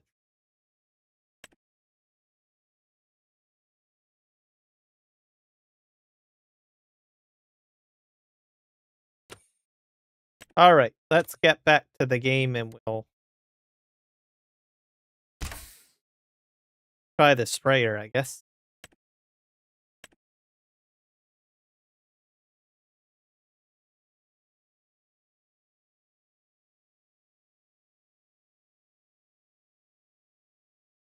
Don't need the custom logo thing yet because I don't. Actually, I think you have to install it first and then you. So I'll just activate it now. Fill type extender. But that. Don't need that.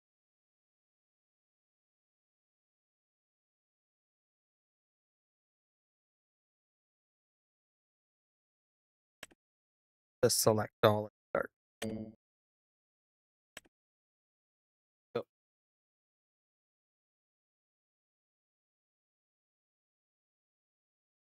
Yeah, so it's going to take some more configuration.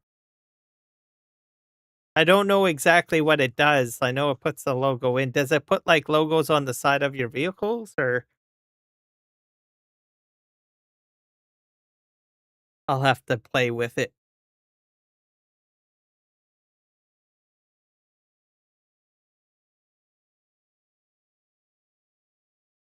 I thought, well, that's good for live stream branding, right?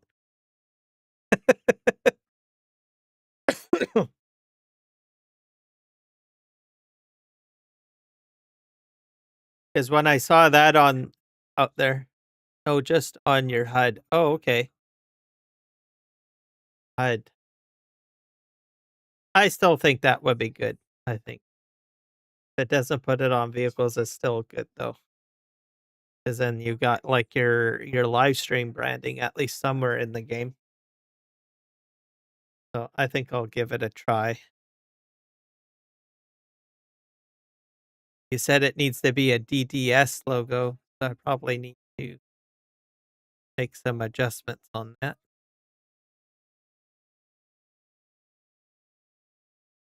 Oh, you got it set up last night? Okay. I'll have so last night's stream. I'll have to check that out then to rewatch your live stream.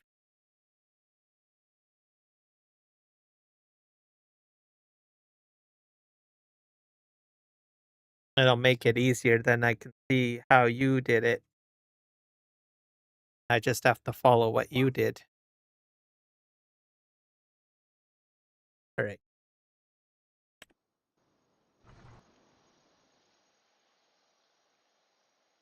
Exactly.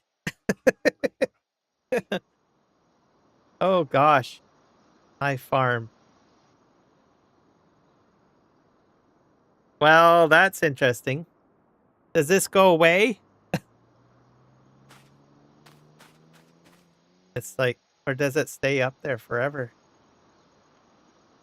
Open, close logo menu. Oh, left shift L. Oh, I see. Visibility is, this is some of it. I probably want to hide it. So the hit. Oh. Aha.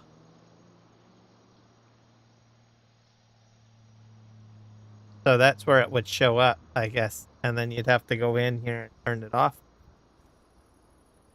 You can move it too.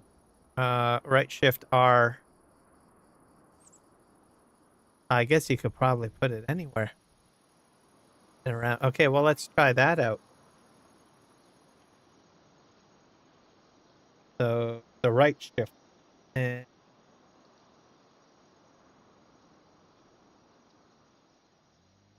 okay. So I guess I can probably put it in a good spot. Okay. NM. So I probably would want it over here, probably above the map. And you can set the opacity. That's cool. Okay. Let me just lower this down somehow. Okay.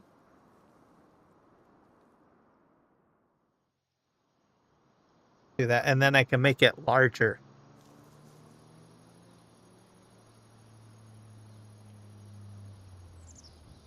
Sizes and I probably would do that. About that size. And then I'd set the opacity to something else. So, whoops. Did that close out? Oh, crap. Open, close, left shift L.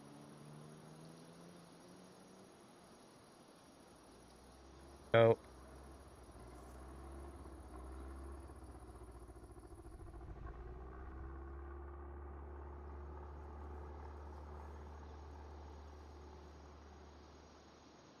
I'll make it a little bit larger.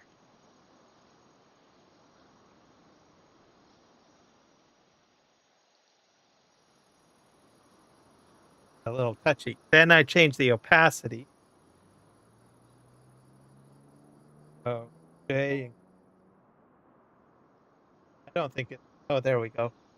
So something like probably about that.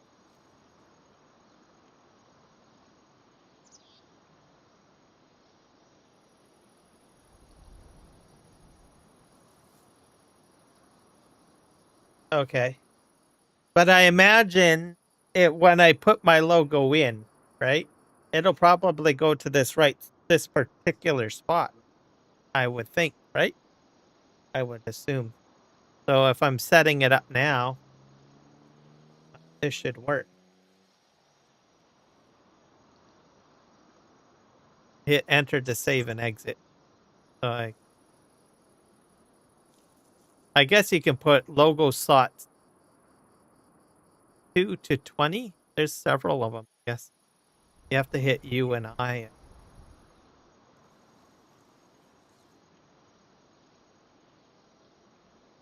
Slot 2, slot 3, slot. So then, okay, so you set it to a specific slot. So slot 1 and hit enter, it would save it. And then if you go back in, you could probably set another. I don't think I would want my entire game filled up with logos, but I think that's probably what I would do. Have it just like that. And my logo is a bit dark or has a lot of brightness in it. So I think probably the opacity that I have right now would work. I think. I'll just hit it.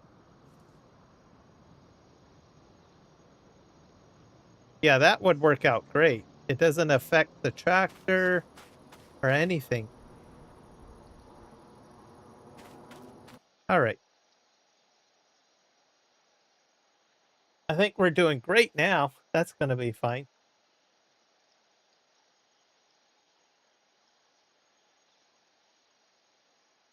That's very handy. I don't know why we didn't have one of those a long time ago. I don't know if any other streamers are using it. I know you're using it. I'm going to use it. If anyone else has used it. I haven't really seen anyone yet. But that's just great. Huh, like it. Okay. Let's get this machine going and that.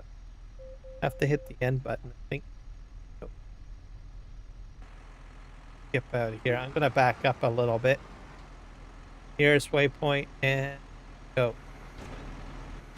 And then we're going to go back over here and figure out our sprayer situation. I'll try that out. So, yeah, I'll have to figure out how to put the logo in. Did you cover the logo installation on your stream? Do that.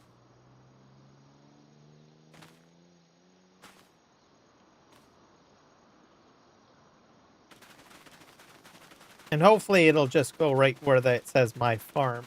But if it doesn't, well, figure it out. At least I have a rough idea how it works. That looks... I like that.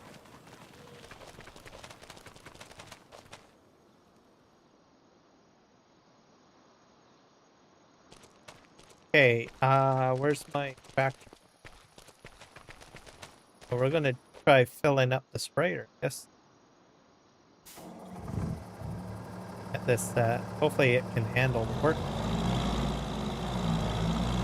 I like this Mercedes-Benz. It's the first time I've gotten around to hooking it up.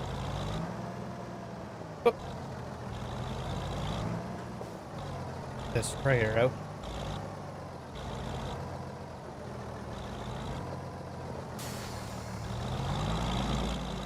Yeah, this is a fairly large sprayer. I wonder if I have anything in the tank. What is this? Herbicide, I don't...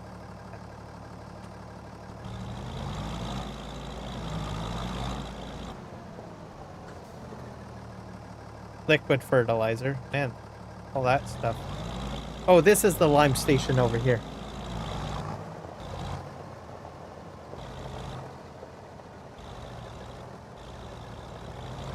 Okay. Well, I'll get working on it, I guess, tomorrow or later. Hey, I got free lime, everybody. Don't you love it when things are free? Right. Fill this up. That's quite a bit of lime.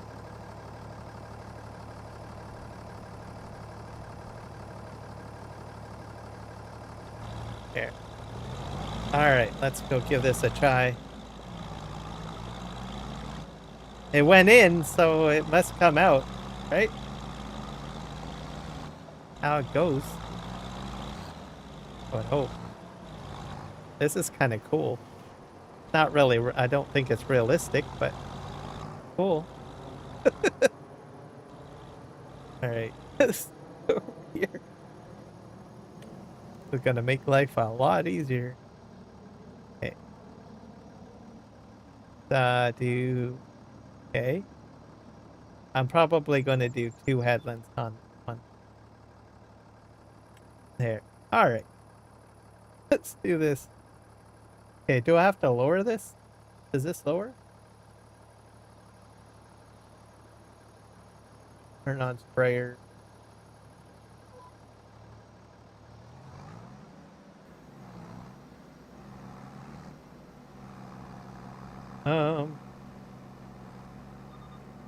Oh yeah, I already planted this field, didn't I? Yes, that's the problem. I can't spray lime on a planted field. Forgot about that. I don't think I went on. Did it go on? No, it did. Okay, it is for it. It just looks weird. I can't see it though.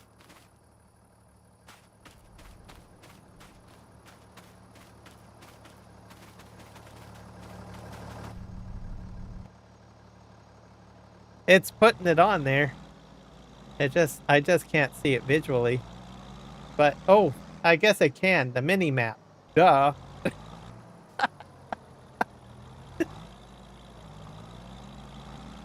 Gosh, I need help sometimes. Okay. It's been around. Okay, we're gonna go and redo this here. Alright.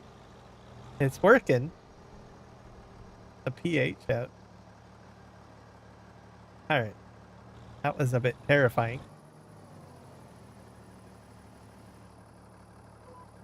Alright, let's do this again. Off we go.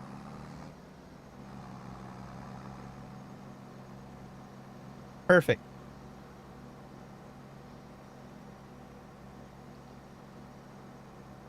Yeah, it must be a mod conflict of some sort. But I already planted on this field though, Kiwi. So this field is already planted. So that might be it. Because usually people lime before they plant, right? So usually I do, but I had forgotten that I had already planted on it.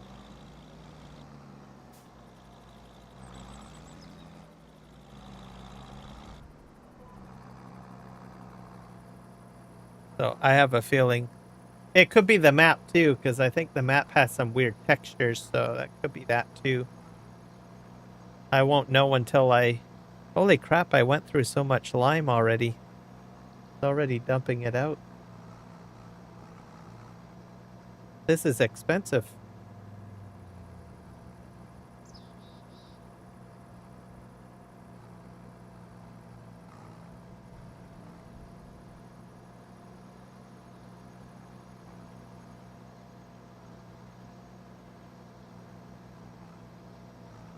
Yeah, this is going to be super expensive.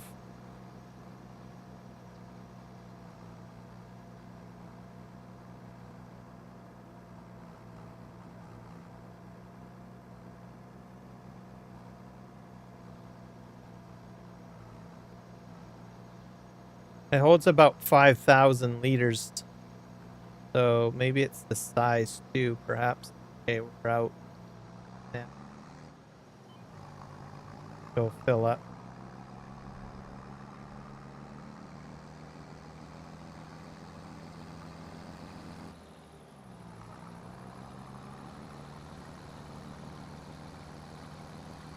Probably want one of those big giant sprayers, right?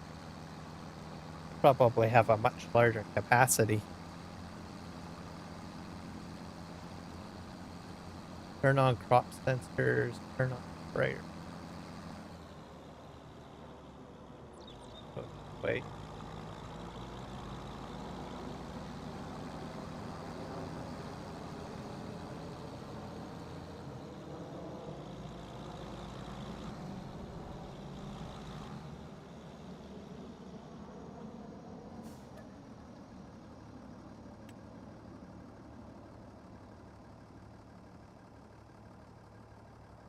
I can refill from here too, or repurchase lime, so I don't have to go all the way to town.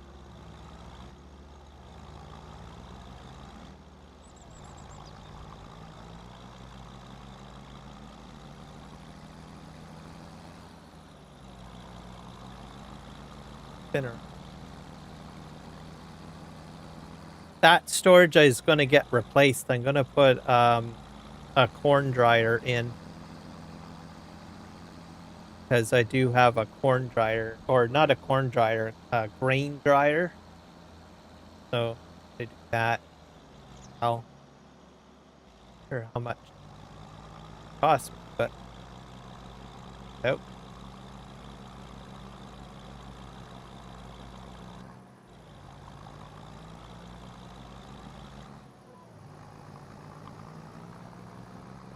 We're at the end here.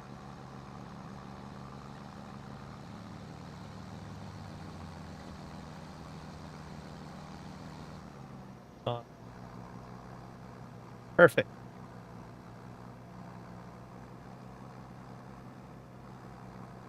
So I'll have to do a lot of filling up, I think.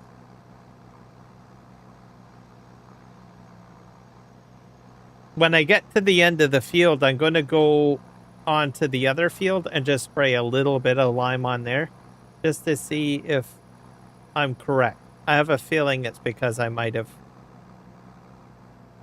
sprayed. Or sorry, I planted.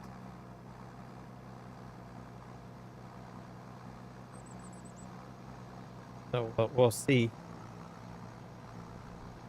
The other thing, this is the most expensive application of lime, because it's the first stage. It's always the first stage of applying lime.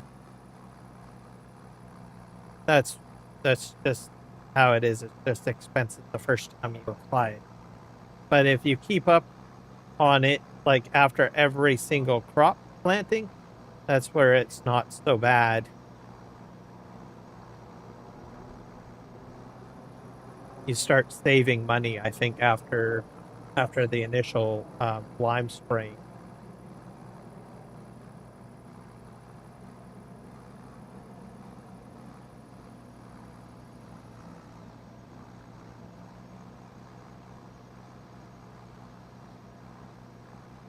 But it looks great. It's going in evenly.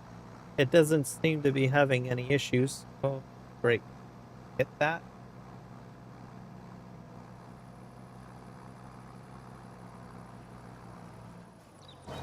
Just forward.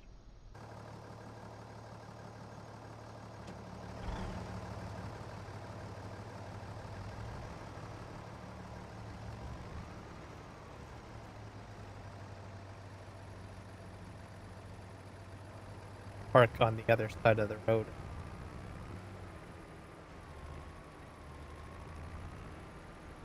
There we go.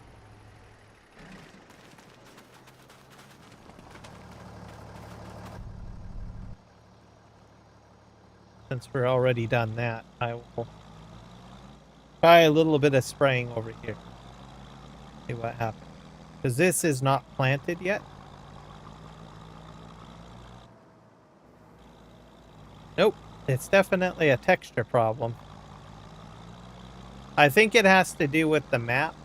I think the textures on the map are a little bit different, and I'll explain why. So, actually, it's probably better if I show you inside the track.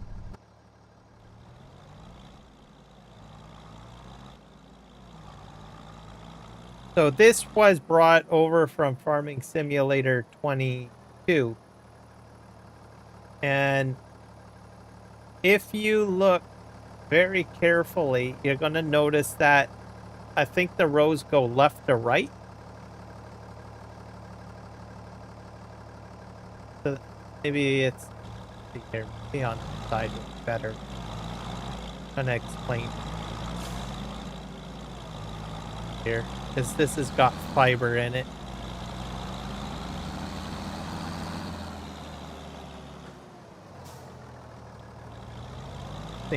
Yeah, so I'll go right over here because I can better explain it. So you can see the machine has done a curve, and if you look at the gradient or the way the texture is, it's constantly straight lines, right? You guys can probably see that, like it's just straight. And it's not in alignment with the curve. So I think with Giants with FS25, if you go to a standard map, usually if you start working it, it will adjust it should go with the curve if I'm not mistaken. Right? So this is a different texture on here, I believe. Or the texture of the 3D mapping isn't the same or something.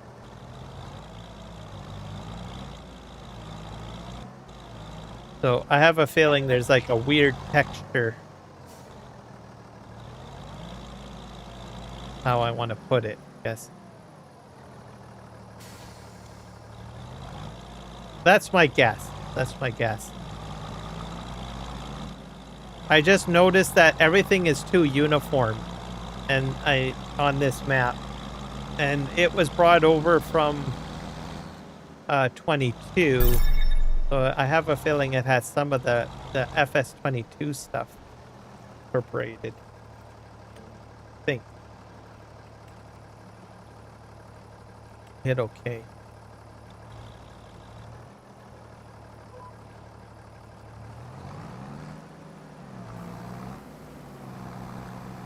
Keep on spraying. Welcome in, Nick Kelly. Thank you for the $5 super chat. Thank you, sir. Welcome aboard.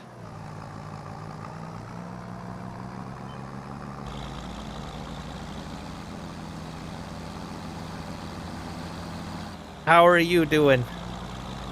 It's been a while.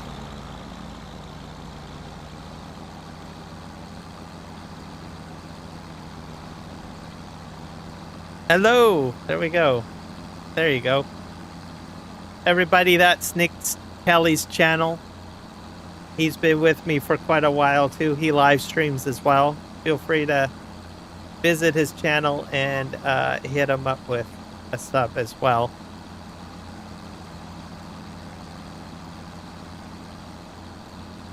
We're back to farming.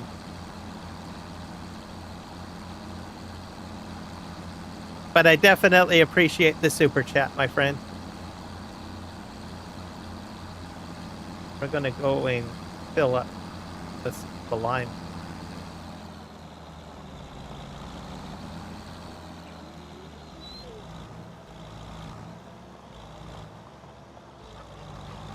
You've been busy? Your trip is coming up soon, isn't it? Because I think you said you're doing it in June. Fill this up. There you go. Thank you, Second Chance.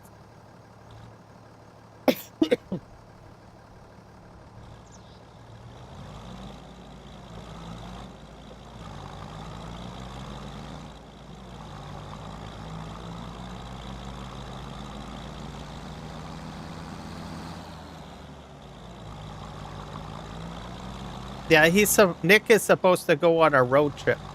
So coming up soon. Next week, next Friday. Okay, fantastic. I'm hoping that you'll maybe live stream or take pictures. I think you said you're going to do pictures for sure. So I'll be looking for that. You can even post your pictures like on the, remember on the channel post section? You can do that. And then if you live stream, well, that's even better.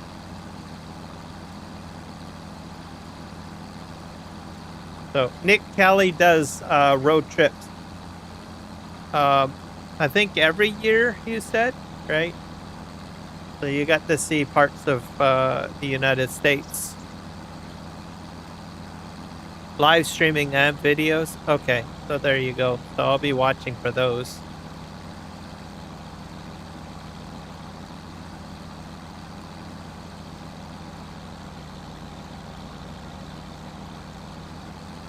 So what part of the country, again, that you're going to be going through?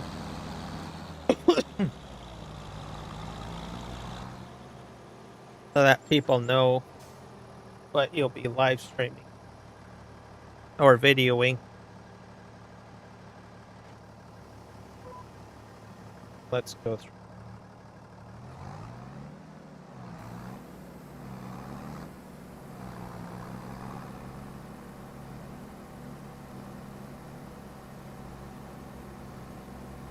Anderson, South Carolina. That should be interesting. I've not seen much of California.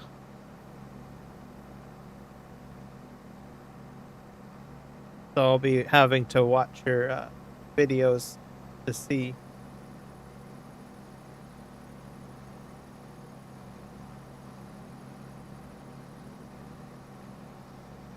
First spring. Progress. This is going to be really expensive, this field.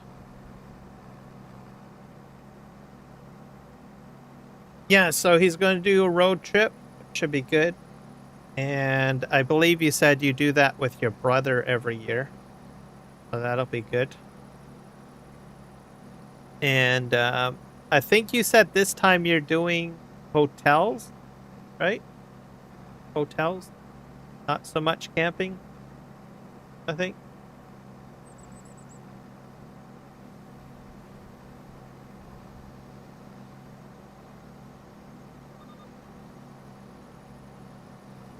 Or motels, hotels, motels, whatever it is.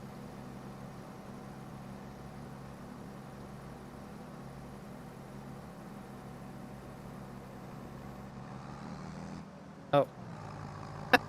We're out of lime again. This is going to take a wee while, isn't it? Wait.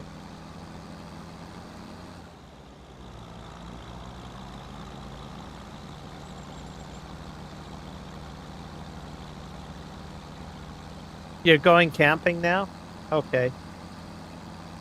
That's not entirely unfortunate, though. Especially from the streaming perspective. Most people usually like to see camping outdoors stuff, I think. So from a streaming perspective, I think camping is probably better. Unless the hotel or the motel you're staying at has something, you know, significant or memorable to see. Mind you, the problem with camping though is like battery power, right? So that's the only downside, I suppose. Probably need a in-car, like a charging unit car. Sure you got one of those. I'm not sure how you're going to do if you're doing it on your phone or if you're setting something else up. If it's a phone, then it's just phone charger. But you can get these like little adapters too that you can plug into the cigarette lighter. I think they call it an aux. These days they don't call it cigarette lighter. I don't think any call it like aux port, I think. Anyways, you plug it in there and you can recharge your phone as well. Let's see, 3-prong. Actually, I've seen some with 3-prong plugs where you can plug in a laptop or something like that. But you have to be careful that you don't drain your car battery.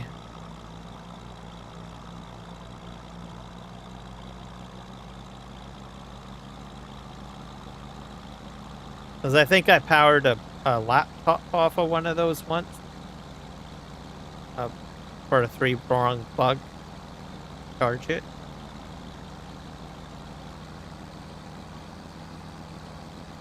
Anyways, just some thoughts.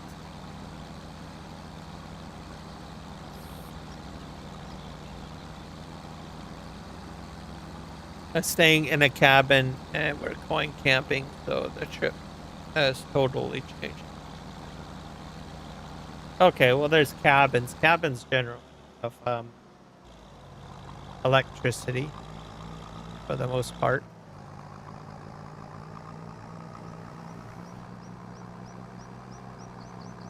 So it's not bad then.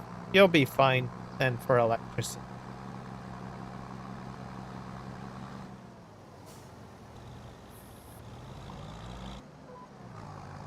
Forward and just part of it.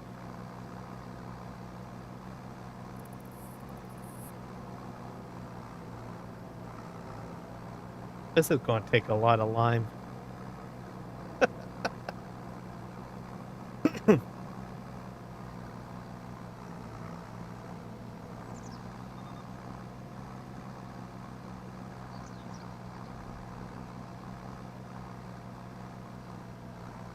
But like I said, with the camping, people do like outdoor stuff a lot.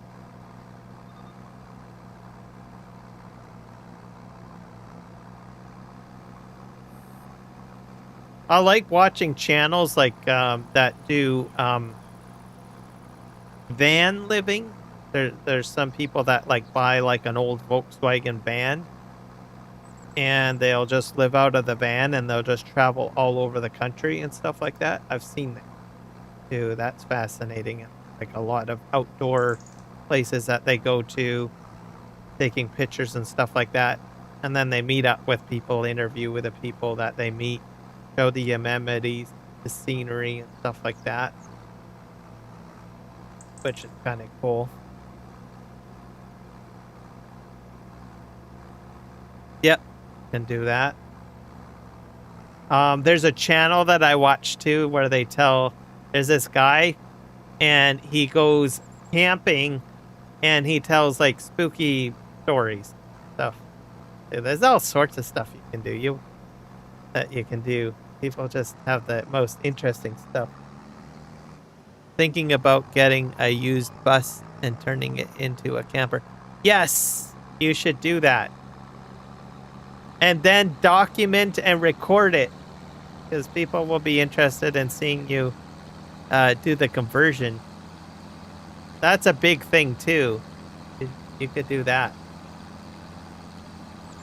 But a bus would be really cool because then you can go all over the place.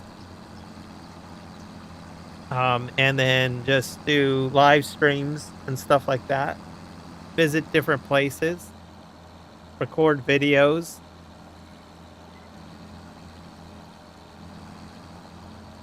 A bus is better because it's bigger too, right? Bigger than a van. As then you can bring all sorts of stuff. It's pretty much a RV at that point.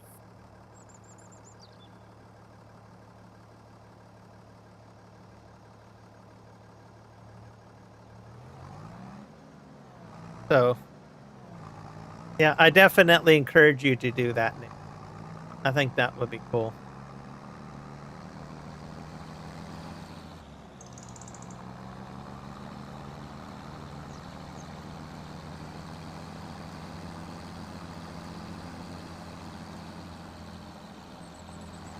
People like watching that kind of stuff too. I watched there's a couple of channels that I watched that they just do like conversions.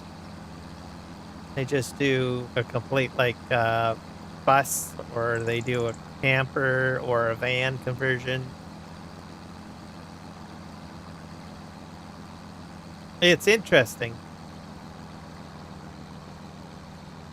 Especially if you do like sort of like a step by step showing how you do it and stuff like that. Like recording bits and pieces of how you go about doing it. Because that's a do it yourself project.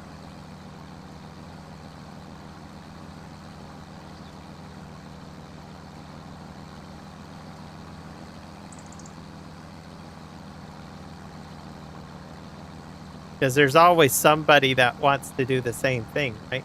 So they get inspired by, what you do and whatnot.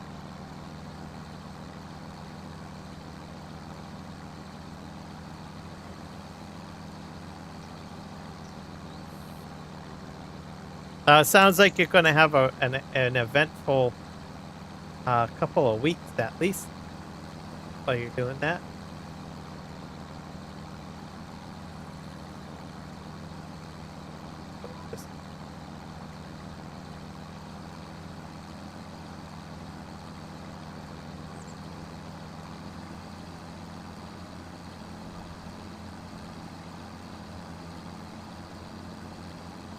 Yeah, it's probably not the easiest thing to find. Keep in mind it could be a school bus too. Doesn't have to be like it can be any type of bus really.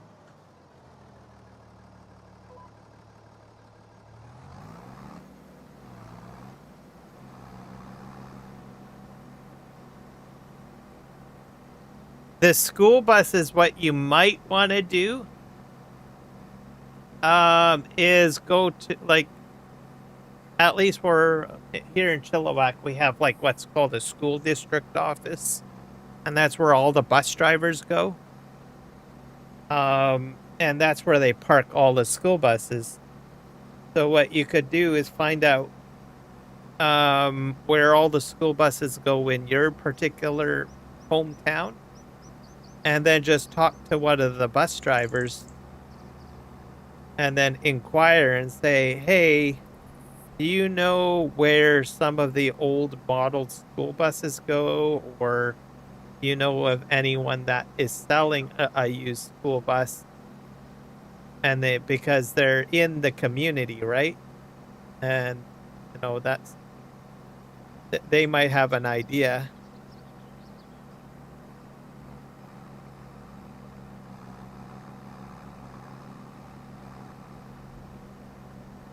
Yeah, you can do shuttle buses as well. That works.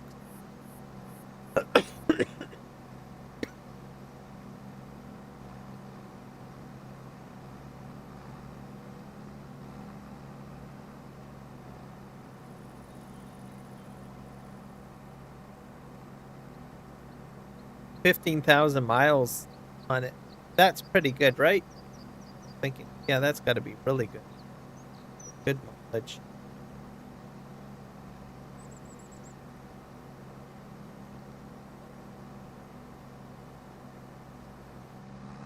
Oh,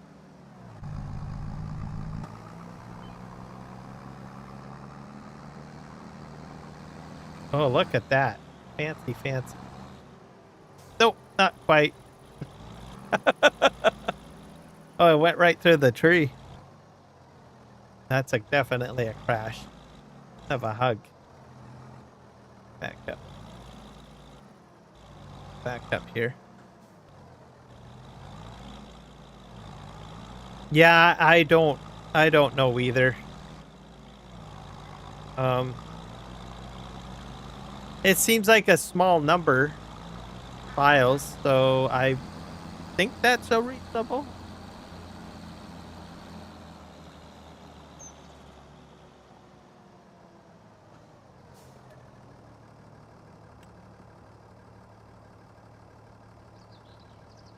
I'm going to assume yes. That's probably a good mileage, I think. Okay, let's go spin around.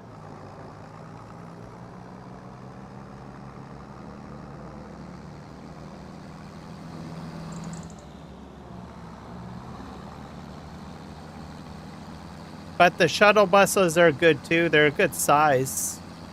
So looked up 15,000 miles at 24. Yeah, that's really low. Like that's really low. It must be like brand new, right?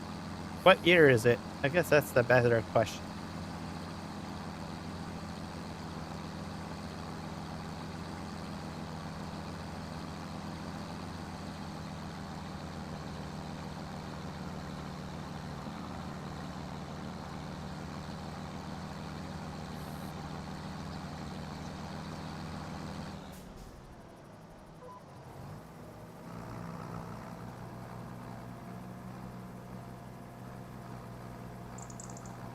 $2011. Oh, that's definitely, yeah, that's good.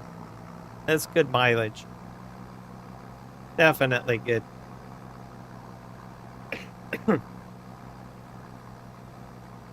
I mean, my Jeep is like, what is it? I think 2007, and I've got like I think 119,000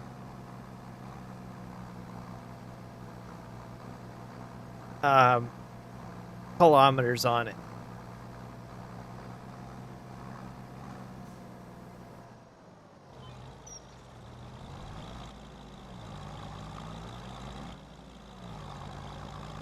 Here. So yeah, that's good mileage.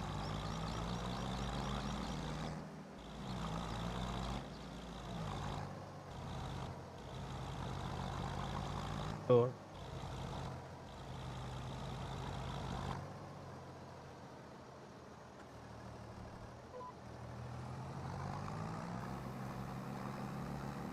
I hope I'm not wasting.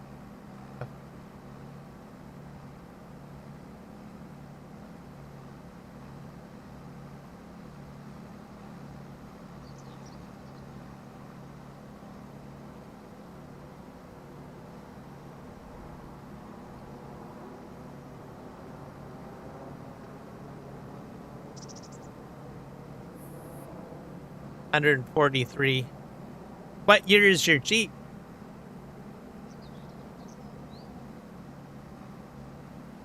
Mine's 2007. You probably have a Jeep. I have a Jeep Liberty.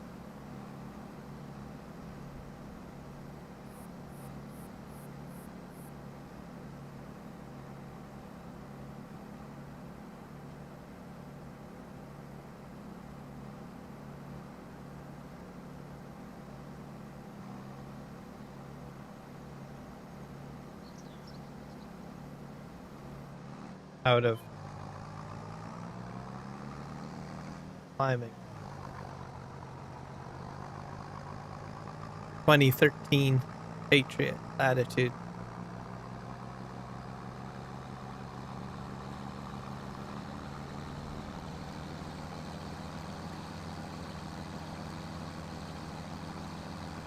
Oh, yours is newer than mine, but you probably use it a lot. You probably travel a lot more than I don't travel that much.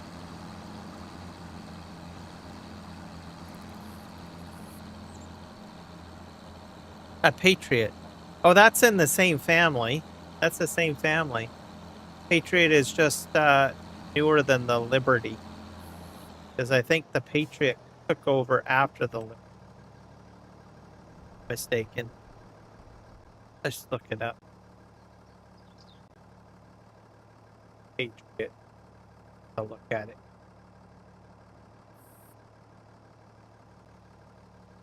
Yeah, it's the same family of vehicle. So the Liberty phased out, and then the Patriot took over. The same thing.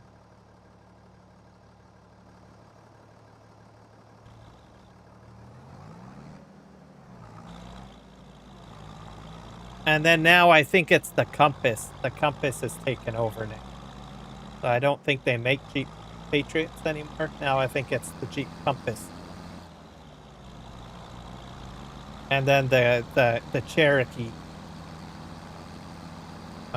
thing. But I know the Compass is now filling the Liberty Patriot role now. Newer.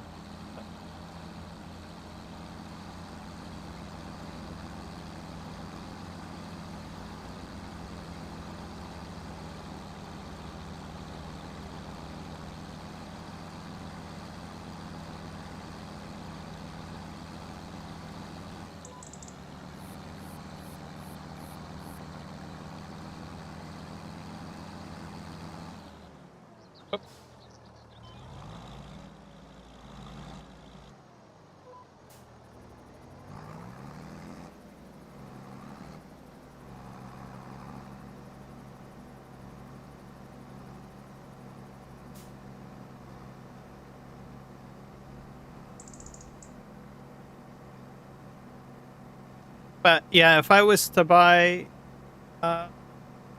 another vehicle to replace my Liberty, I would probably stay in the same family. I've enjoyed the Liberty. And if it wasn't which probably would be the Compass, because like I said, I don't think they do the Patriots anymore.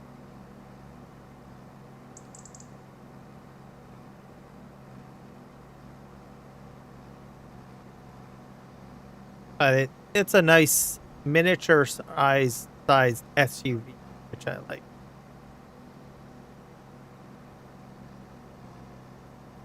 So it's like kind of having like a Jeep, like a regular Jeep Wrangler, but it's an S. Is what I.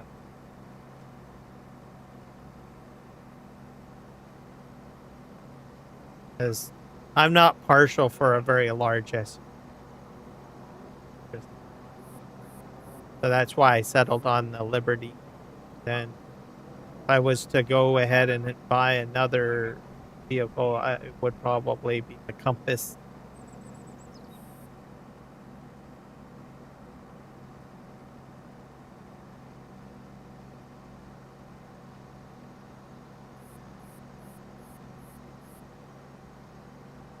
Running out.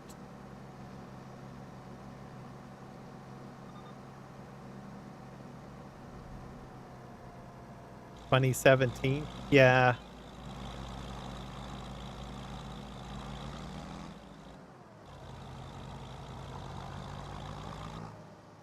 And now it's so then that confirms it. If it's done in 17, then the Compass is the new Patriot. So it went Liberty, Patriot, and now it's Compass. Then how it goes. And then what they do after that, I haven't got a clue. Because well, I think I read that they're planning to phase out the Compass, and then it'll be just the Cherokee, I believe. because they had the Compass and the Cherokee's always been around, even during the Liberty and the Patriot. So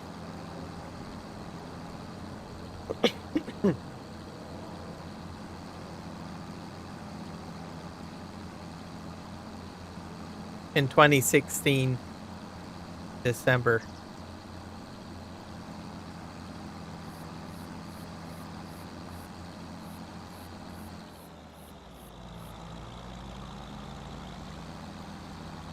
Either way, it's a great little sports utility vehicle. I like them.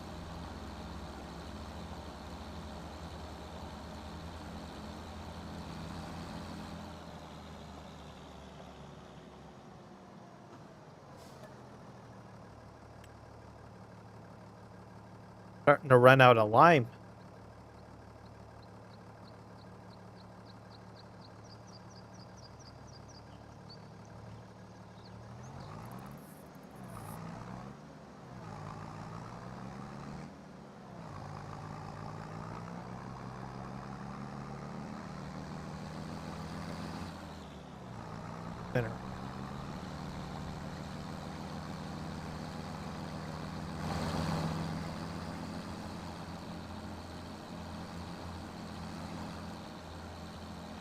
I wonder how our John Deere is doing.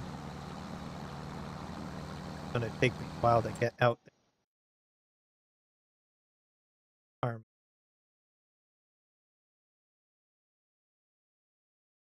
He's gotten quite a bit done, but we still got a lot of green to take care of way out here.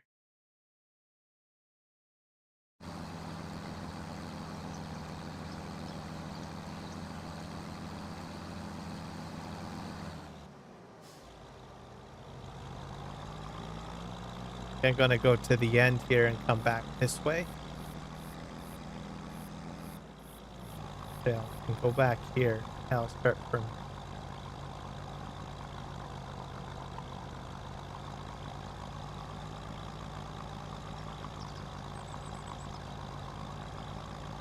Feels like a waste.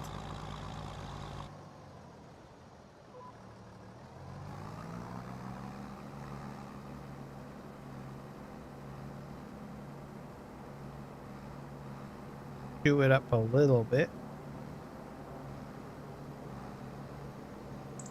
Crop sensors, turn on.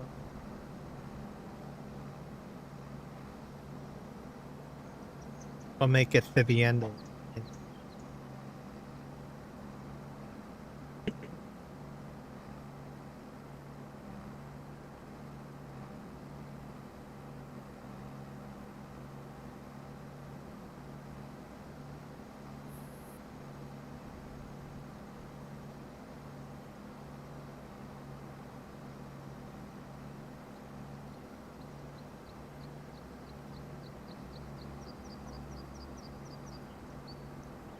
But yeah, I plan to keep my Liberty for a while.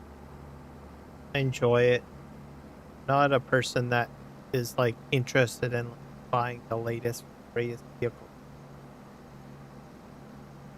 I get comfortable with something, stick with it. It's the third vehicle I've owned in my entire life.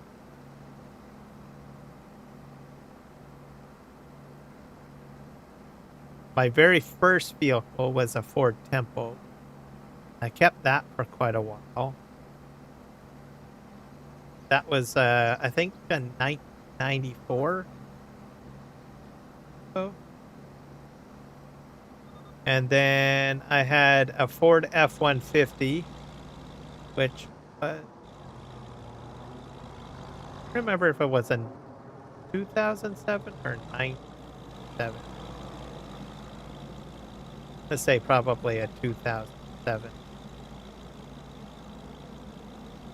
And then, yeah, 2007 F-150.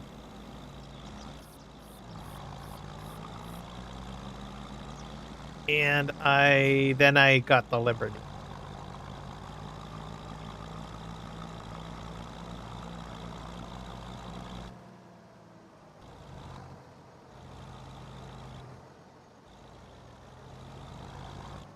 So I had the tempo while owning the F-150 too. So, and then now I just got like the Liberty. Oh,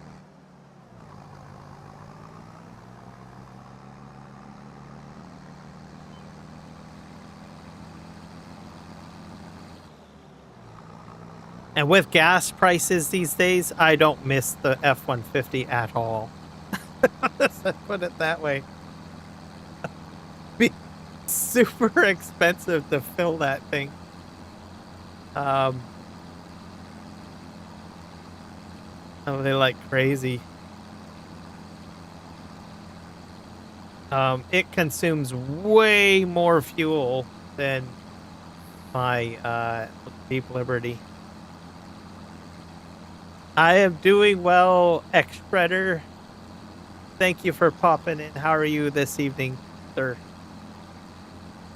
We're doing some lime spreading, by the way, and we're talking about vehicles.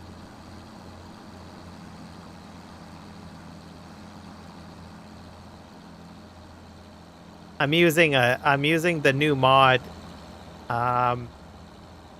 that Kiwi mentioned.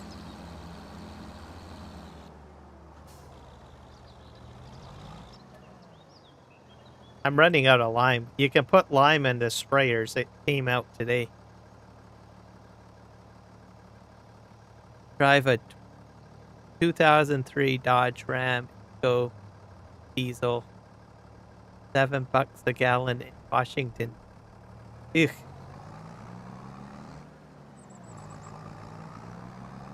That's... Why do they call it eco diesel? Is that supposed to be a bit better? Economically friendly, or is it really a different? No. Diesel is pretty expensive too, right? Do you like? I've never had a diesel vehicle, but diesel, you use the same diesel as the big rigs, right? Or is it a different grade? I've always wondered about that.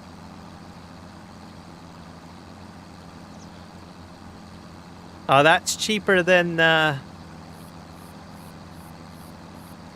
Second Chance, for sure. 23, it gets almost 30 miles highway.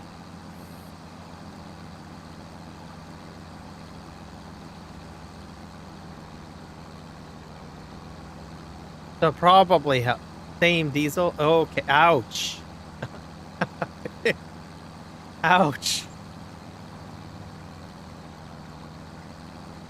Yeah, in Canada, let me see here.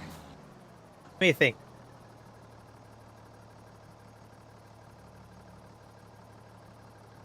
I think we're at about $1.80, 84 a liter ish. I think they're paying about 30 cents more, I think. Diesel drivers or operators are paying 30 cents a liter more than regular gasoline. Which is pretty expensive.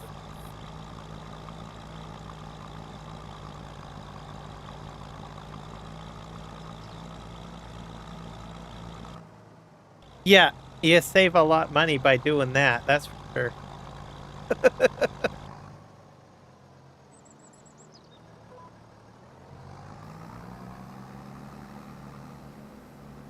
Now, I will say it has come down. It has come down. How long it stays down, I don't know. So,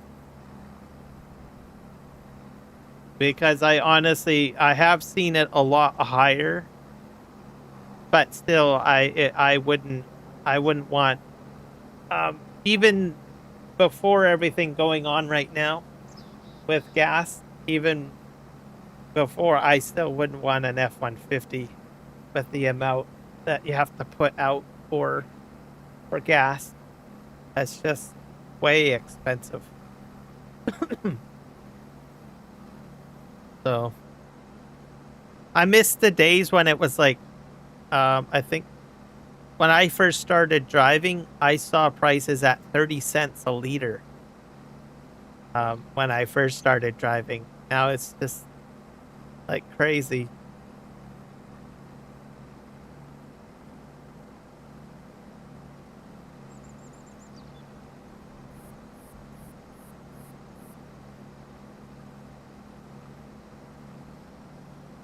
And then there was a time that I had thought fuel is just yes, it's just ridiculous right now. Um, we might see like some saving grace on gas here and there. Um, if by chance they figure out a way to divert fuel and all that and recalibrate everything, but that just takes time. So I don't know. This sucks.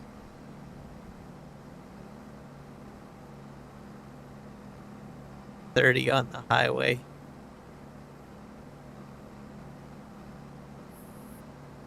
$1.62 a liter. Okay, well, our prices are way higher on the West Coast. I'm hitting like $1.84 a liter. But I think it's like nearly on par to what I would normally pay for summer gas. I think. Like 3 weeks ago, gas went up to, what was it? I think, at least in British Columbia, it went up to about $2.09 a liter. So something positive has happened, I think, to bring it down, at least, because I always remember gases before. Yeah, we got a lot of carbon tax over here. So there's that. What else? Refining too. I think some of our gas gets trucked in, so that impacts it. And I know that because people on the island have to pay a ridiculous amount. Oops, I should probably buy some. So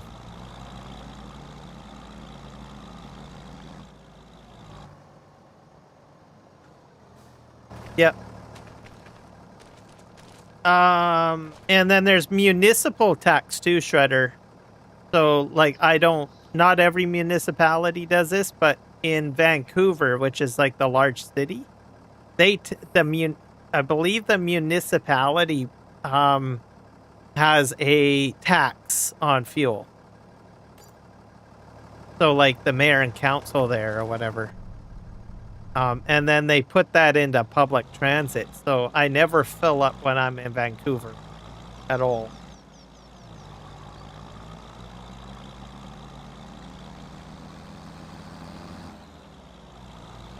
So I don't know. It's just crazy. It's going to make us all cry.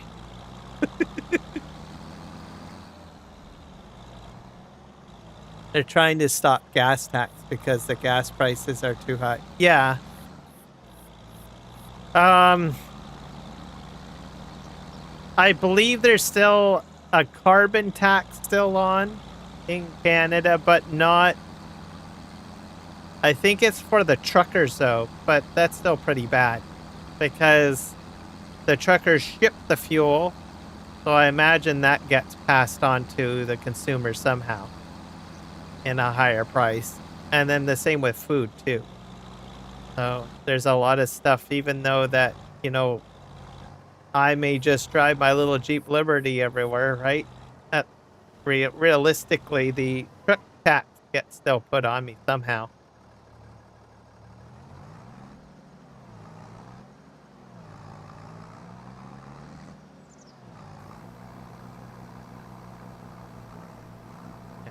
Spreading here. But I think in Canada, there's probably more taxes. There's definitely more taxes that can roll off, but they won't remove those unless it's absolutely dire necessity, is my guess. Shredder, I don't know if you have a different opinion on that, but that's what I think. Because they'll still want to collect as much tax as they can.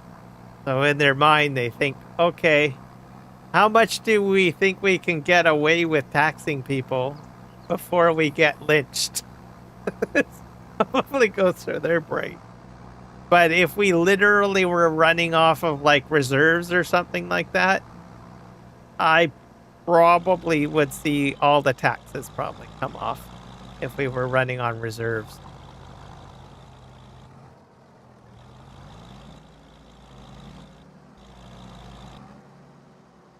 Okay, I just hit something. I hit a tree. Ah! Gotta fold this in. Man, that thing really swings in. There we go.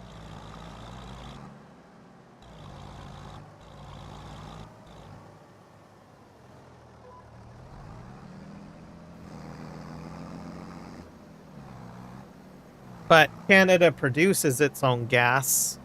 So, and then we also get gas from the States. So we would never have to utilize a reserve.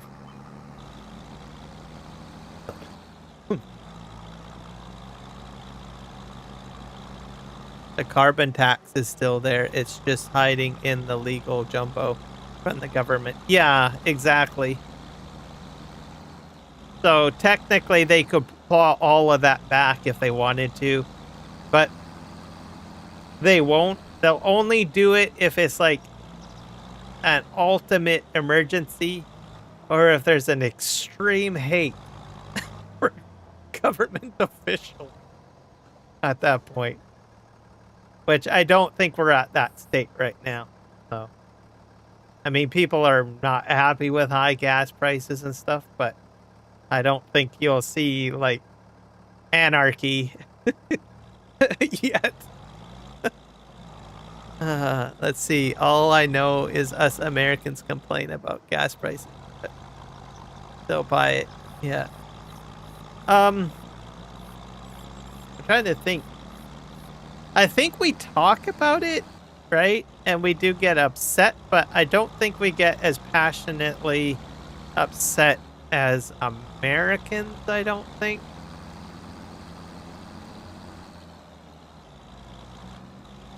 I think most Canadians usually, I would say, adjust their behavior or just suck it up, I guess. So I don't know. I think it would take some very extreme stuff for us to like really get really irate. I think. I can't speak for all Canadians, but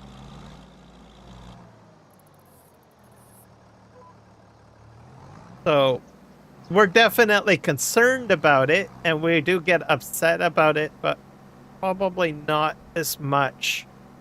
So, and that's probably why we still have some carbon tax put on. Yeah, I got no choice, really.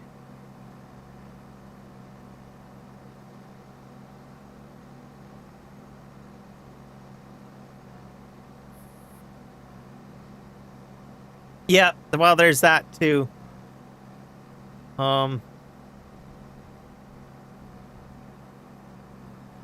I think for me, and I can't speak for anyone else, Shredder might have a different perspective because he's from Saskatchewan and he's a Canadian. I think we tolerate the carbon tax because we know that it does actually pay for some services and stuff. At least that's my thought on it. Shredder might have a different opinion.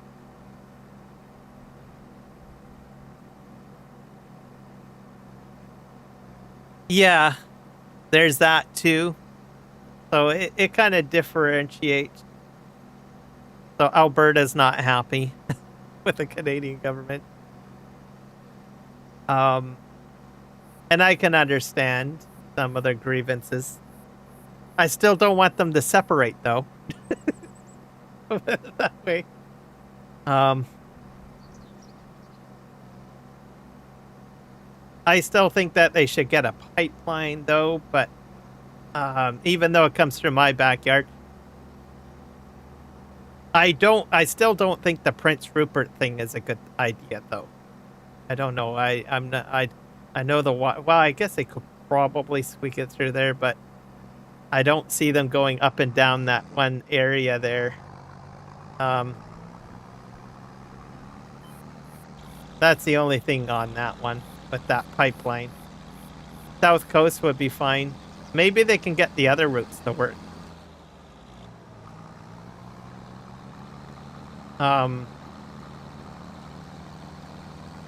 But with some of the northern routes that are newly proposed, I wonder if they're more risk. Because I know that there was like some up the river. Like there's a river area, and I'm like, what? Now, granted, it would get approval because there's bans that will approve that. I'm getting off topic a little bit here, but oh well. I'll just try to finalize my thought. But anyways, I was like, how the heck would you get a super tanker up the river? Right? So, I don't know. Started thinking, well, they should just maybe just do the Prince Rupert thing. Because if you have to do the river system, you'd have to dredge. Because there is a river up there by Prince Rupert. And I think there was a few First Nations that were fine with that. And I thought, well, I don't know. We'll just have to wait and see how it all plays out. I know that down in Vancouver, they're doing dredging. So southern route would be okay. No. I just would like to see a pipeline go in. I think it's needed. It's just very difficult to make sure everything goes in where everybody's happy. I think going to, I'm not too sure how that Churchill one is going to work out. That one seems to get more, support now. We'll have to see. But anyways, a pipeline should go in.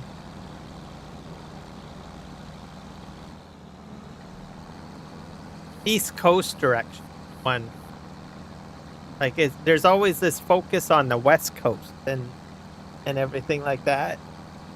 We already got a West Coast pipeline, but I don't know why they don't do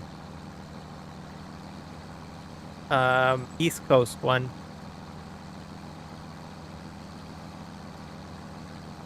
But either way, hopefully a pipeline gets built. So I have a feeling it will happen. It's going to take a while, I guess.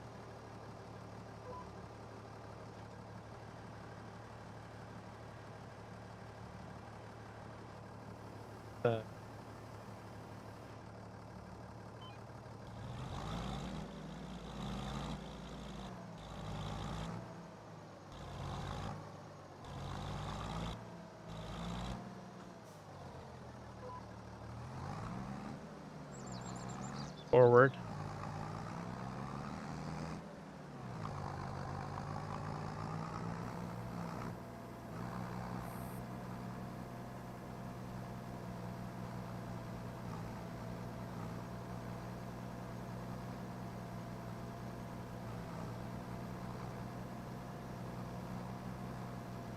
Oh, I haven't really been. Oh, in Saskatchewan? I don't know what's going on in Saskatchewan.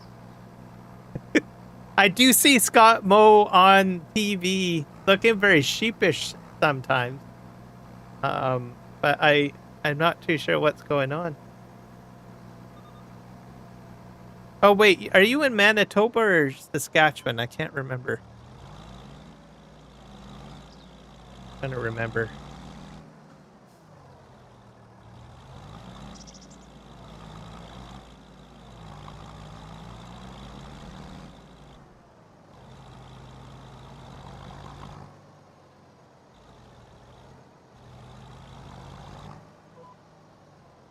Because then that's two different governments. Because there's, if it's Manitoba, that's Rob Canoe. He's a completely different guy. And Saskatchewan. Okay, yeah, so Mo. Yeah. Yeah, I see him, like, he talks and stuff, but I notice sometimes he looks sort of a little sheepish. I don't know. Maybe it's just a personality thing or whatnot. I don't know. Like, I have heard him talk, and usually he's pretty confident, but on the big panels and stuff like that, he he seems a bit sheepish. But I really don't know how well of a premier he is or anything really. Um, I mean, every premier has their faults. How bad they are, I don't know. The territorial premiers, I have no clue about any of them. Either.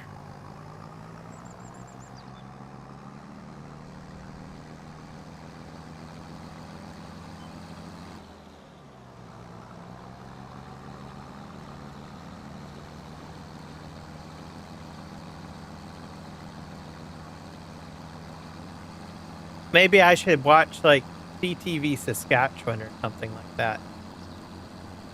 Like you have to kind of watch the provincial news channel really to get the specific information on each area.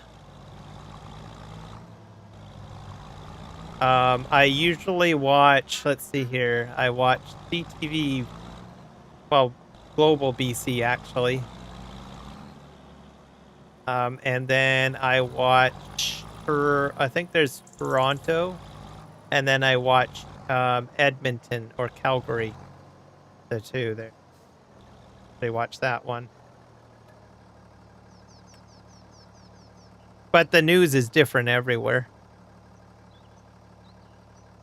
For sure, Mr. Kiwi. Thank you for stopping in, sir.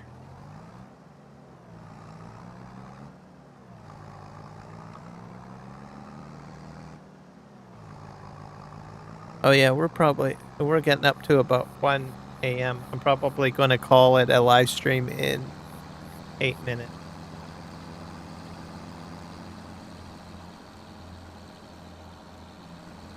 You get the talking and you lose track of time.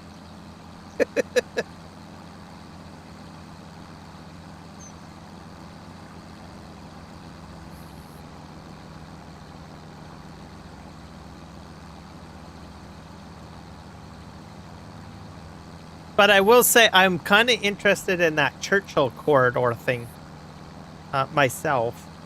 I mean, I call it like, it sounds like a resource corridor, that concept. I think that would be a huge success, but I don't know how many people feel about that one. It sounds interesting.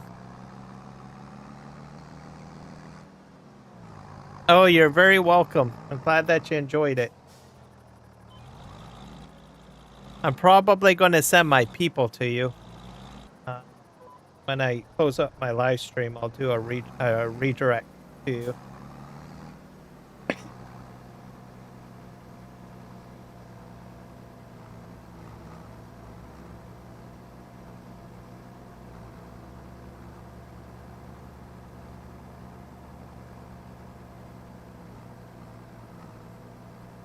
But there is one thing that I want to check out. Once this gets emptied out, I want to check to see how much the grain dryer is, because I did put that mod in. See what it's going to cost.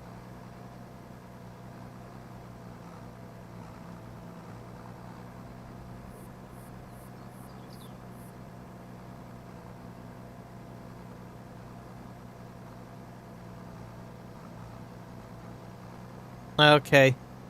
Yeah, see, I didn't know that.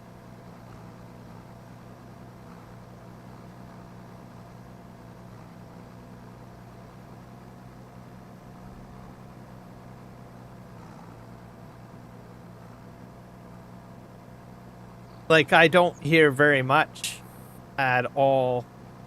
But mind you, I'm not watching Saskatchewan news. I should start watching. Then I get a better idea. It's kind of the same thing in Alberta too, because they have the same concerns about schools and healthcare.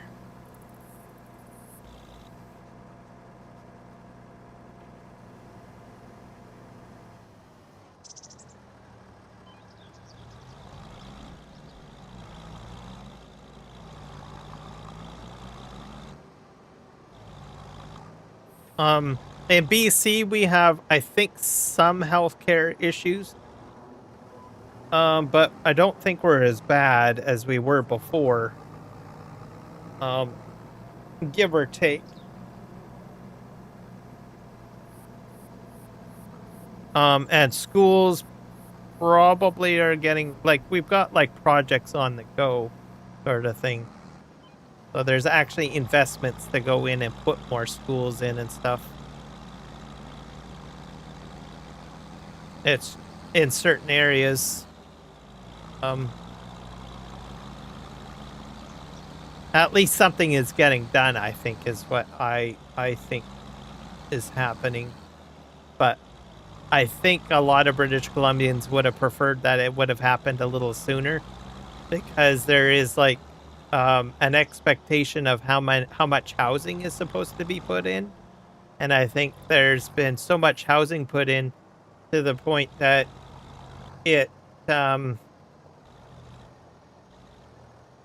it hasn't caught up yet, I guess, as the saying goes. So,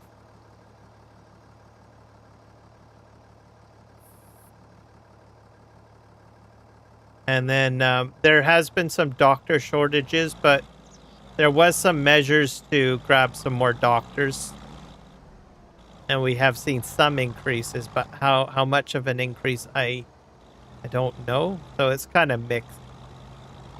A lot more is always welcome and could be done, I think. I think across Canada, probably, pretty much.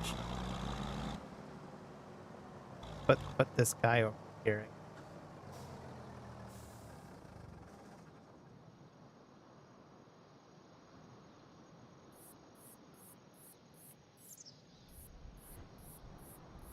Okay, it's not that bad here. If I go to I sometimes waits. Trying to think here. I would say is about. I think the most that I had to wait was 4 hours at an emergency. Sometimes it can be less than that. So that would be better. Definitely better than waiting an entire full day. Right?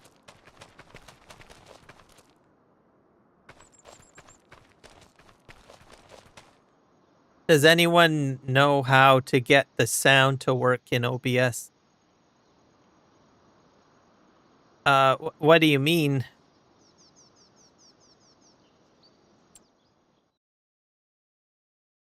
I'm gonna see what the new corn dryer is.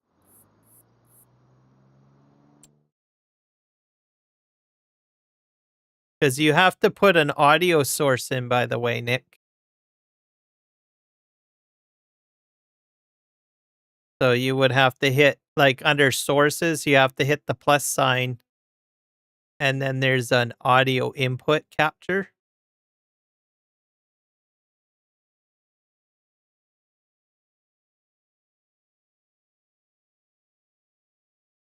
Yeah, so you need an audio input source put in. And you need to do that for each of your items, or your so you need one for your microphone. So an input capture for your microphone. And you need one for whatever you're broadcasting. So if you're playing a video game, you need one for that too. This one is Western Australia. Um Rickis Grant. Nice to meet you, by the way. Yeah, and there's lots of videos on that will show you how to do it. So, but quick answer is you need to put in an audio source for your microphone, and you're going to need an audio source for the video game or whatever, if there's anything else that you're showing. So just remember that.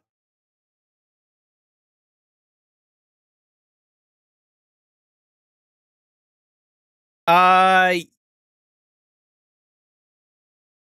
yes, there is a Western Australia version for 19, but if you're on console, I don't think you can play it. West Australia, because the size is different. I don't think they had a 2x version on 19. I think it was a 16x Western. I'm looking it up right now.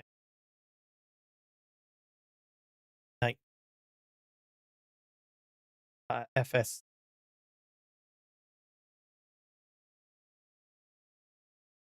And then FS22 had all.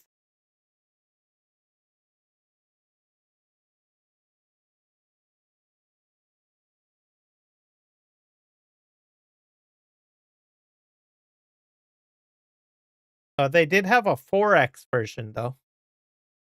Yeah, it's on PC. For 19, it's on PC because they never made one for. I don't think they ever made a 2x version for 19. FS22 is the first time that they did one that was for console, and then I'm on 25, and that's console. So the one I'm playing on right now is for FS25. Is so.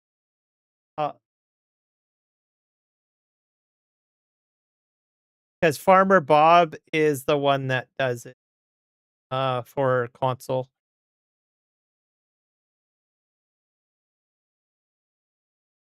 But I don't think he ever did. He never did one for 19.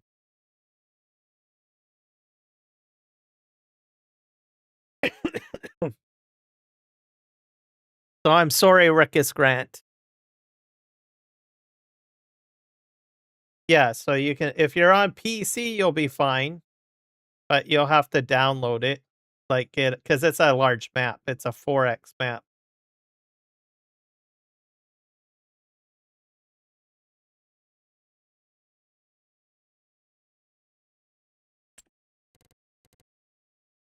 Myself, I played the 16x version. I had FS19 doing a production.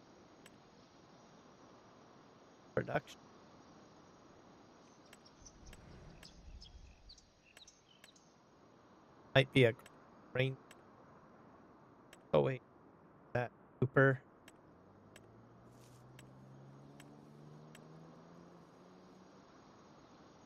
But it would be, like I said, the same size. So if you had like a PC, you'd probably play this 16x or 4x version. It's the same design map. It's just a little larger, or way larger, I guess. So I enjoy it. I played it on 19 at first, and then I moved on to 22 and played it. Trying to find my grain dryer. I don't know where it would be.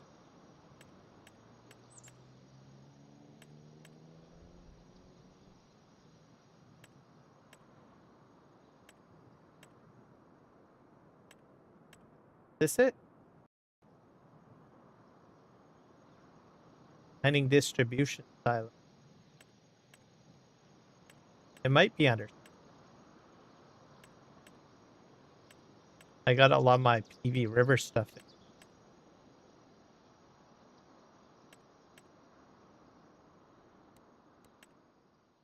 But I do get a lot of enjoyment out of the Western Australia. So lot. Here we go. Selling station. AGI grain. So this is where I would sell it, I guess. How big is that? So that's the sell point. How much does that cost? 5,000. pretty small. How about the actual dryer itself? So I'd have to put that down somewhere. This. Oh, here we go. Farmer's market.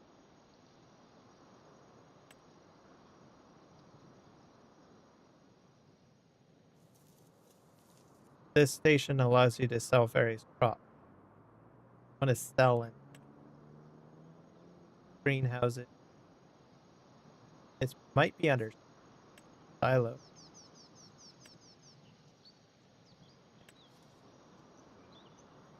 Aquaculture. Back.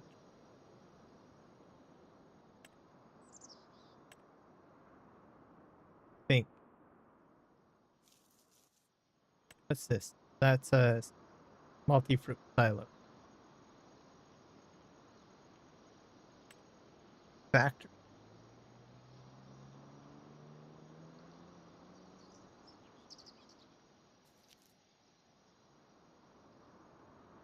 I think it looks like a silo. That's a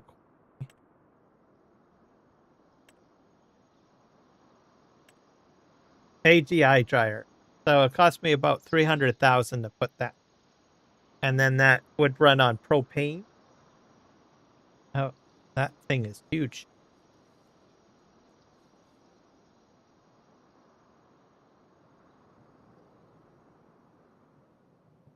So that would take up that entire thing, I guess. I need a spot to put this.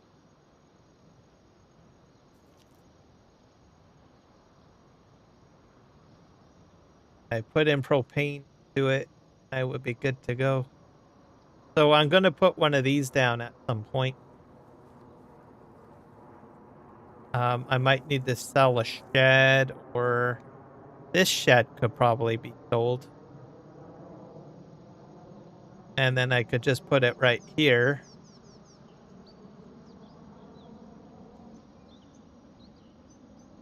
That would look good. And then that equipment would need to be stored over here or inside this. That would probably be the plan. So 305,000. And it'll take a lot, pretty much all the crop. And then dry it. And then I get like a bonus to sell it. Is sort of how it works. So, but right now I'm kind of like at about $416,000. So I'm probably going that quite. Have to hold off. Production menu.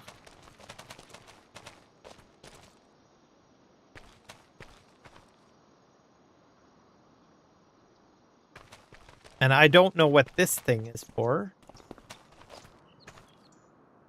No vehicles available. Let me drive a vehicle in there anyway.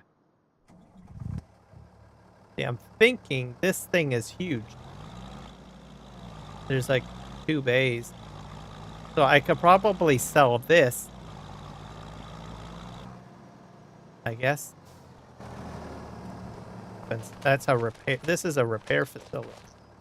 Yeah. I don't know. I guess I can I repair 2 vehicles at the same time? Let's take the truck out.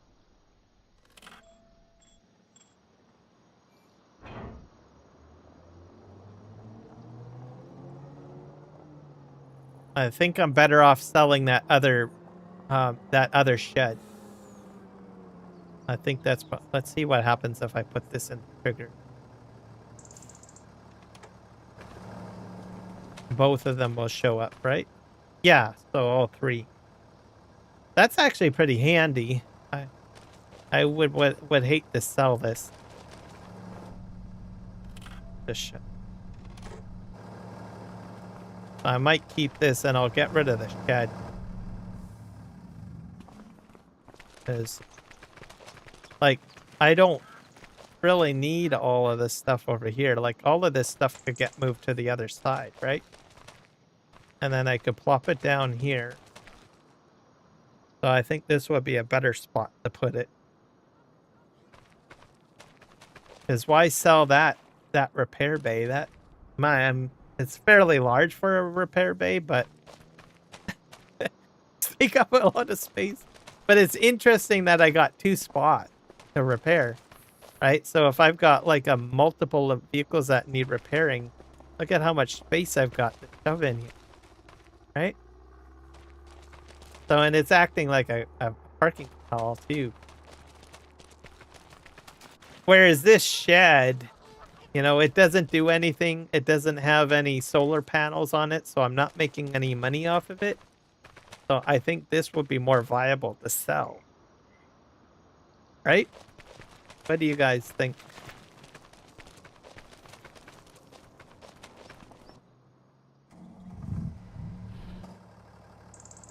Yeah, I'll take this out of the way here.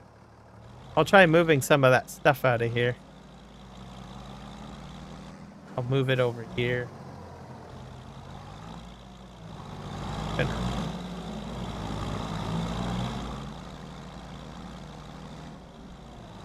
So this out here I could leave out here, and then the just want to see how it looks. Take it all out.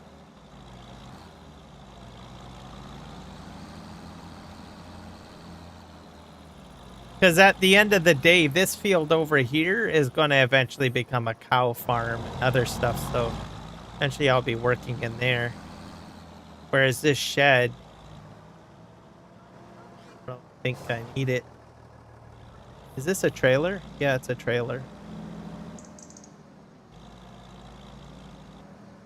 I can probably take this stuff. Are there any seeds in there?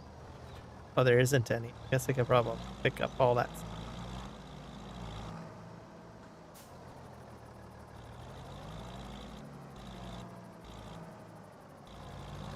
Whoop. Back this up. Just fill this sucker up. Get the seeds out of there. Did I get all of it?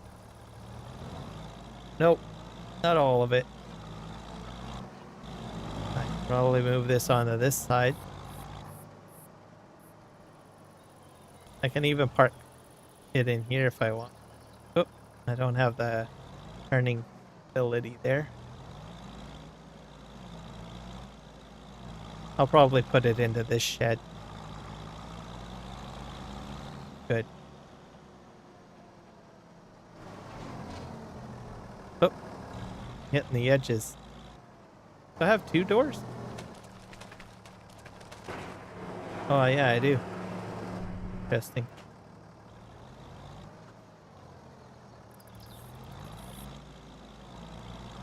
Put them like this, I guess.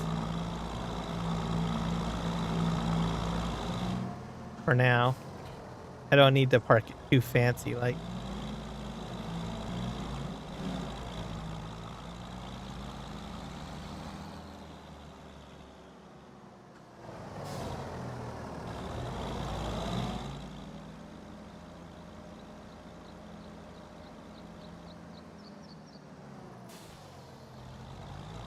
This stone picker will get sold because I have one on the mod hub that I'm going to use probably. This just came with the farm.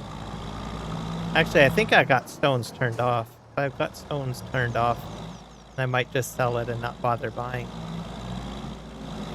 I'm rambling here.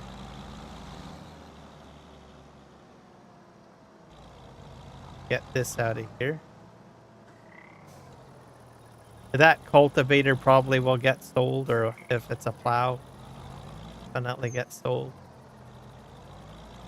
The roller for now, I probably. Wonder if I can pick that up on the people. Yeah, I'll probably back up.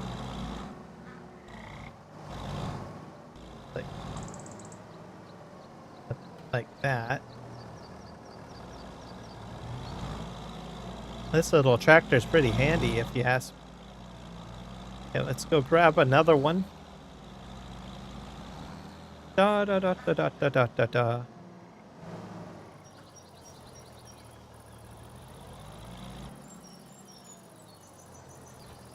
Does this be folded up? No. Yes, it can. Oh my gosh, that's heavy. All right. Let's just lower that down, I guess.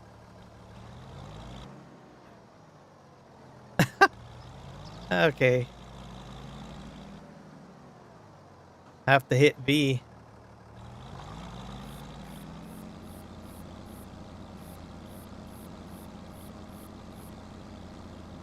That's crazy. I guess I won't be using this. Must be like a plow or something.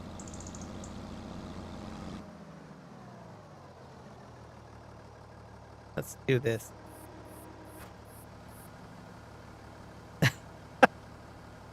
Okay, can I lower that? No, I can't. No, it's a cultivator. Man, that thing is heavy. All right, well, we'll just leave that alone. I can't move that. I would need weight. Truck this over here. All right. I think I'm going to set my redirect up. We'll get everybody over to Kiwi as he's live streaming. Sec here to set that up. Went a little bit over. Yeah, 16. Go setting.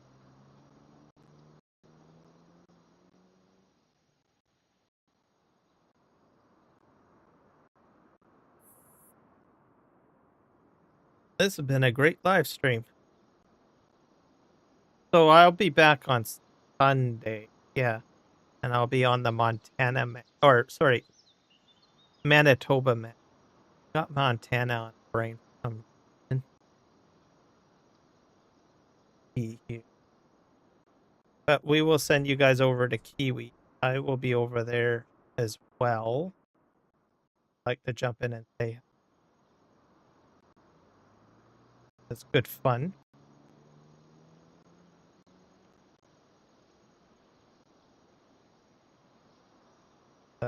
Prep. All right. So thank you everybody for hanging out with me today. It's been a great conversation. Glad to see a lot of people hanging out in chat today. So we'll get you guys over to Kiwi. I'll be over there as well. I'll be saying hi and in chat and stuff like that. We'll catch you all in the next one. Adios.